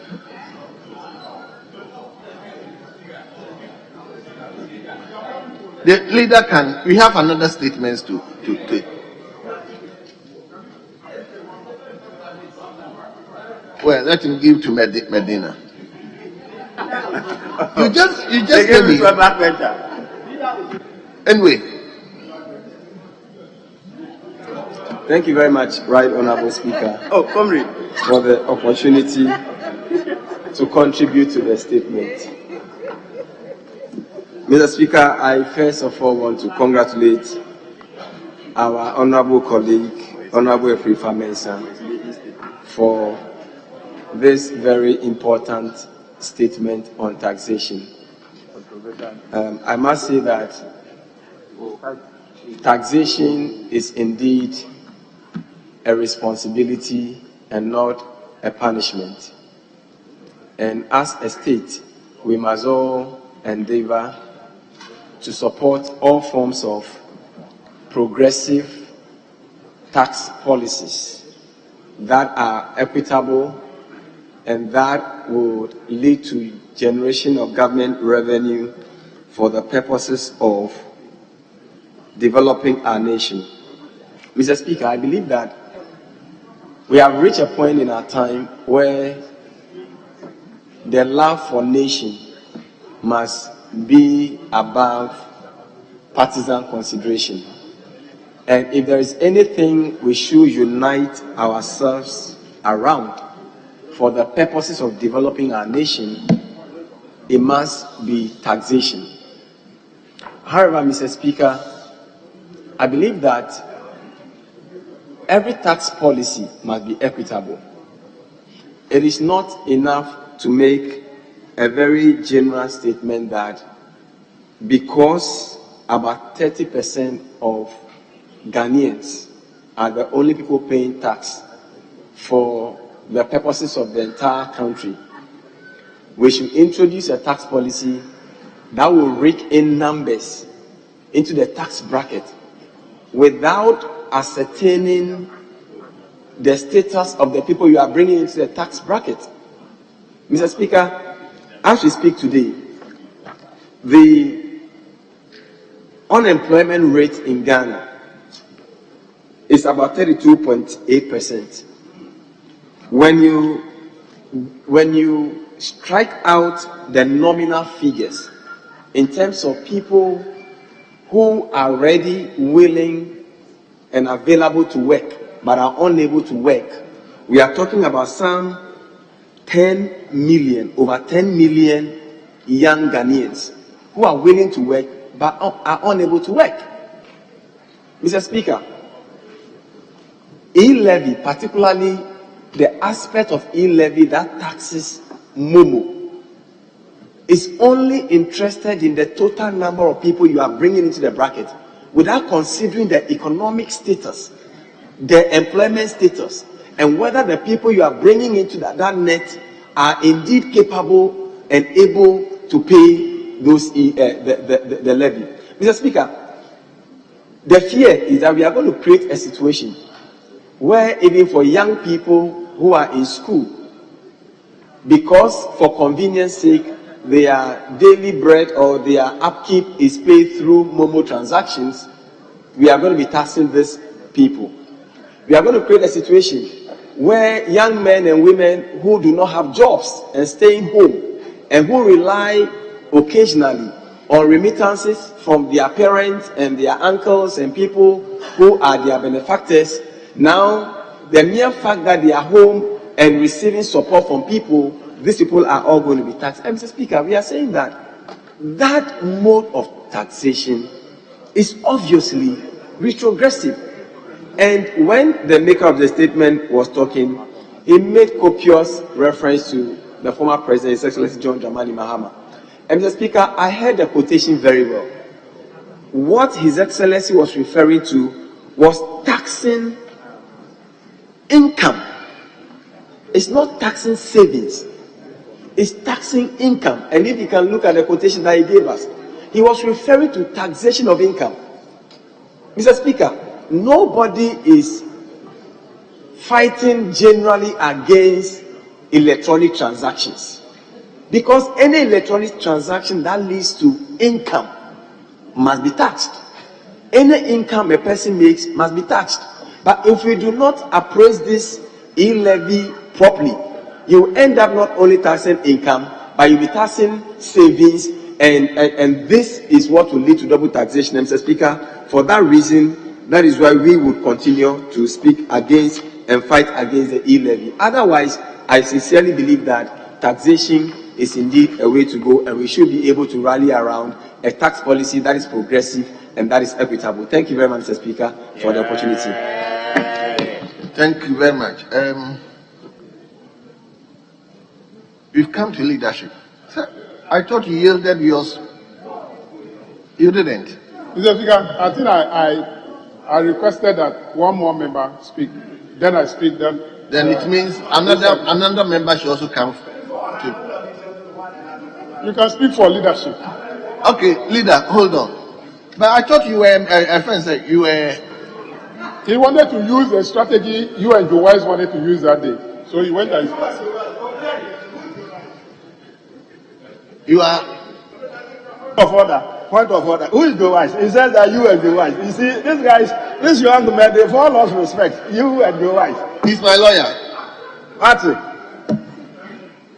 All right. What friend is it? Okay. You speak. I will give you the opportunity. And answer this year. No. What I say? That's what you think. That's what you think. Thank you very much, Mr. Speaker, Mr. Speaker. Thank you very much for the opportunity. Yes. I don't know, but so why are you so worried? Why are you so worried about the fact that I just came in?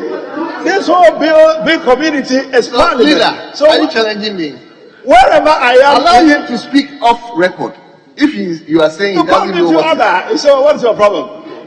The fact that you haven't seen me in the chamber doesn't mean that I'm not around. You don't know where I am. You don't know what I've been listening. You don't know what I have on my mind. You said he's just entered. Give me credit. I just entered, but I know what I'm going to say. You'll be very impressed. Or what you say, thank you very much. It's for whatever reason that what Nabogi said, Abogwe is Abogwe white. And to say, it looks like. What did I have? Honorable, please, let's hear you. Thank you. The member, whatever reason that actuated the making of the statement, I think it's spot on. It's been a troubling development in this country when we come to talk about taxation and how the Ghana Revenue Authority is able to mobilize resources for the country. Oftentimes this suggestion is, well, little traders, whatever, they don't pay. That becomes a big issue. The troubling thing is the big ones. The big ones. There are companies in this country, Mr. Speaker, the collective collection from whom would pale the little ones we are talking about into insignificance. You agree?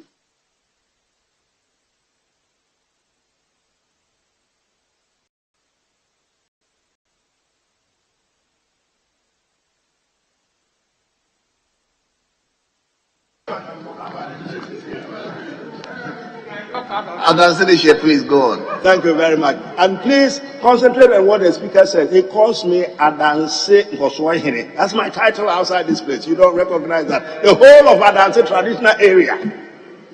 You should learn.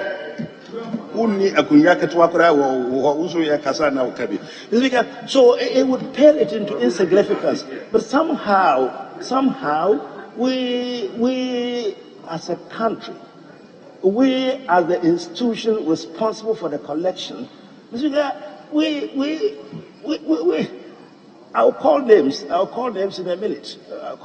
But I think it's time that we pulled up our socks it's time that we sat up and we were concentrated on how we really go in for the big ones, go in for the kill, not the little. The oil companies, Mr. Speaker, if you suspected that was what I was coming to, that is what I'm talking about. Mr. Speaker, we've had problems when on this floor we've raised the issue of how much these oil companies owe us in taxation, which they are not paid. Look at the tallow thing, I raised tallow matter on this floor. They owed us so many hundreds of thousands. At a point in time, there was about $250 or so million of our money which they hadn't paid. Recently, NAPCO, whatever, is engaged in a big tussle with the Ministry of Finance and then with GRA.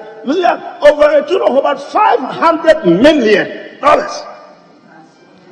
See, that is the league that we're talking about. It's as hefty as that. These are the things they are talking about. And I think we should sit up. We should take them, we should take it seriously. I bear some responsibilities for all the mess in the oil industry because you know, Mr. Speaker, that from the very beginning, I was at the ministry, it was my portfolio, I answered to my minister then. But everybody says that, well, the oil thing that we did the first time, the blows, whatever we gave them at the time, maybe it wasn't very good. Mr. Speaker, it's also because we had just come in, we sought the help of, I think that time was the man who eventually became one of the members of the Supreme Court, Professor Nateba, Professor Dr. Nateba. When he was at the Commonwealth Secretariat, we got them to come to Accra, Speaker. We got them in a very big conference to get into the physicals of what we do with our oils. They pointed the way forward. We followed them.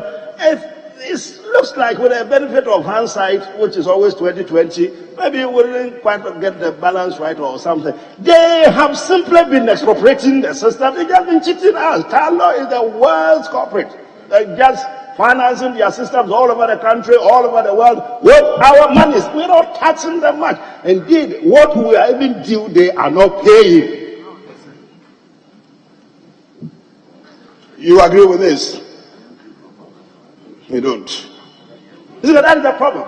So it is true, Mr. Speaker, we need the money. But I also think that there are other avenues, Mr. Speaker, from which so much money could be collected. And Mr. Speaker, the other thing that is also causing some distress for me is how we ourselves as government have also been expending the little money that we get. They are calling for the removal of the the health minister because he's done what is the name of the vaccine? What is the name?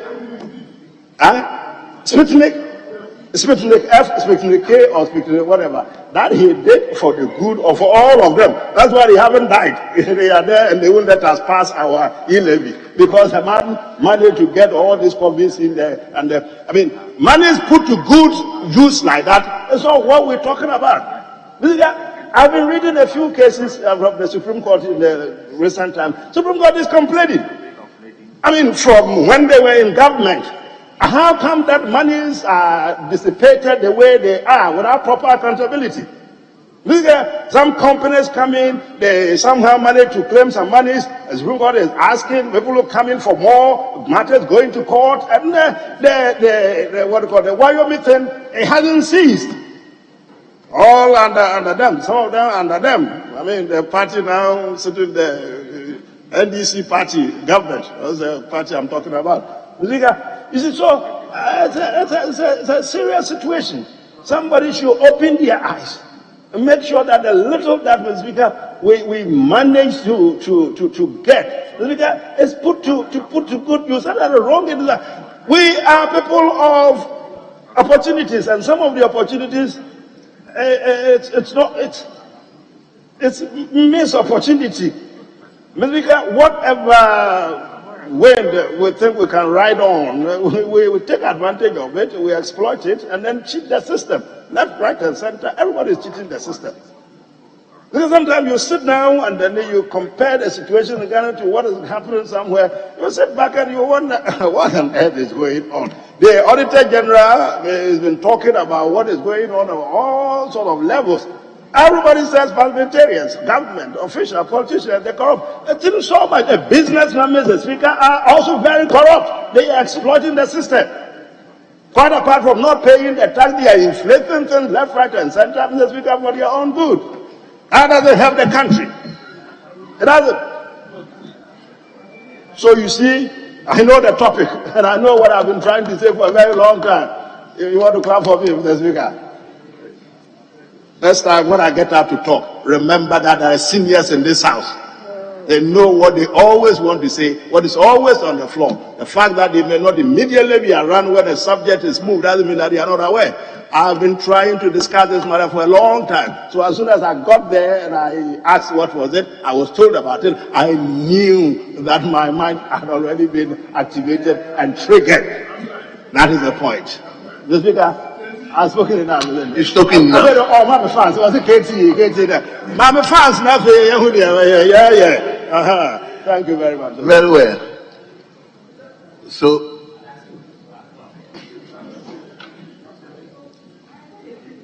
okay.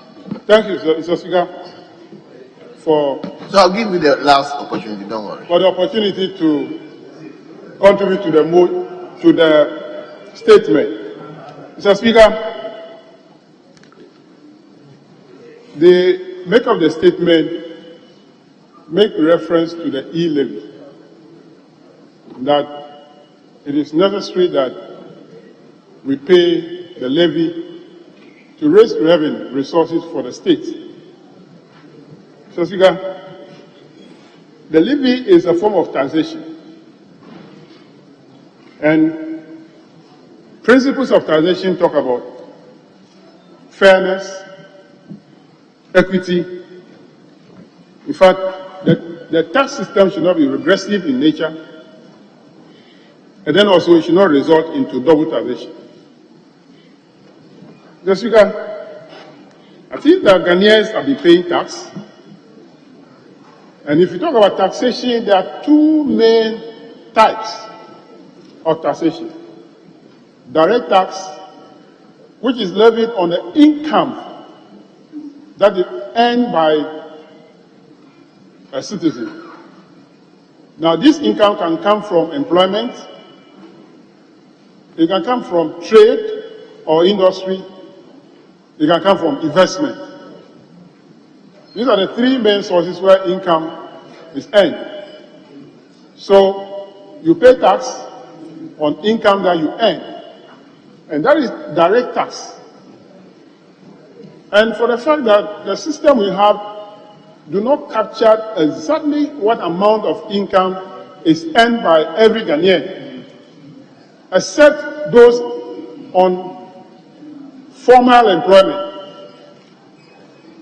It's easy to to tax them because their income is known through employment. Because of that, the second type of taxation, which is the indirect tax, comes in. And the indirect tax is on consumption. So the idea is that if you don't have income, you don't consume. So once you are consuming, you pay tax through consumption, because you're not going to pay the indirect. Now, those people who are paying the direct tax, whose income is known and they are paying the direct tax, also consume. So they pay consumption tax as well. For them, you are taxing them both on direct tax and then also taxing them indirectly. This happens because if I earn income and you tax, the net comes to me. If I use that net to consume a product, buy something, I pay tax on it. So in that way, already I'm paying double, as compared to somebody who is not paying direct tax, but only paying indirect tax through consumption. Now let's look at the e-levy. Where does it fall? Is it a direct tax? Definitely no. Is it a consumption tax? No, again, because I am consuming the services of the telcos. And the telcos are charging me for using their platform, consuming their services. So they are charging me 1% if I send them, do the transfer, and then the one also who receive also pay 1%. And that is even capped after 1,000 Ghana cedis. So if you are charging me e-levy of 1.75, now 1.5, which is officially not known to us here, it means that you are taxing my capital. The net salary that I receive is what you are taxing. It is regressive in nature because you are taxing savings, and it amounts to double taxation. Okay? So that is the case. So Ghanaians are willing or will be willing to pay the tax if they know that the taxes that they are paying, which they are contribution towards the state building, is being used well for their benefit. But if I pay tax and you don't use the tax well for my benefit, if you ask me to pay additional, I'll be reluctant. That is what is happening. That if Ghanaians are resistant to this tax, it means that they are not seeing what they are already paying, the use of it. So the government should take that into consideration. Look, the make of the statement was trying to compare revenue to GDP ratio among the countries in the sub-region. The question you ask yourself is that if our revenue to GDP ratio is low and lower than the rest in the sub-region, are those people in the sub-region, are they collecting e-levy before their revenue to GDP is high? No. It means that there is something wrong with our system of revenue generation. So for us to be comparable to the rest in the sub-region, we should not say, let's introduce the e-levy so that it can raise our revenue to GDP ratio to be equal to those in the sub-region, because they are not charging e-levy. What is wrong with our system? Now, Ghana Revenue Authority made it known to my committee, the Public Accounts Committee, that the taxable population of Ghana is about 9 million people for direct tax, people who earn income and who are supposed to pay tax on the income they earn, but 9 million people. But effectively, only 2.4 million people are paying, which means that about 6.6 million Ghanaians earn income but do not pay tax. This is an avenue for government to go. What do we do as a country to go after these people so that the income they earn is also taxed for as their contribution toward the nation building? My senior man talked about the big companies are earning income. Most of them are not declaring the income they earn. And even those people who are declaring the income they earn, do they pay the appropriate tax? It's a big question. It's a big question. He mentioned the oil industry. So let us not go the lazy way, not going after the people who earn the income, apply the tax law, let them pay the tax, but rather for us to sit and cross our legs and say, go this way. That's the way to go. If you do that, that taxation is going to be regressive in nature. It will amount to taxing of savings and capital. It will amount to double taxation, where people who actually earn big incomes are left unattended to. Now the other area is what do we do to reduce our expenditure? We have to do something to reduce expenditure. If you have income, you spend the income you have.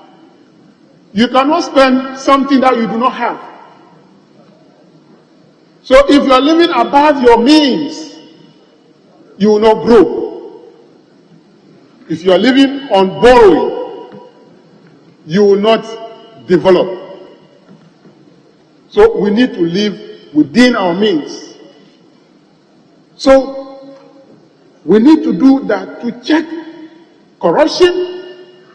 We need to do that to ensure that money spent by the civil servant into whose hand we entrust this are spent in the interest of the people. So I was surprised this morning when we were trying to say, let's go and inquire into the COVID expenditure. You stood against it. We are rather promoting. We seem to be defending them all the time.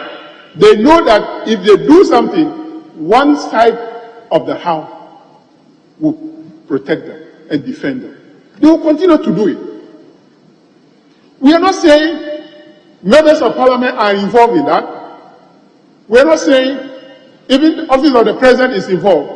Who are the people at the ministries department who are doing this expenditure on behalf of government? And the civil servant. So if we want to go and inquire into the expenditure, and you sit in parliament to protect them and defend them, that is not the proper way to go. They know that they will do it again. And if it's not this side, it will be this side, who will be defending them?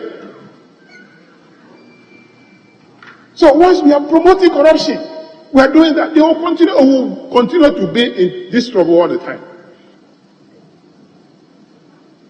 Mr. Speaker,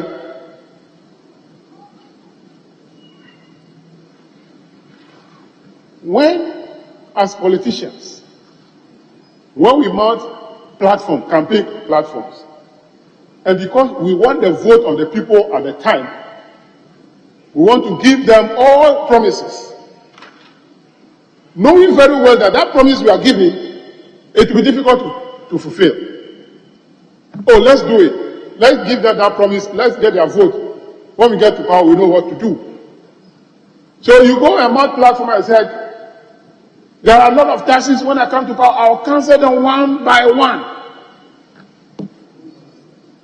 You have come, you are rather adding. What do you think the people will take you? You have deceived them.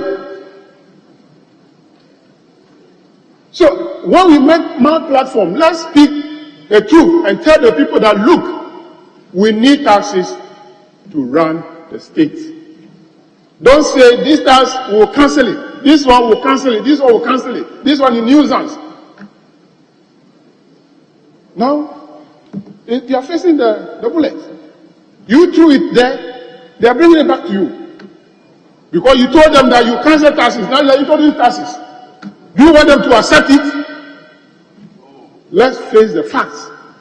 Let it the humble power. Let's come and apologize to the people that what we said was wrong. We have come to the realization that we need the taxes. If we said we are sitting on money, it is the council. Where is the money? Now you are no more sitting on money. It is our mouth. What we use our mouth to say comes back to haunt us. So it's a good statement you have made. You have raised a very important issue. But the Ghanaians there don't think they are not intelligent. They are.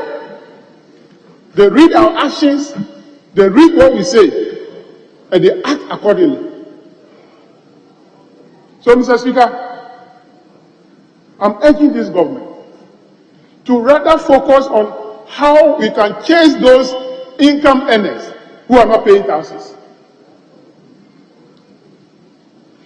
What we can do to bring on board the remaining 6.6 million Ghanaians who earn income but do not pay tax, rather than going the easier way to tax the poor who send 200 Ghana cedis across and pay 1%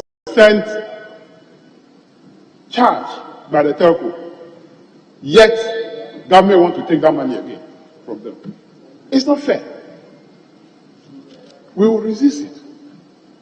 So, Mr. Speaker, thank you very much for giving me the opportunity to contribute to this statement. And I hope that the powers that be need to take action will take this into consideration and it will help all of us. Thank you very much.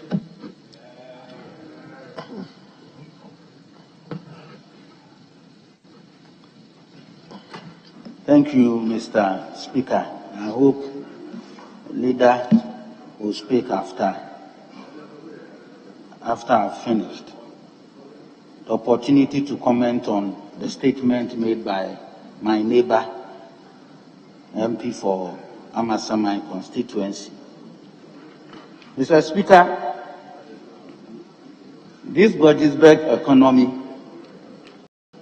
that we've all craved to restructure or change its nomenclature has been the challenge of every successive government.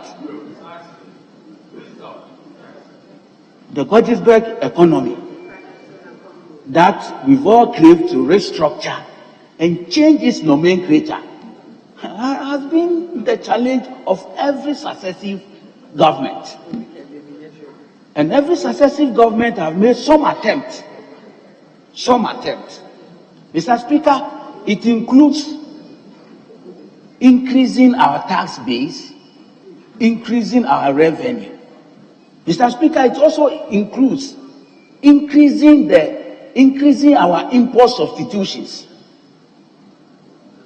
It includes creating factories and producing in our own country. These strategies have been in place, and every successive government have tried, including increasing the tax base. But Mr. Speaker, why did we, let me put it this way, the Hansard has it, and the records are clear, that 2017, the finance minister came here, and the nuisance taxes that were mentioned were all removed. Mr. Speaker, the Honorable Deputy Minority Leader, let's ask ourselves, why did we reduce the street light levy from 5% to, is it 3% or 2.5? The rural electrification levy, it is all because we saw that there are just a few Ghanaians who pay the direct and the indirect taxes that he's talking about. And some of these nuisance taxes were all taken out for that reason. Mr. Speaker, as I speak to you, the finance minister has made it clear that he has cutting expenditure on the 2022 budget by 20%. Mr.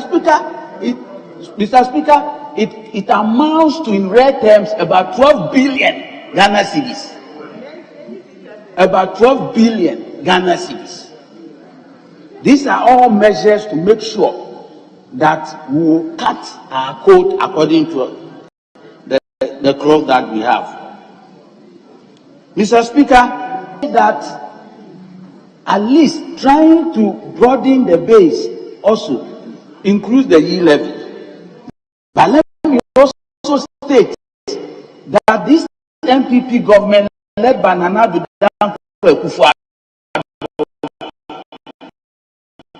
has proven to Ghanaians that when we take their taxes for them, the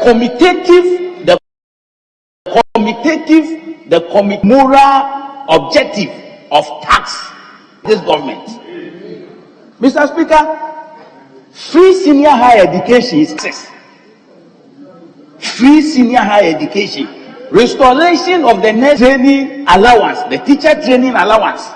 Mr. Speaker, paying the total BECE exams and paying WASI exams total for the public schools come from the Ghanaian tax.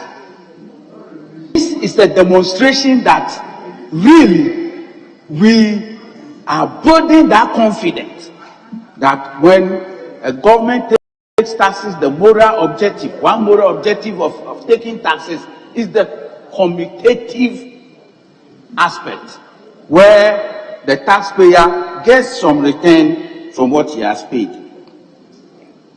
Mr. Speaker, I did say that we will need to get the understanding as Parliament to ensure that we are able to get the buy-in of the Ghanaian. We all know COVID. We all know, unless maybe you really want to, maybe for some political expediency sake, you want to say that COVID hasn't had a devastating effect over the global economy. Unless you want to say that. But honest and truthful to ourselves, we realize that the situation and the condition of the world today is not that easy. And we need to improve, as I said, on our productivity and also increase our import substitutions. Get close substitute to commodities that we import. And that is why government is championing one district, one factory.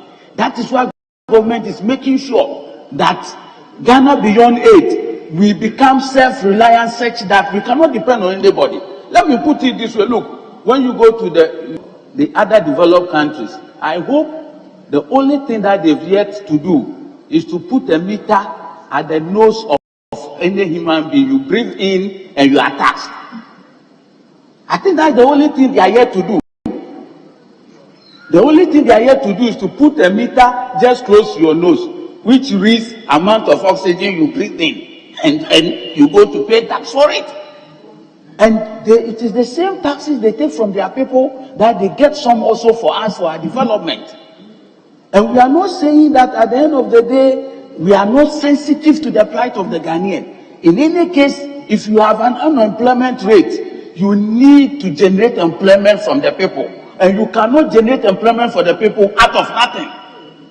You cannot generate employment for the people out of nothing. And therefore, all these are supposed to end. The youth start supposed to create the opportunity that we have. Look at this house. Every Friday or Thursday, the road minister will be here and he will answer more than 15 questions on roads. We need the resources to develop this country. Let us put ourselves together and move on. Let me come back on the latter side, on the latter note to my senior brother. That comments are made, statements are made to be commented on. I don't think statements are made for the maker of the statement to be told to take the peg out of his eyes first.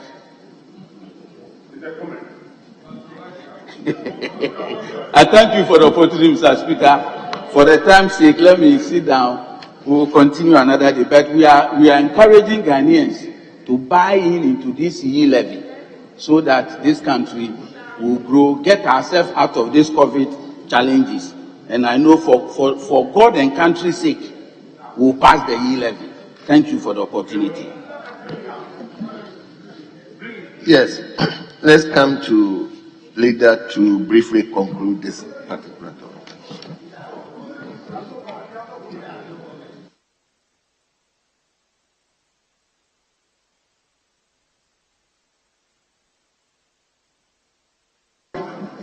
Yes, Mr. Speaker, just a few comments on the statement ably made by my colleague. Speaker, the pivotal issue is about the need to do serious introspection and see if we cannot do some, impose some taxes internally to yield some resources for the development of this country.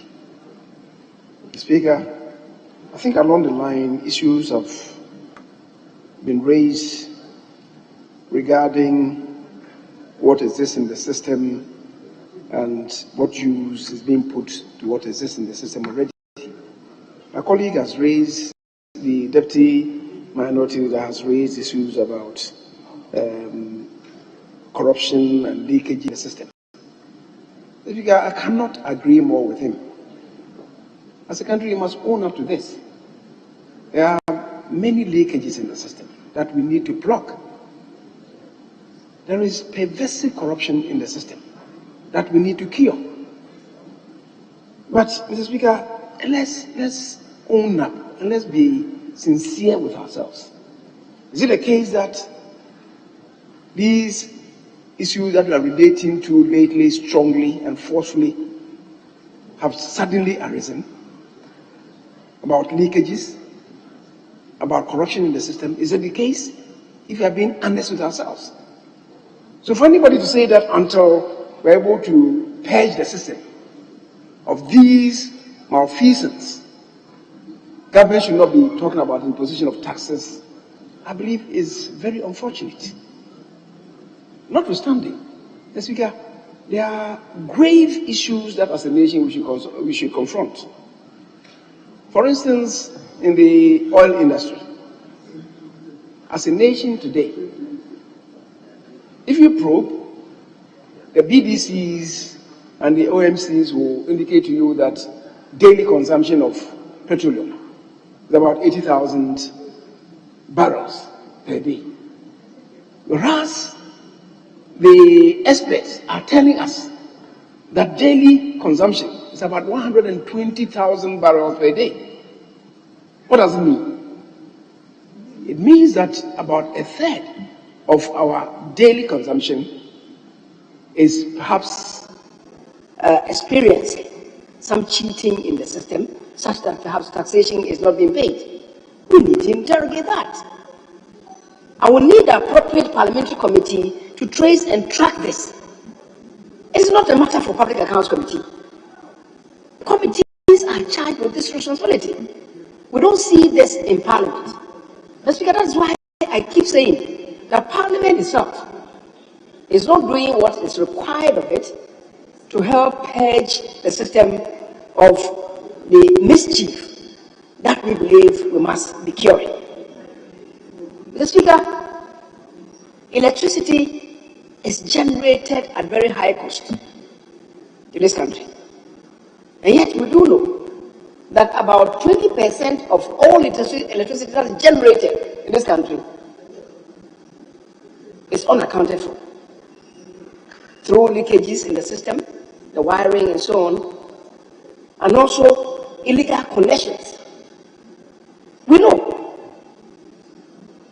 it's not about government, it's about ourselves. Potable water that is delivered for consumption in the region about 25-26% is unaccounted for. Is it the doing of government? The responsible agencies are not living up to their billing. We want the appropriate parliamentary committees to trace and track these matters, to save for us as a nation huge sums of monies that we need to develop our country.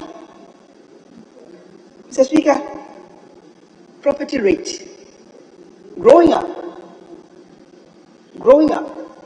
even in the villages, we knew councillors were chasing landlords, even family houses. And they used to visit on Sundays and Tuesdays, non-farming days, and they'll bring you your bill. Today, in this country, how many people are paying property rates and paying appropriate rates? Is it the making of government? Say that until we confront these things, don't introduce new taxes. Mr. Speaker, every year, the Auditor General's report is full of indictments on our district assemblies. So much is going waste at the level of the district assemblies. Do they have the competence for the utilization of the amounts allocated? Internally generated funds. What is being done to them? Is it a fault of central government? So if people get up and say that, oh, government should be doing this, corruption in the system, leakages in the system, we should plug all of them before we introduce new taxes. And I'm asking, are these matters of today or even yesterday? They are matters that have afflicted our development since time immemorial. Mr. Speaker, neighboring Ivory Coast, the number of people on government payroll here in Ghana is about 700,000. The Cote d'Ivoire is about 200,000. And yet, their economy is in a better shape than Ghana's. They depend on taxes. Not by the 200,000, but the informal sector is appropriately captured. Here in Ghana, it's the opposite. We need to confront this. It's not a matter, it's not the creation of this government. So why can't we come together as a collective to fight this together? And make it appear as if it's the MPP administration that is encouraging corruption and encouraging these leakages in the system. We're not being sincere with ourselves. I agree with you. The Honorable Afeji is saying that we need to start from somewhere. I agree with you. But never let it appear as if it's the creation of this government. We need to start. If it is now, we must come together, pull our heads together, and start. But don't let it appear that it's the creation of this administration or the fault of this administration. The indictment of the district assemblies started more than 15 years ago. Mr. Speaker, so that's where we are. Mr. Speaker, the colleagues have spoken to the fact that if you introduce the e-levy, it may amount to double taxation. VAT, you earn your money, you pay relevant taxes, you buy goods, you pay. What is the e-levy? It's service. Mr. Speaker, yes, you are consuming the service.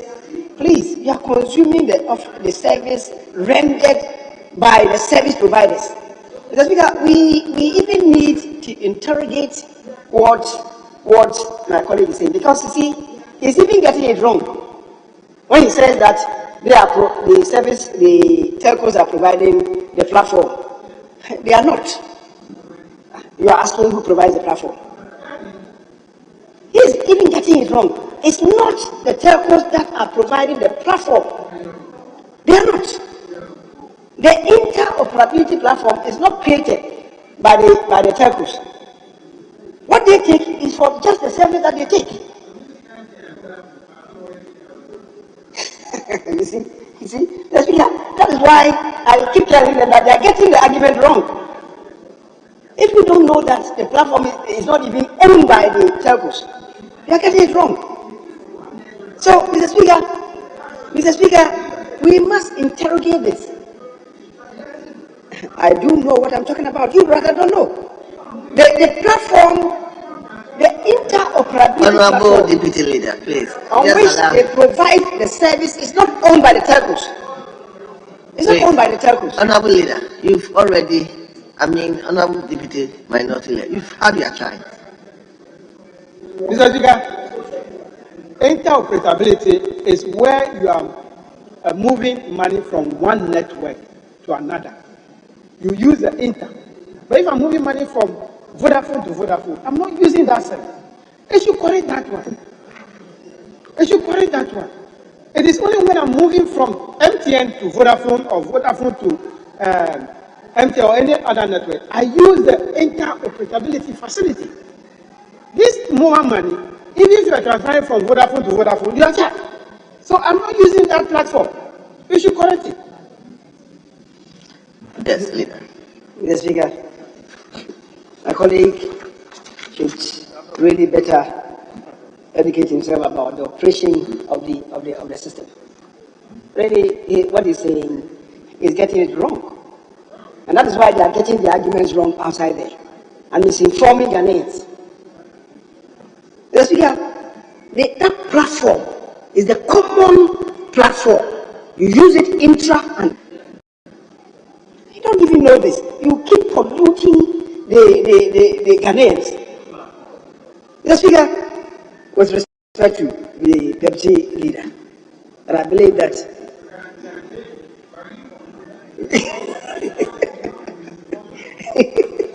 Speaker, that is really at the heart of it. But Mr. Speaker, the people should know that even if you pay taxes and you want to donate an amount of the money that you have paid tax on to somebody as a gift, taxes still will have to be paid. Because in this country, there is a gift tax law. There's a gift tax law. That is why the person at the other end must pay. That is what you pay for the service, the person who receives must pay the tax, receiving it as gift. This is fundamental. Mr. Speaker, this is fundamental. You're getting the whole argument wrong. You're getting the whole thing wrong. Mr. Speaker, Deputy, please allow him to conclude. The resistance to VAT, the main thrust of it was the rate, not an outright opposition to VAT. I think again we must consult the Hansard. If you look at the Hansard, when it was introduced, Mr. Speaker, go and read what was said in this house. People make it appear as if there was still it was the rate. It was the rate. Mr. Speaker, my colleague, the Honorable member for Somenya, is saying that, is asking, what about ESLA? What about communication service tax? What about communication service tax? You see, don't do this balancing act. Don't do the balancing act. The communication service tax, which we Christian talk tax, you also oppose it. Leader. But are we there?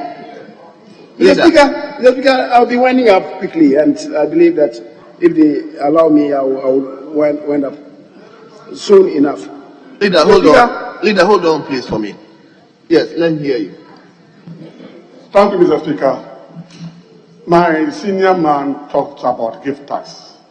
When you talk about gift tax, there are exemptions.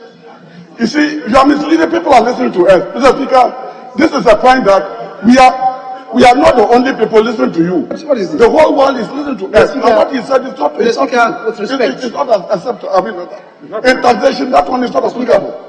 With respect. So don't talk about gift tax when you are talking about e-levy, Mr. Speaker. What the argument here is about the base. Tax must have a base. What is the tax base in terms of as far as e-levy is concerned? We are not talking about giving money to another person. Donations. Donations are exempt from tax. If you are donating money to your mother, it's exempt. It is when you give things to somebody, a gift, that is where you talk about gift tax. But when I send money to my mother, you cannot call it donation, you cannot call it gift. We don't give gift to wives. Yes, honorable member, it's okay. We've heard you. Yes, leader, please wind up for me. This is not a point of what's that point? It's a point of debate. You want to debate what I'm saying. That's because I disagree with the foundation of the issue that he's even talking to. Mr. Speaker, I'm happy that he raised about the tax base, and the Deputy Minority Leader spoke to the same thing, that the tax base in this country is very narrow. How do we expand it? How do we expand it? And he quoted the figures of GRE that people pay now in the region of 2.4 million. Mr. Speaker, the most recent census is even indicating to us that the people who should fall within the taxable bracket, the number really is 11.2 million, not even the 9 million. If we have 2.4 paying out of 11.2, that is serious. How do we increase the tax base? Because this is really one area that we can use to expand the tax base and rope in as many people as possible in the informal sector. And he says to us that he's relating to MTN. Yes, they are dominating the telcos. And we know that MTN, for instance, is not a Ghanaian company. They've come from outside. They make money, and apart from paying for overhead charges and so on, the bulk of it is taken to their country of origin to develop their country. People have no issue with that. Your own government is saying that, can we have something to develop your country, to offer employment, create jobs? Then you say no. You don't want that. But you want them to take the money, take it to South Africa to develop South Africa. You don't want same monies to be taken to develop your country. What kind of logic is that? With respect. What kind of logic is that? Are we being patriotic? A foreign company comes, and that company is not even established to perform the function that they are doing now. We are allowing them for convenience sake to do that. They take our monies and then go to develop their country of origin. Your government is saying that, can we about model our tax on similar operations?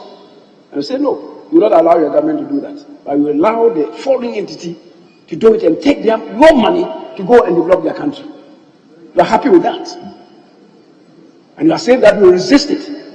Resist taking money from your citizens to develop your country. You don't want to resist a foreign entity taking your country's, your countrymen and women's money to develop their country. That one will not resist. And you say you are patriotic Ghanaian. Mr. Speaker, I think the era for polluting the conscience of Ghanaians should cease. But we'll come to that when we come to the debate on the e-levy. I don't want to say that this is a dress rehearsal to what you may expect that day. But Mr. Speaker, now we are hearing that yes, we are not opposed to the tax. We are only saying that it should not be on transfer, it should be on the wallet. What does it mean?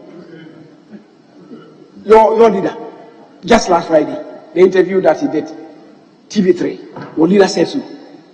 That we like it, but it should be on the wallet and not on transfers. So what it means is that you are not totally opposed to the imposition of a new tax. It's the incidence of the tax that he's now talking about. If that's the case, let's come together and reason which is the best way of doing it. But to say that we will not resist the tax, I can't for the life of me believe that stance from patriotic Ghanaians. The Speaker, I'm saying to us that we are not there yet. But I think Ghanaians should appreciate the import of the e-levy. The Speaker, thank you very much. Can we take another statement?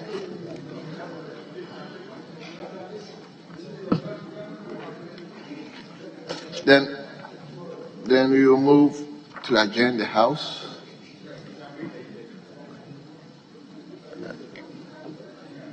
Leader, when are we sitting tomorrow?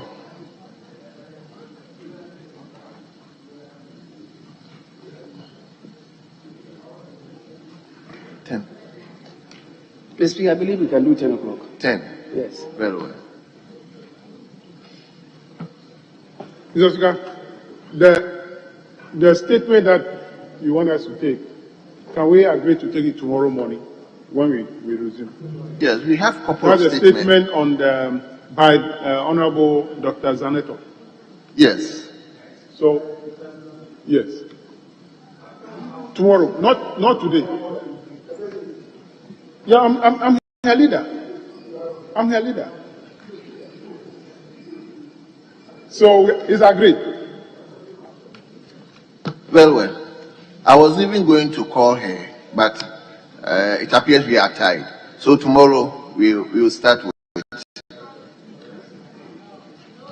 Very well. So, honorable members, we move to adjourn the House to tomorrow, 10 a.m. the forenoon. 10 a.m. The House stands adjourned.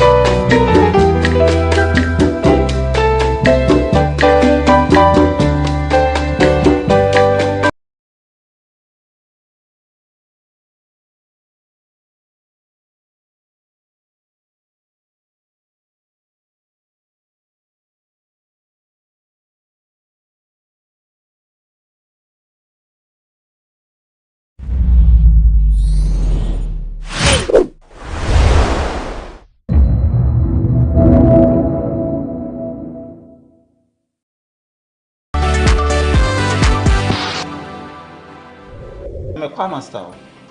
I do choir rehearsals every Sunday afternoon.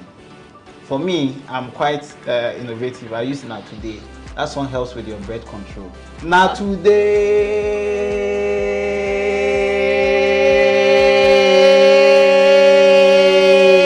for a year. And now they want to bring washrooms on the highway.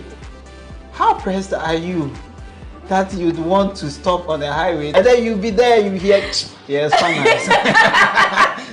a friend to help me kill my depression suggested that looking at the bosses of women would probably calm me down, and it did calm me down. So how did it calm you down?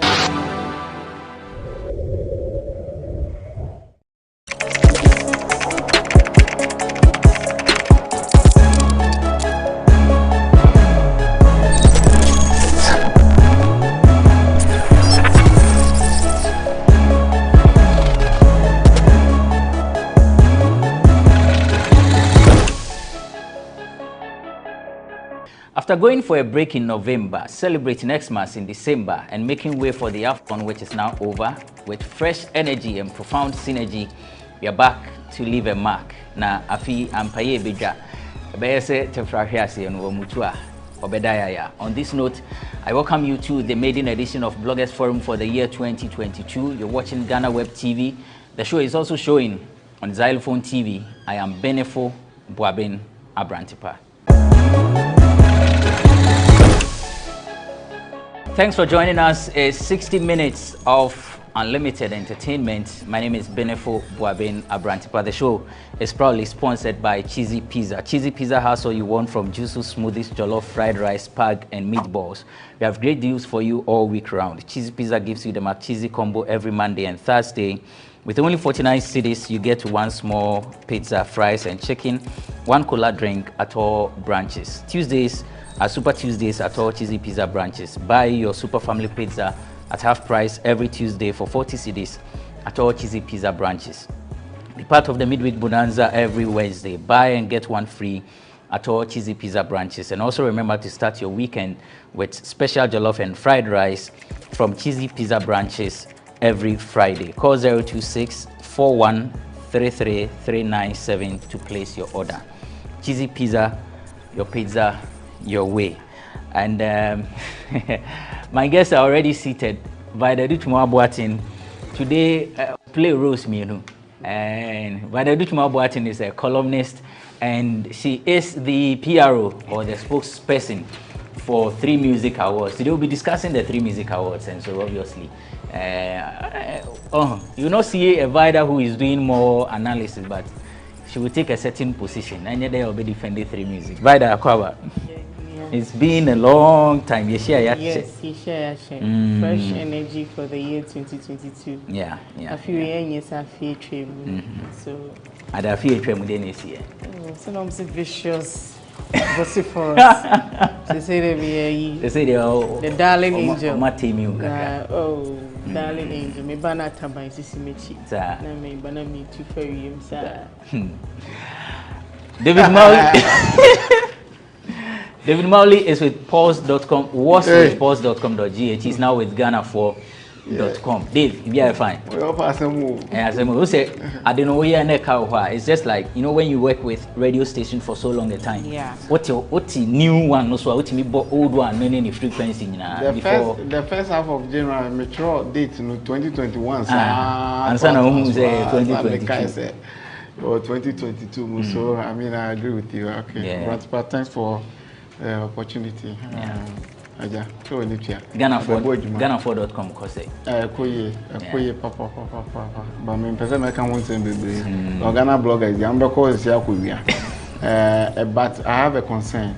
Ye ba show no so Cheesy Pizza. Na ka please o de ba kwan ide. But Mauli, PRO so be you are no. You know mami. Nancy wada a booklet. Coupon booklet I come to pay. Oh, and you there for my family. When you for show what you say. Open do was said. Sir, okay.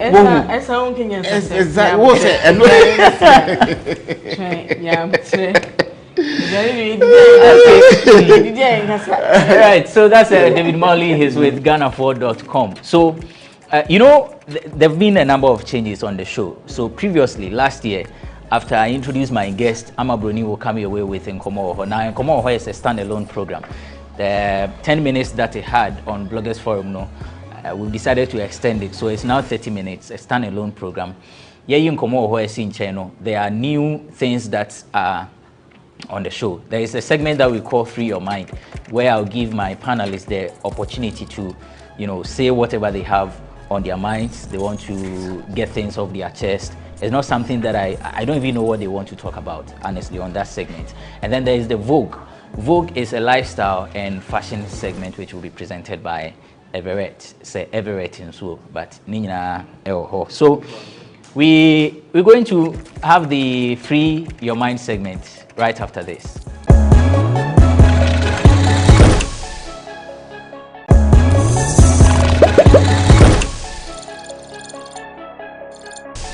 Right, so the Free Your Mind segment is on. Let me begin with Vida Educhumwa Boatin. Yeah, boss. Yeah. I'd like to talk about e-levy now. Yes, celebrities, and they are all taking a swipe and as a bite at it. For the first time in your discourse as a minor, we have celebrities, stepping up, speaking about issues with. A bit more car, you can clearly see, say, they don't know what it is about. Talk less of, having an opinion on it. So, December, celebrities, politicians, I said, they should be given a role to play. And yes, old fans no. I said, Obi to say Lumba say, Fana, you commission him to do the music for you, and that's it. Obi to say Jacko or your crowd puller. And now so if you want to get to the grassroots now, he's somebody that you can use. But contracts ben money almost signing because people don't understand the e-levy situation. Town hall meetings. The Obia say you better to seek through phone. So but there are some intricacies we almost to mobile extreme trauma that people will know. So what role are they playing? BB Bright more. Any others no follow suit, I think it's about time my from sit down, give them the necessary notes. They should come on social media. They are no more canvassing for votes for the politicians. They should play a vital role. Send a bay or chinebi or konya position be obi bebusa sana wo den now ye. Ebeka se okotri mume wo ka so ntini ama opposition. So the people want to know the details, and you have all the contacts. The big people, they are just a telephone call away. So get to them. And the politicians also, because we don't know whether they got paid or not, but put them to use because you see, and there's too much confusion in the system concerning e-levy. And then I think they need to do more. And then Kwabna also, I think then they come back now, a year superb. I mean, be about the crafts, and I want to commend the manager Ashes for the good job all year with the artists. And all hope is not lost yet. And say for long, babima is difficult. I mean, you need to sit down and study strategies. Ashes the two tables so to get Kwabna appealing to masses again. So I want to commend them for that. David Maoli. Okay, so